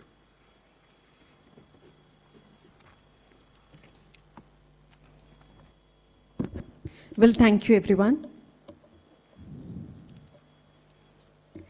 Now I request Dr. B. Sesikaran to felicitate our panel members.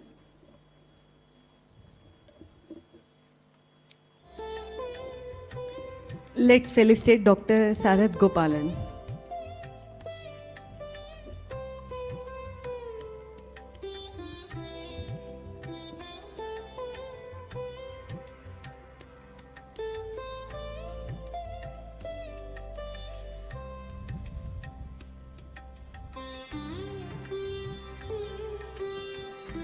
Thank you, sir. Thank you. May I request Professor Bhabatosh Dasji to please come forward, and requesting Dr. B. Sesikaran to kindly felicitate.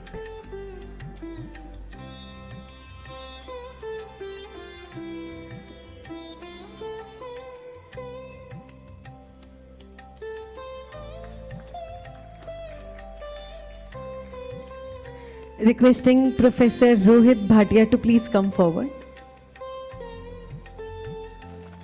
Requesting Dr. B. Sesikaran to kindly felicitate Professor Rohit Bhatia.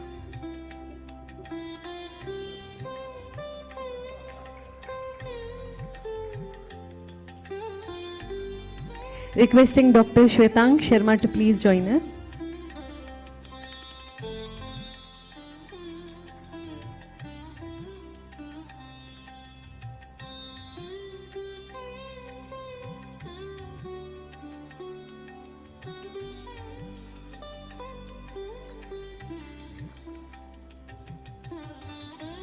Thank you. Requesting Professor Namita Jagiji to please come forward. May I request Dr. B. Sesikaran to kindly felicitate Professor Namita.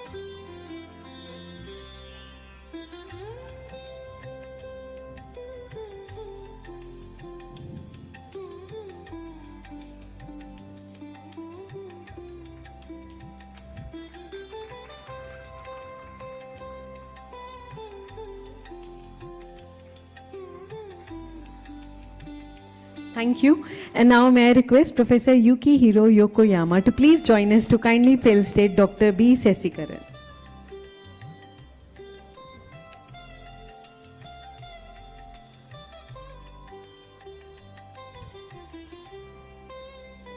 Thank you, sir. May I request you to please felicitate Dr. Sesikaran.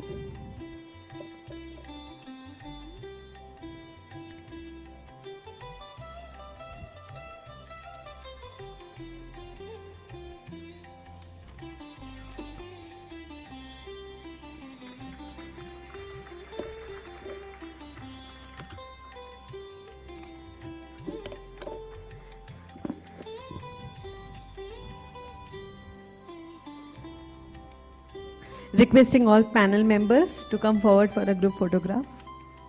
Thank you, everyone.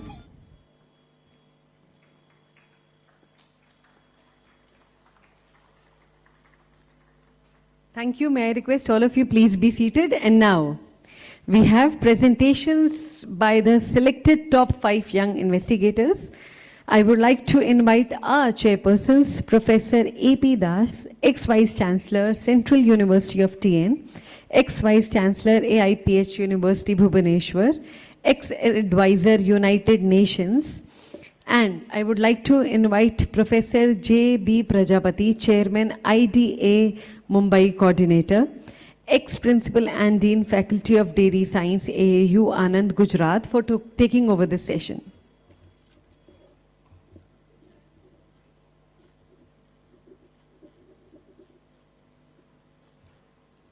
Over to you, sir.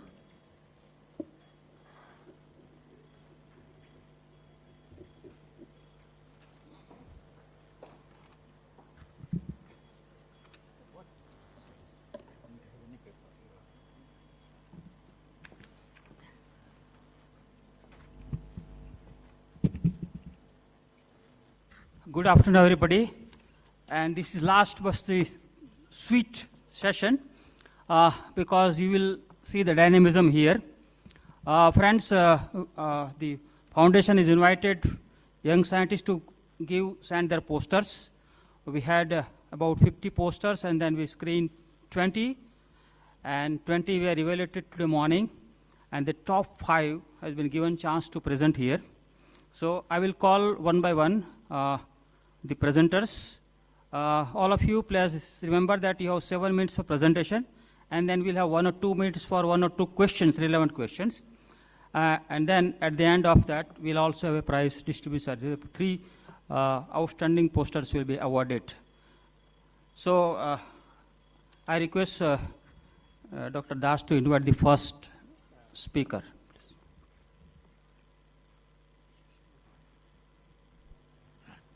May I request Dr. Shivani Agarwal from All India Institute of Medical Sciences, Bhubaneswar, Odisha.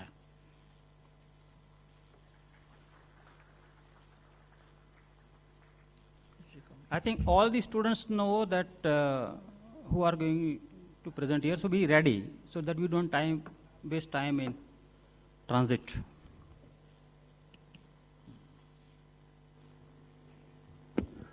Good morning, respected experts and everyone present here. I am deeply honored to present my research that is titled as the microbiome maturation as a growth determinant. Prenatal symbiotic co-supplementation alters the infant growth trajectories. So we know that there is this massive hidden health crisis that affects billions of people all across the globe. I am talking about iron deficiency anemia. The children under 5, 40% of them are anemic, which can mess with their development. And pregnant women, 37% of them are anemic. It's the exact time when the nutrition is absolutely critical. And we look for the prevalence in India, then we see that it rises to 67% for children, and for pregnant women it is 52%. There are various national programs that is ongoing, like the Anemia Mukt Bharat, which also has this prophylactic iron supplementation strategy. Despite this, we see there is a persistence in the prevalence, or the reduction is not what is expected. And under that, we are going to give iron supplementation to all the pregnant women on daily basis across the 2nd and 3rd trimester. Now, this can lead to the iron-induced dysbiosis in them, which can pass across generations. For that, I believe that if we use probiotic or the symbiotic, then this side effect of the iron supplementation can be mitigated. That is why my aim is to determine whether this microbiome modulating supplementation, if we give along with the IFA supplementation during the pregnancy, can mitigate the side effect of the iron supplementation and can improve the birth outcomes and the infant growth during the first year of life. For that, I am going to look at 4 things, that is the change in the maternal microbiome, Second is to look for the birth outcomes. Third, to look for the infant gut microbe and its maturation. And fourth, to look at the growth trajectories and its association with the microbiome. For that, I have assessed all the pregnant women who were at the end of their first trimester, and then the included participants were randomized between two groups, that is intervention and control. Both the group received the iron supplementation, but according to the national program, but the intervention group received an Iowa supplementation along with the iron supplementation, that is nothing but a native yogurt banana shake. The stool sample has been collected for at the baseline, at the end of the second trimester and third trimester. And at 7-day postpartum, we have collected one child's stool sample as well as milk microbiomes, a milk sample. The child was also assessed for the gut microbiome at 6 months and 1 year. And the child, we have also assessed the child for their growth for a period of 1 year. All the samples that was collected was subjected for microbiome sequencing. The Nioba that we have made was also characterized. Here I find that the Nioba has various micronutrients and it serves a meaningful portion of the recommended dietary allowance. And if I look for the microbes in the Nioba, then I see that the top 5 microbes contributes to the 97% of the total microbiome composition, where I find lactobacillus and streptococcus kind of bacteria. Looking at the maternal baseline characteristic, I find that the intervention and control group are mostly similar. And looking at the birth outcomes, I find that there was no difference between, based on the gestational age at delivery, the birth weight, the mode of delivery between normal and C-section, no difference between the preterm, term and postterm, but the classification of birth were related to gestational age, that is SGA, AGA and LGA. There was significant difference where it was SGA was more in the intervention group. Despite this, we find there is a growth catch-up in the intervention. Both the groups showed a linear growth improvement in the linear growth, but the intervention showed a greater increase in the linear growth from 6 months to 1 year with a p-value of 0.05. And in the same, if we look over 1 year, we find that there is a greater increase in the linear growth of intervention group where the p-value was 0.05. Now, I wanted to know how our intervention is affecting the microbiome community structure, where I find that though there was a modest difference as we started, but at the second and third trimester, the difference in the community got increased. So this shows that our intervention is having some influence on the microbiome community structure. And to know what is that influence, I find that there is an enrichment of these microbes in the intervention group, and then which are having probiotic potential, and the microbes like Shigella, Bloschia and Alberga, they are enriched in the control group. They are also SCFA producers. Now the next thing I want to know is how our gut, or whether there is a change in the way the gut is handling the supplemented iron, for which I went for a functional potential analysis of the microbial community for iron metabolism, and here I find that the capacity of the intervention group to acquire and store more iron was increased in the second and third trimester, which means that the microbiome can acquire more iron and also store, which can reduce the oxidative stress in the gut. And the redox capacity was also, reduction potential was also increased, which shows that it can reduce more iron, thus increasing the bioavailability of iron. And here I find that the microbes like Streptococcus and Kinothrix was playing a major role in the intervention and control respectively at second trimester, but as we moved to third trimester, it was overtaken by Parainfluenza and the Egerthella. And Egerthella in the control group, which is also known to be a bacteria with pro-inflammatory kind of response. Now, I wanted to see how is it going to affect the early life colonization of the infants. Here I find that the intervention has an effect on the 7th day. And we know that when there is a seeding is affected, the successive colonization will also get affected. For that, I see the I went for a microbiome maturation, and when I look for the temporal dynamics of the microbiome maturation, I see there is an increased microbiome maturation pace in intervention, though it is not significantly different. Now, as I find that there is an increase in the linear growth and there is an influence on the microbiome maturation pace, I went further to see whether there is an association between them. And here I find that the HAS at 7 day in control was positively associated, and there was no association in intervention. But to 6 months, there is a divergence that got emerged where the intervention showed a positive association. And by 1 year, this positive association was lost. So this shows that there is something that is happening between 7 to 6 months, which is not continuated for 6 months to 1 year. This shows that, this made me think that breast milk is the thing that is the child are going to have. For that, I went for a breast milk analysis where I find that I could increase the Bifidobacterium, Faecalibacterium and Lactobacillus in the intervention group breast milk. That is also checked by the differentially abundant analysis by DESEC. And then I wanted to know how does this change is going to affect the gut microbiome in the infant, for which I went for a network analysis, and here I find that the intervention looks more interconnected and it is polycentric with Bifidobacterium, Photobacterium, Streptococcus, Faecalibacterium, but the control was more monocentric. And this was also validated by the quantitative matrix, which shows that the intervention group has a resilient and redundant microbiome composition.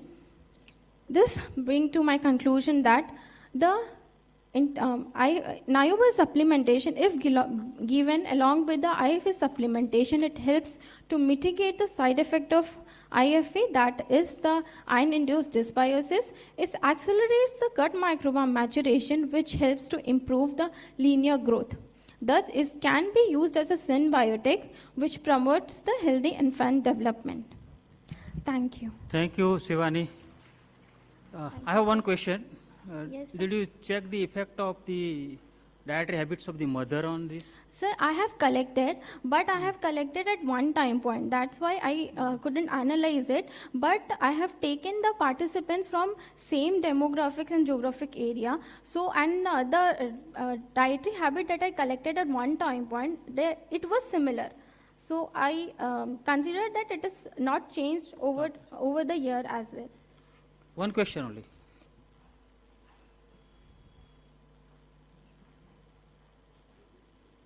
Any question? I think somebody rose. Yeah. There Please was give no it. intervention to the infants. It was only given to the mothers, but the effect I see was transmitted to the infants as well. Okay, thank you, Shivani. Thank you, sir. Thank you, everybody. It's very nice work and lot of work rather. I now invite the second speaker, Ms. Nishu Chaudhary from Institute of Liver and Biliary Sciences, New Delhi.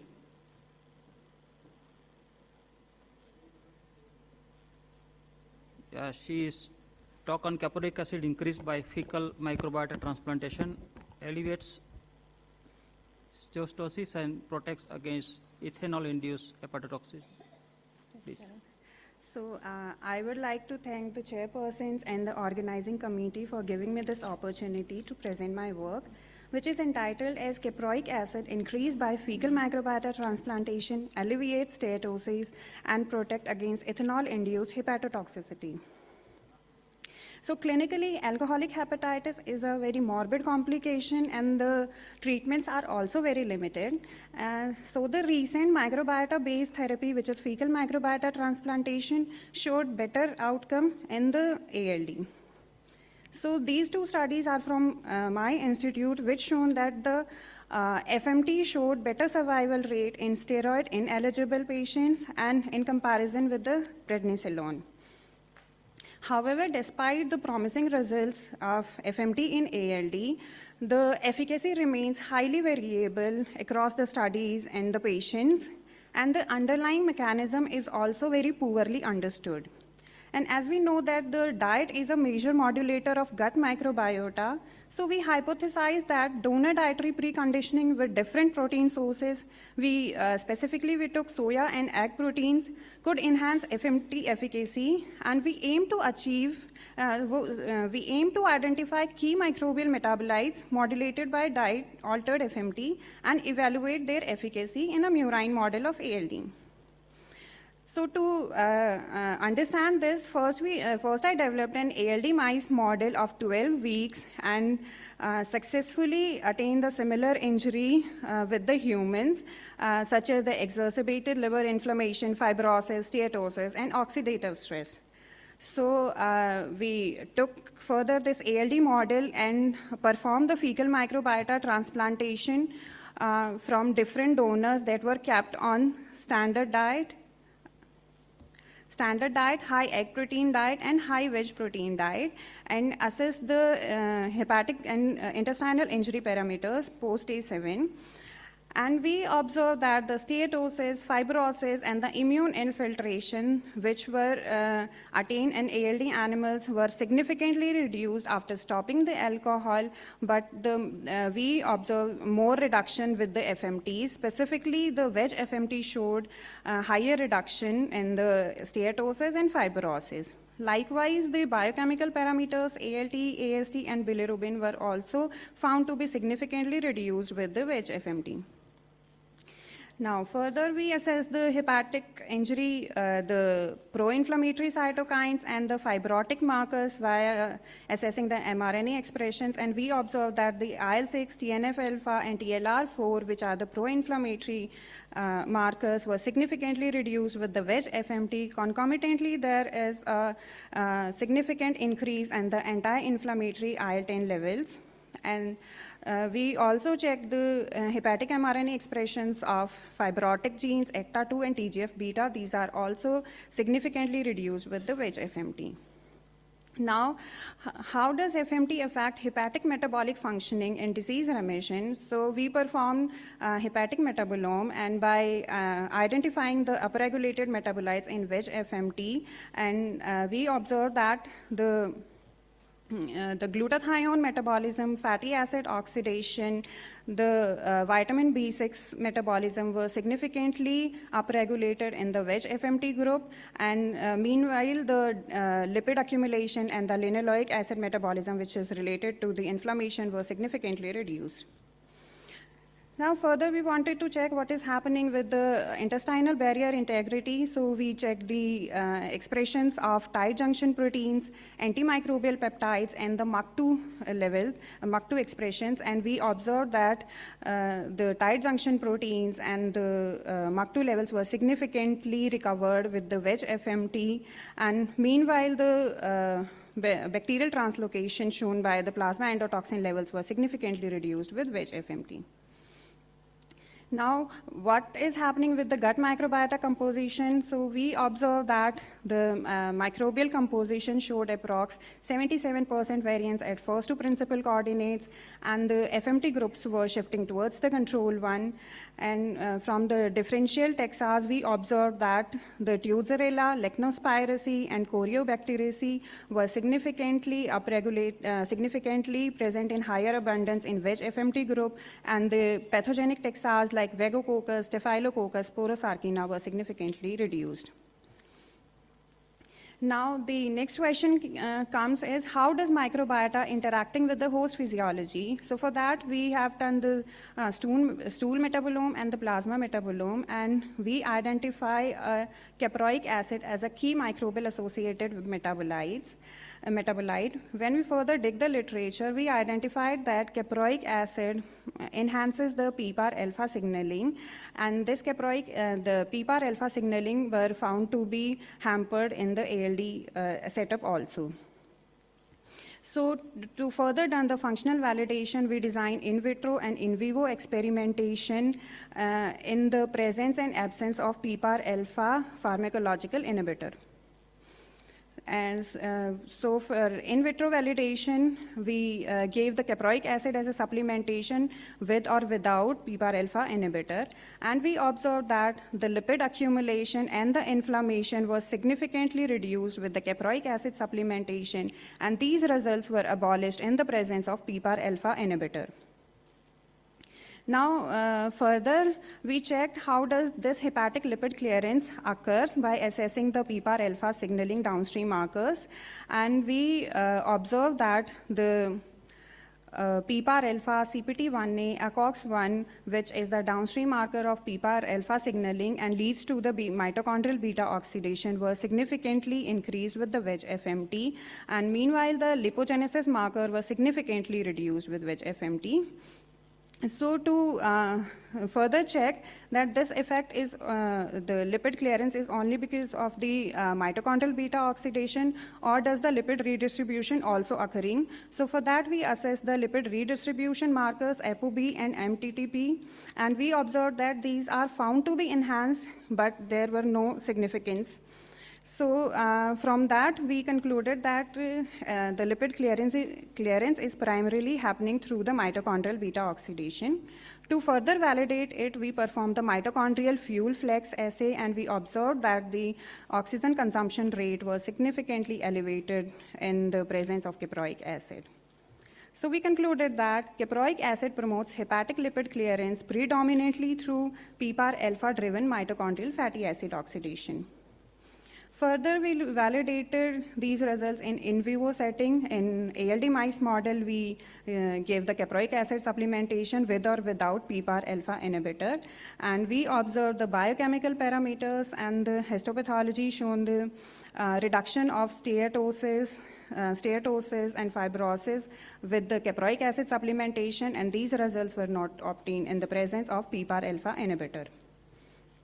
The inflammation were also found to be significantly reduced with the caproic acid supplementation. So with the PPAR alpha signaling markers, we obtained similar results as in the in vitro. And we concluded that these findings confirm that caproic acid mediates hepatic recovery through PPAR alpha-driven mitochondrial fatty acid oxidation. So from this study, I concluded that VEGF-FMT enhances the commensal texas like Lecnospiraceae, Paracitella, Tucerella, and meanwhile also recovers the intestinal barrier integrity and enhances the antimicrobial peptides, which further leads to the reduction of microbial translocation. And the enhanced caproic acid reaches into the liver and enhances the mitochondrial beta oxidation via PPAR alpha signal. Thank you. Thank you. Thank you. It's very nice and novel information. Any one or two questions from the? Oh, you want? Okay. Anybody? No. If not, we thank you for your nice presentation. Thank you. Thank you. Yeah, Dr. Ganguly, just wait.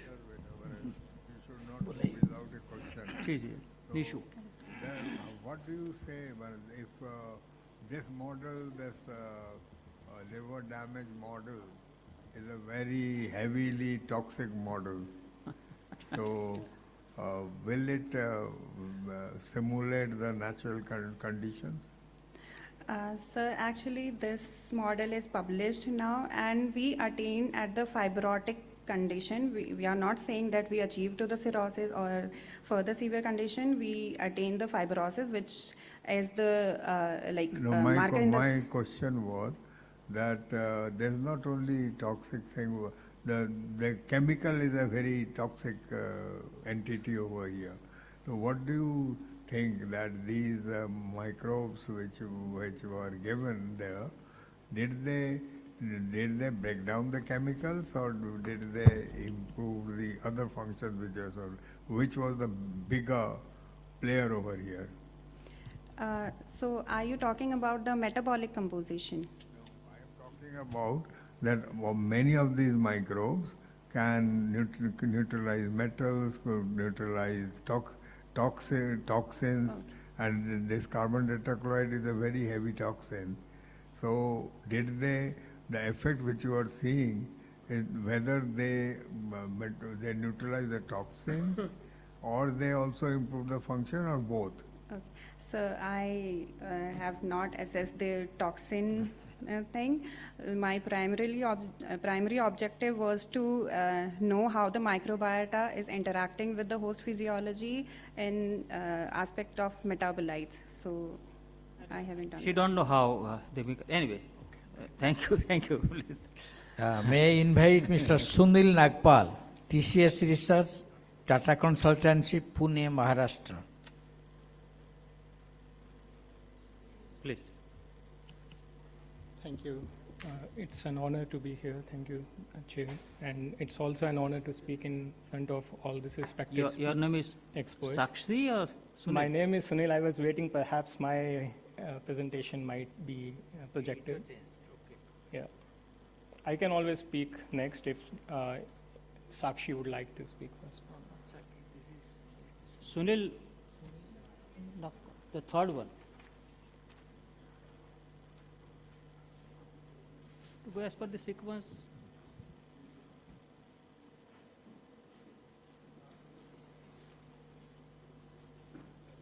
You go as per the sequence. Sunil ka presentation. Maybe meanwhile I'll use this opportunity to lay the context. We all have talked about the ecosystem dynamicity of human gastric intestinal tract, the kind of micro niche that exists across the GI tract, and how nutrients basically vary in terms of their availability, and also how in surprise environments for microbes, like say a polluted environment where a lot of pollutants might exist, you may not necessarily know whether a microbe would exist there or be able to thrive there or utilize the nutrients. Similarly, when a person transitions from a disease state to a health state, or a health state to a disease state, the variations in nutrients again may not necessarily be amenable for the microbe to survive or continue to survive. And similarly, we also discussed, and it was an honor to listen to the expert insights, that when a child grows, again the nutrient dynamicity exists. So whether the microbe can survive in those kind of dynamic transitions is a very pertinent question which we all have perhaps acknowledged, but still, as a matter of fact, there is still no framework or a system through which we can preempt what kind of microbes would be nutrient resilient, what kind of microbes would be agile enough to survive in these kind of transitions. So our goal basically through this work, which is titled Metabolic Modeling Based Agility Framework for Prioritization of Nutrient Resilient Probiotics, tries to address these questions or these gaps in part, not fully. So our objectives were, first, to be able to design an agility classification system for microbes, wherein you can classify microbes based upon their heterogeneous or homogeneous nutrient requirements or expectations.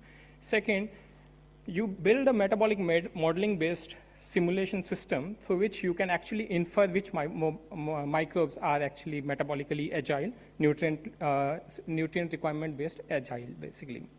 And we of course used computational means to do it, and hence I say in part because there will always be a scope for validations. But I am hoping that by the end of the presentation, we will be able to appreciate some of the prior experimental database validations that we have done. And by the end of the presentation as well, these two schematics may make more sense.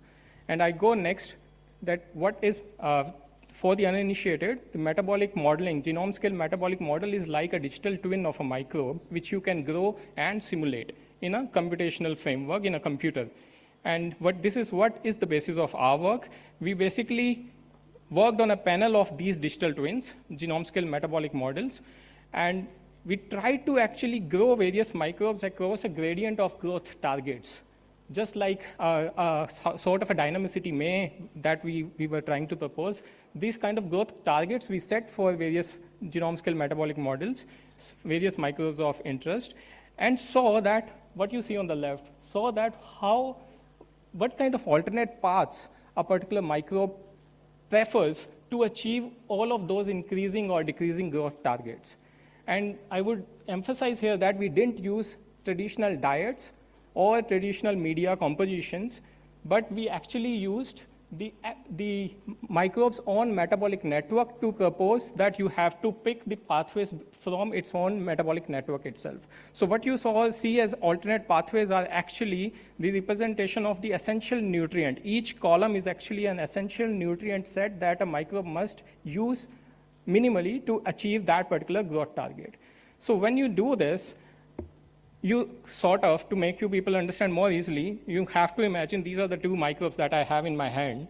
And this is what, please imagine, you have in your hands as well right now. What you see on the left is a microbe which prefers a homogeneous set of nutrients, essential nutrients across its metabolic pathways when it tries to achieve a same growth target. But what you see on the right is actually a microbe which every time it picks an alternate pathway, it's a unique set of essential nutrients, or it is less common or overlapping with respect to what you see in the first column, for example. So we classify these kind of behaviors as either as niche agile or radically agile. So niche agile would be an organism which would be able to, a microorganism which when shifts various pathways still prefers a homogeneous set of nutrients. On the other hand, another microbe would be radically agile if it picks a particular set of pathways which are different from every time it chooses a new pathway, which means that such radically agile microbes might be more amenable to heterogeneous microenvironments as compared to homogeneous microenvironments for niche agile organisms. And because these, what you see on, in one of the, so what you see here, this is actually becomes a multivariate distribution of various alternate pathways. In total, there are around 14,733 pathways that we assessed in this work that I present to you. And across all those pathways, we looked for exchange coreness, which is nutrient coreness. What is the size of a particular pathway that a particular microbe is preferring? How the various pathways correlate with each other. You create certain networks and see what are the clicks or micro networks within those preferred metabolic networks across the organisms, and then try to assess the agility. You rank every organism based upon all those metrics that I just mentioned on the bottom, and then create an ensemble classification for that organism to prioritize it for a particular ecosystem aligned its nutrient preferences. And this is one example where we actually assessed what kind of agility patterns exist in large intestinal specific strains. There is no metagenomic data here. It is just the inherent metabolic network of a microbe which is found in a large intestine, for example. And you see the distribution is pretty wide in large intestine as compared to the micro niches of skin, oral, and vaginal environments. Similarly, when done for pathogenic and probiotic agilities, basically, you see the H. pylori, which is a very specific to upper GI tract. Its agility is highly constrained, highly homogeneous. It's again is a very micro niche specific agile, radically agile, niche agile organism as compared to bifidobacteria. And when compared between bifidobacteria and lactobacilli, which are very famous probiotic strains belong to these genera, you see lactobacillus is more niche agile as compared to bifidobacteria, which is also biologically aligned with what you expect for lactobacilli. And then I would also conclude with one of the experimental data aligned trends that we observed and were very encouraging. Within the bifidobacteria genus itself, we done strain-specific analysis for the radical and niche agility. What you see on the left is B. longum being predicted as radically agile, and B. longum infantis, the subspecies infantis, is actually assessed as niche agile, and this aligns with the previous non-experimental trends that infantis actually is mother-fed diet-specific microbe. It is not able to grow beyond a particular age group. On the other hand, longum you see growing both in early life and also colonizes adulthood microbiomes as well. And these are encouraging trends for us. We, of course, intend to experimentally validate across other prioritized microbes as well. So I would conclude with 6 key conclusions and parting learning messages, that metabolic modeling actually carries certain underutilized signals like we presented here. We can enable classification and ecosystem-aligned probiotic selections which are beyond traditional diets and target optimization approaches in metabolic modeling. And our framework is extensible to community-scale work as well. And we hope to actually do experimental validation of our prioritized strains as well across other groups. I would like to thank my research group in TCS Life Science R&D who has been backing us for all the foundational research that we do. But also I acknowledge Anmol Singh, who is a member of my team, and in the last 1 year after joining TCS, he has done tremendous work in this line, and thanks to him as well. Thank you, everybody. Thank you very much. If there is any very question, nice work. I'd like to take. Anybody? One question, please. So when you say radically agile and niche agile, am I correct in understanding you are saying one is adaptive, other is not? No. That's a good question. So both are adaptive, but in their own way. One is niche agile, but if it has multiple alternate pathways, within its homogeneous microenvironment, it will still be agile, because it has multiple such networks, multiple such alternate pathways through which it can keep growing in that homogeneous environment. So if you switch one nutrient or a couple of nutrients, it won't perturb it a lot. But if you do it a lot, then it is more suitable for a radically agile organism. But both are agile in their own way. The ranks tell us how agile we have Lactobacillus casei predicted a lot agile, niche agile. So there are ranks assigned to each organism in that case. Yes. Good, very good. So thank you very much. Thanks a lot. So the next presenter is Ms. Arpita Bhatt from Postgraduate Institute of Medical Education Research, Chandigarh.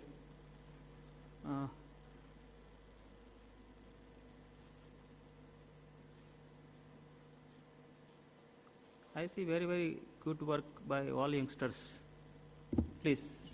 Very good afternoon to everyone present here, and thank you so much for selecting the poster for this oral presentation. My name is Arpita Bhatt, and I am a PhD research scholar at PGI Chandigarh, working under the guidance of Professor Neelam Taneja and Professor Usha Datta.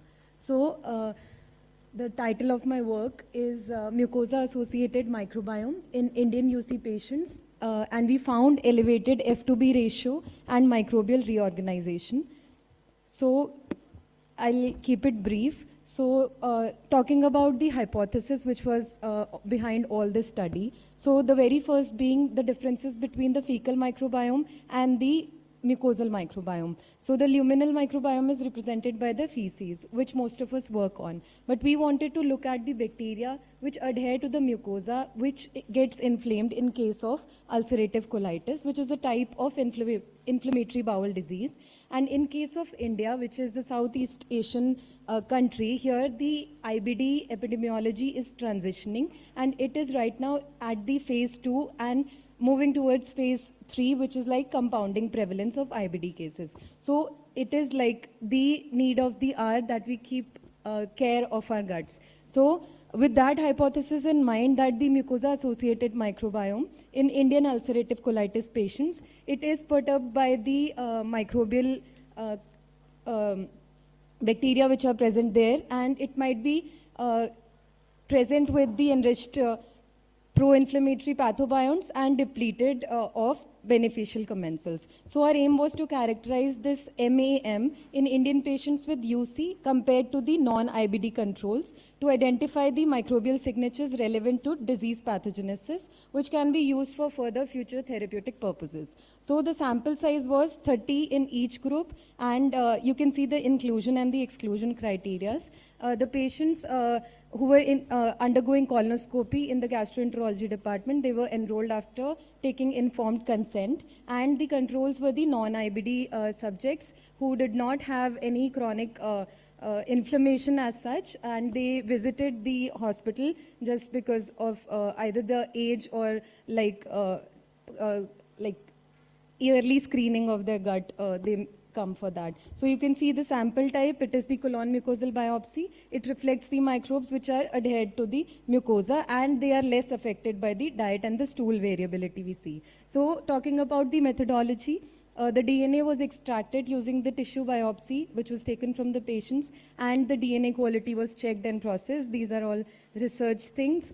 So PCR was conducted for the 16S rRNA gene, and it was further processed for the NGS sequencing on the Illumina platform, and the data analysis was done using the data package. And yesterday we discussed about OTUs and ASVs. So here we had the ASV-based distinguishing of the microbes we got. So coming to the results, the alpha diversity, we did not see much change in the alpha diversity of ulcerative colitis and the control groups. Here I am showing the observed richness and the Shannon indices, and this probably showed that in both the cases there are microbes which are present there. So the diversity was not changing in the groups. Then we moved to the beta diversity, and we could see that in the principal component analysis plot here, you can see the distinct clustering of the red dots, which are, each red dot here represents a single sample,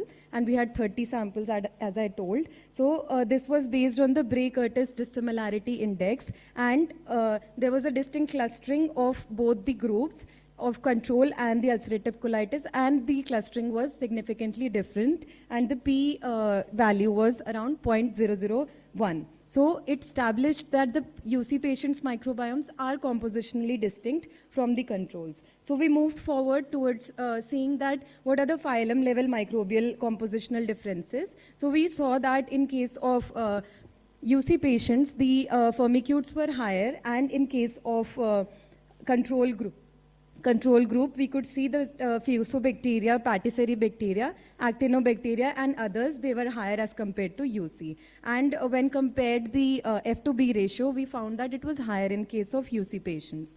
Then we did the LD analysis, and it showed that which kind of families or other taxa are enriched in the two groups. And we could see that Campylobacteriaceae, Leptotrichiaceae, Lactospiraceae, Cardiobacteriaceae, and so on, they were enriched in case of ulcerative colitis. We moved on with these LDA enriched taxa, and we tried to do the microbial co-occurrence network analysis using the Spearman correlation. And here, as you can see that Leptotrichiaceae, it formed kind of a cluster with Cardiobacteriaceae, Flavobacteriaceae, Porphyromonidaceae, and Spirocataceae, and Actinomycetes. And in case of control group, it was not as tightly clustered and dense as compared to the ulcerative colitis group. And also we could see that there was another thing, that Leptotrichiaceae and Campylobacteriaceae, in the very first, it showed that it was densely correlated in case of UC, but it did not show up in the control group. And in the control group, we could see negative correlations between taxa as well. So there was a distinct microbial correlation in both of them.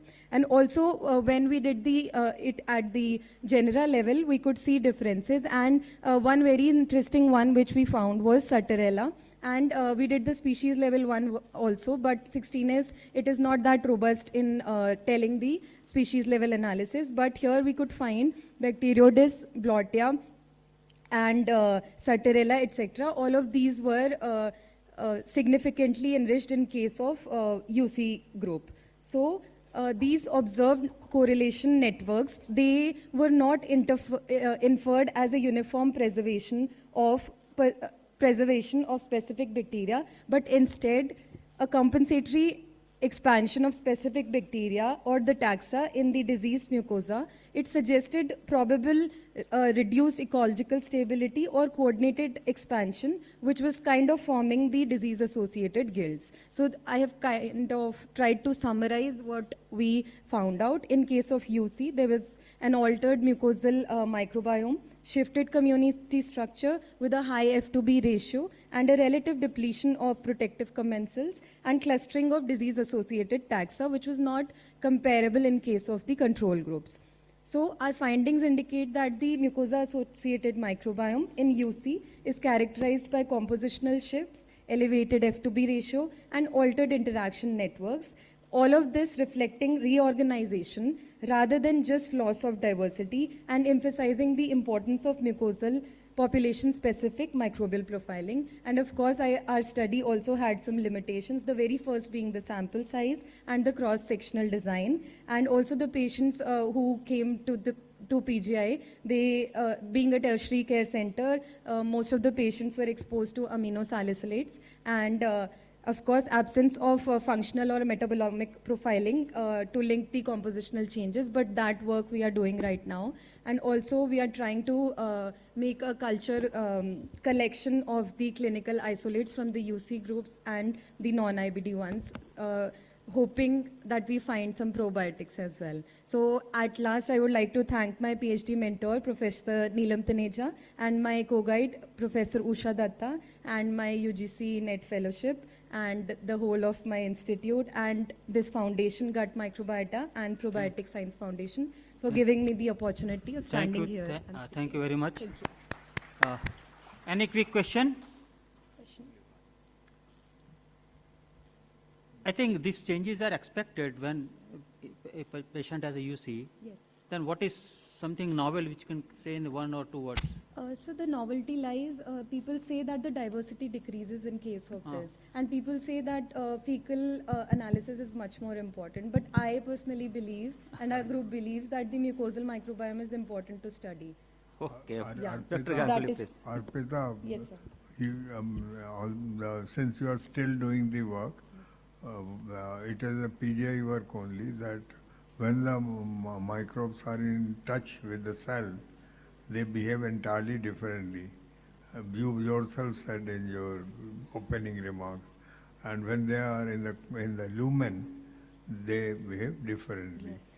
So it will be good that there is a very novel work that where you have seen the behavior when they are sticking to the surface or they are in the biopsy.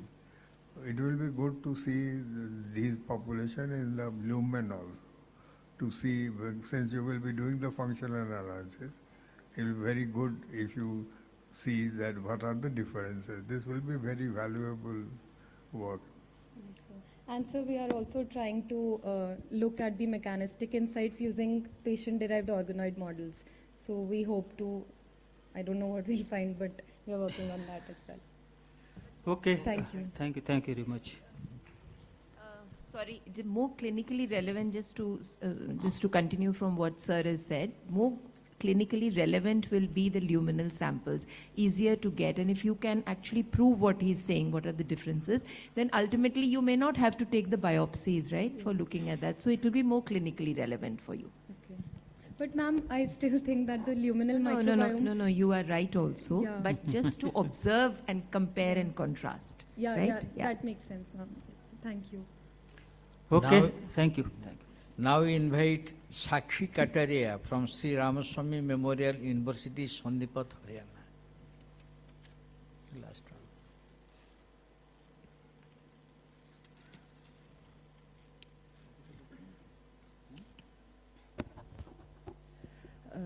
Thank you, chairpersons, giving me this opportunity. So my title is Bacteriophages Therapeutics to Combat Multi-Drug Resistance Against E. coli and Salmonella typhi. This work is carried out under the supervision of Professor V. Samul Raj and my co-supervisor Anjali Priyadarshini and Rasmiki Ambasta. So, introduction, bacteriophages are the virus that infect the bacteria and they are replicate within the bacteria. So, structurally, bacteriophages are the having the component like the they have the tail fiber, tail, and they also have a protein capsid. So, protein capsid consists of the genomic materials like the DNA or RNA, and tail fibers help them to inject the bacteriophage genome into the bacteria, and tail fibers help to bind to the bacteriophage attachment to the bacteria. So bacteriophages follow the two types of life cycle, generally lytic and the lysogenic. In the lytic cycle, bacteria have some receptors on their cell walls and bacteriophages have the enzymes. So with the help of the endolysin enzyme, bacteriophages inject DNA into the bacteria, and this bacteriophage genomic DNA is replicated within with the bacterial genome. And it replicate within the bacterial genome and increase their copy number, and then burst out as a fast particles, came out as a new fast particles. But in lysogenic cycle, bacteriophages do not burst out the bacteria first. They remain in the prophase or in a dormant phase, like in the sleeping phase.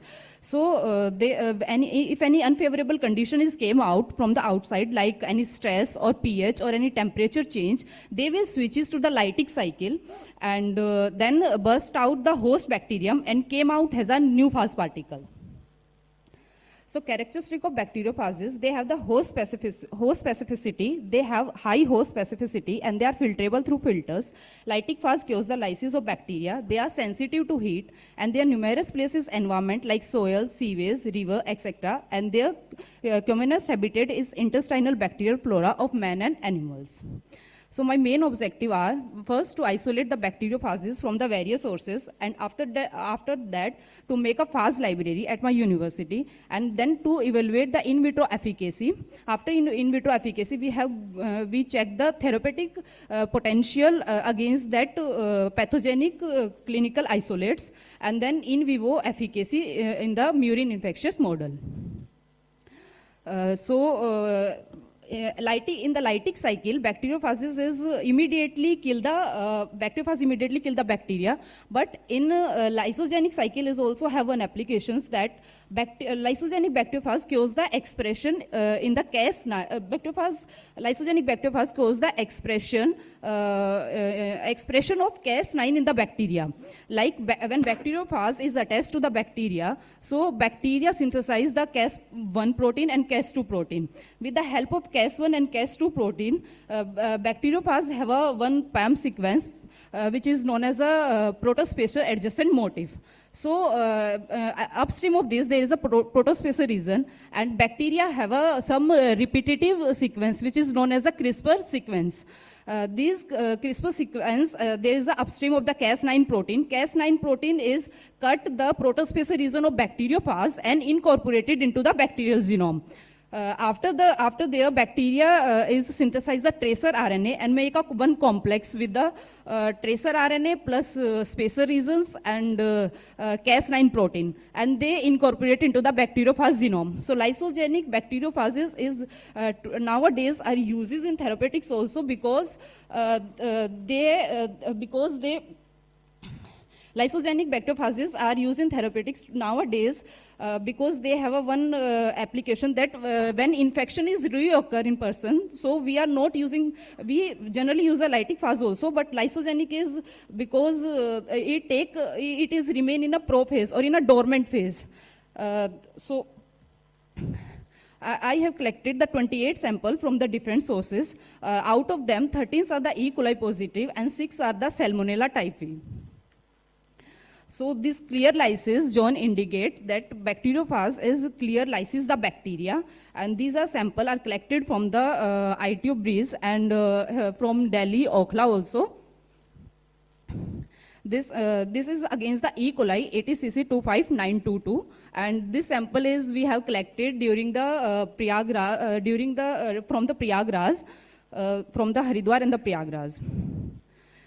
Total 13 E. coli and 6 are S. typhi bacteriophages we have isolated yet.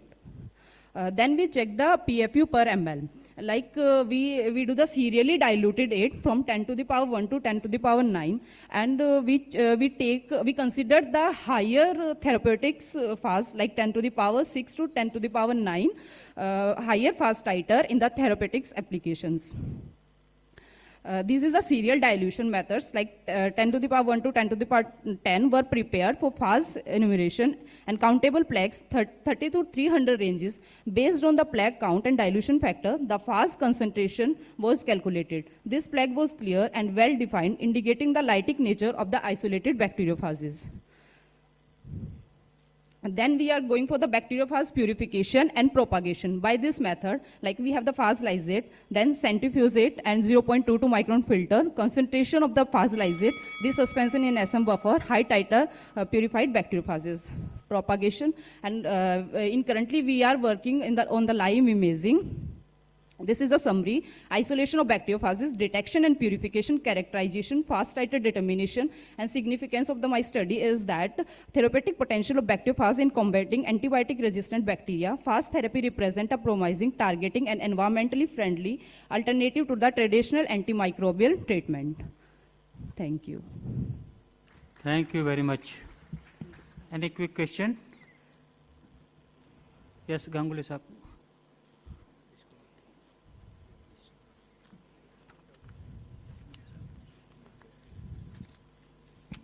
Sakshi, Yes, sir. to complete this work, what is done that these phages are very specific for Specific to specific bacteria. even in the salmonella there will be a large number of phages Yes, which will, because I used to have a mycobacterial phage library and not all of them lysed mycobacteria became lytic there, lysogenic there.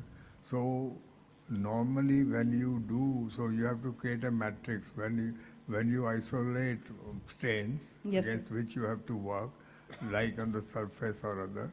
So then you have to match and create a cocktail or phages which will work there. And sometimes you have to put a domain which will, because they make a biofilm, many of them, it can penetrate the biofilm. Yes. Now there are 3 or 4 companies two companies have come up in India making these cocktails. Yes, sir. So complete your work by creating these materials. Sir, I am PhD scholar, so this is my 3rd year.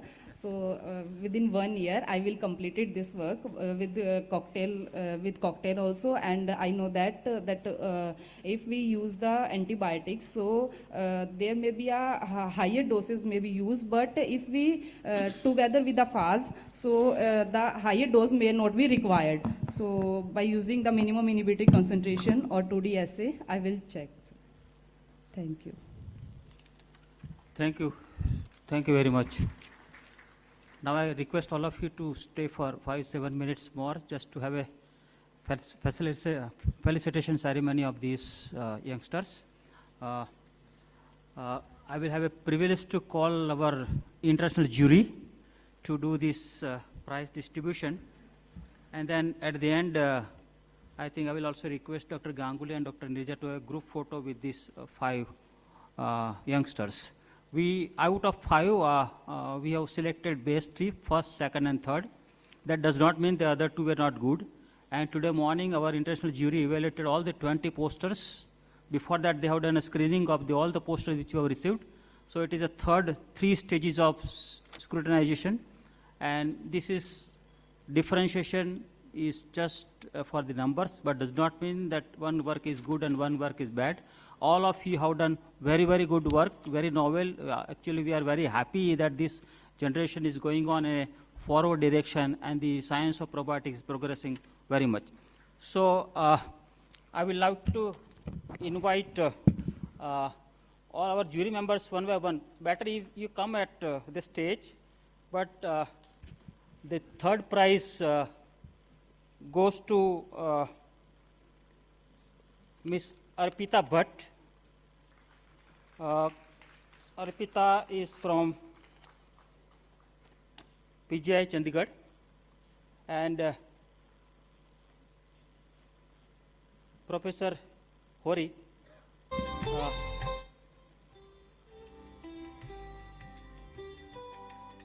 Please, I think it is here. We have these certificates and prizes. Please.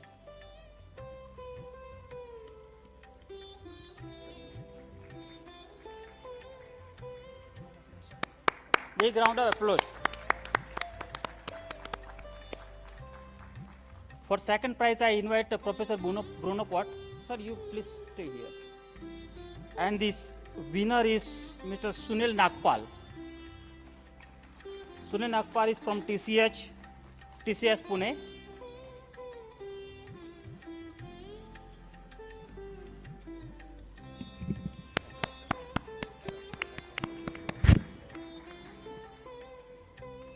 And the first prize goes to Ms. Shivani Agrawal from AIMS Bhubaneswar. And I request Chonan sir, please. Sir, please stay here. All the three judges also. We want to have a group photograph with you and all the winners. This is for the first prize. I request Dr. Ganguly and Dr. Nirja also to come on the stage to have a photograph with these three winners. Sir, please. Just, please.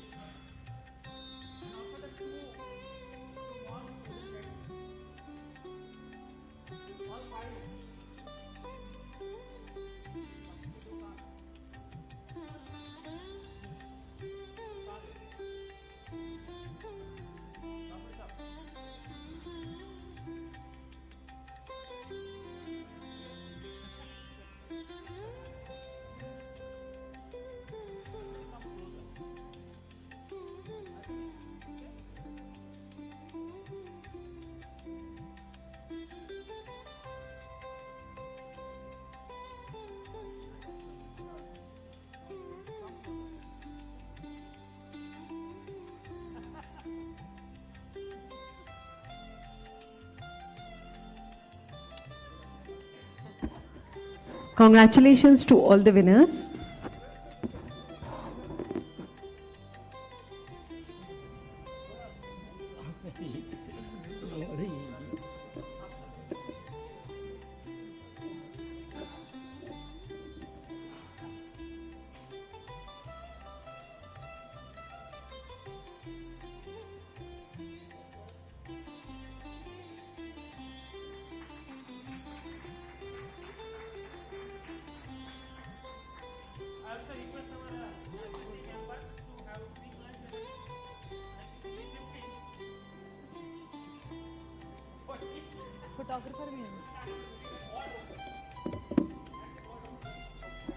Thank you. Congratulations to all the winners. We have a small felicitation. May I request? May I request Professor K.R. Lahiri to please join to felicitate our chairperson, Professor A.P. Dash.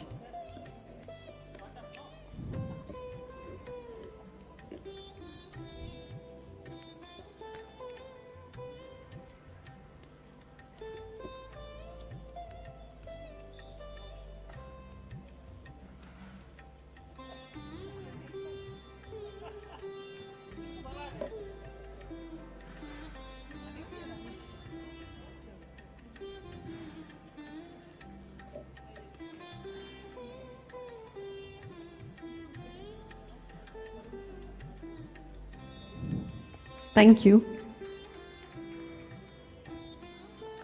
And now may I request Professor S.K. Mittal to please join us to felicitate our chairperson, Professor J.B. Prajapati.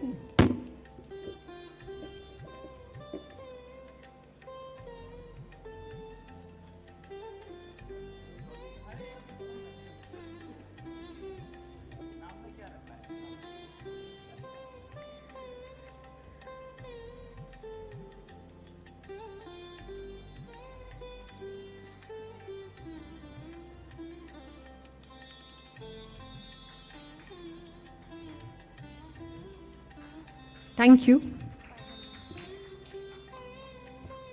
Thank you, everyone. I formally close the meeting with vote of thanks to AIMS New Delhi, Dr. Vinita Ahujani's team, and also the Gut Microbiota and Probiotic Science Foundation for this meeting, and also all of you, the members of the Governing Council, SSC, and all of you delegates, students, and other partners, and all our backstage team and our promoters for making this event a grand success. We are all happy and will carry the memories of this symposium forever. Thank you very much. Thank you all. Thank you.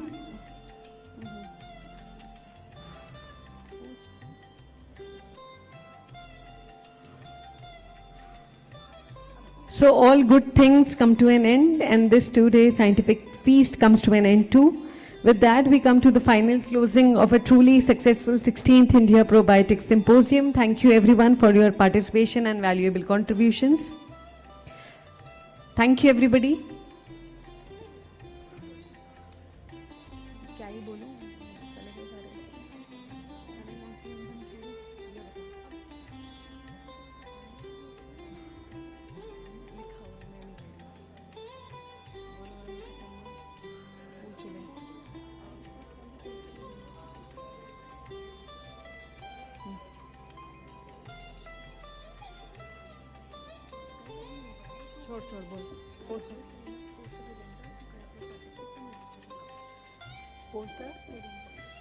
Poster presenters, please collect your certificates from the registration counter.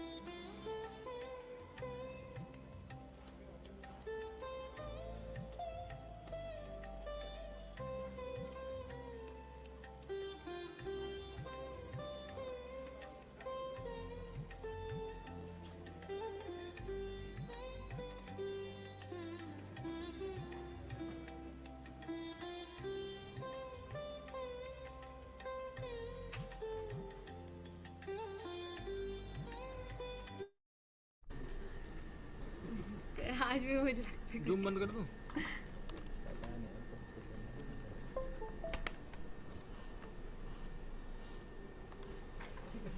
ये पप्पू भैया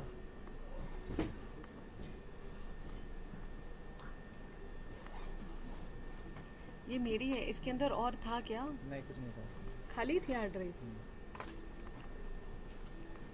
बस एक बार video दिखाना कौन सी हुई है। इसके बाद भी ये खत्म हो गया वीडियो। हाँ, मैं ना कंसोल पे हूँ, चेक कर रही हूँ क्या हुआ है। एक मिनट, हाँ दिखाना।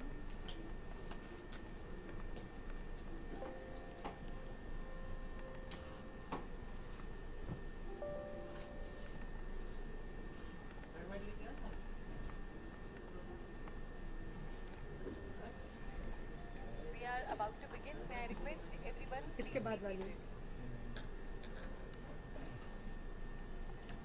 सारा थोड़ी ना उसमें सीक्वेंस वाला आएगा, उसके बाद तो उनका पता होगा ना यार। सिर्फ ओपनिंग चाहिए, ओपनिंग देख रहे हैं हम। ओपनिंग पूरा उसी में होगा ना? नहीं है, 10 सेकंड की है। नहीं, दूसरा ये वाला खोलना, फर्स्ट वाला जो सबसे, हाँ 10 सेकंड में फर्स्ट वाला बस ये वाला खोल लो। ये खोलो फर्स्ट वाला जीरो के बाद यही तो है, उसके बाद क्या है? ये जीरो है, ये स्टार्टिंग है ये लेकिन छोटी सी स्टार्टिंग है ना। अच्छा ये 26 मिनट किया, ठीक है ठीक है, सॉरी सॉरी। एक मिनट, शुरू का देख लेती हूँ मैं। वॉल्यूम ये है, वॉल्यूम से इसमें चला गया नहीं, अभी तो आ रहा था।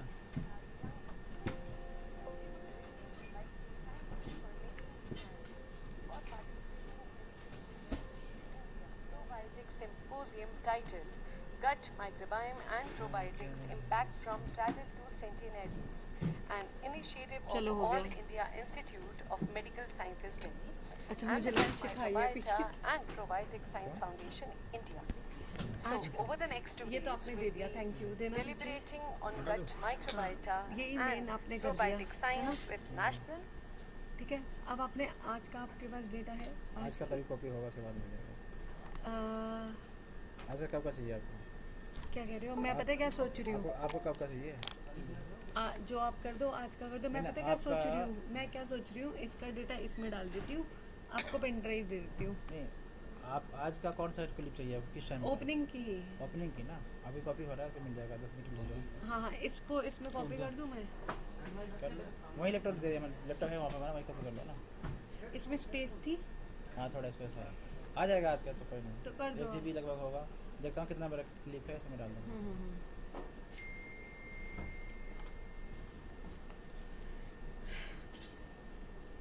बस आज का डेटा एक बार देखना था, आ कैसे रहे। फोटोज वगैरह होगी? नहीं, कल का फोटो मैंने आपको डाल दिया। कल का डाल के आज के एक बार देखना। नहीं, अभी तो फोटो कॉपी हुआ नहीं ना, अभी तो कहाँ है भैया? कार्ड तो हमें दे रखा है, अभी कार्ड कॉपी होना है ना। हाँ हाँ, आपका भी बहुत काम होता है, हैंड टू हैंड ना करो तो गया। इसमें स्पेस चेक कर लो कितनी है। 1 GB लगभग है अभी। है तो मैं कर देना, आराम से आती हूँ मैं आपके पास। मेरा ना एडिटर आया हुआ है, आप आराम से 15-20 मिनट कर लो, मैं कलेक्ट करने आ जाऊँगी। आप लोगों को भी तो लंच पे जाना होगा है ना? हाँ, तो रुपेश जी आपका नंबर ले लूँ? 7827 हाँ 4531। मैं ना एक बार स्क्रिप्ट भी देख लेती हूँ, अगर कुछ लगता है तो आपको बोलती हूँ, वरना बहुत है, आपने कर ही दिया। इससे ज़्यादा वीडियो बनती ही नहीं है, 3-4 मिनट की तो होती है। हाँ ठीक है ना? मैं हूँ, मैं आपके साथ जो बैठी हुई हूँ। Thank you.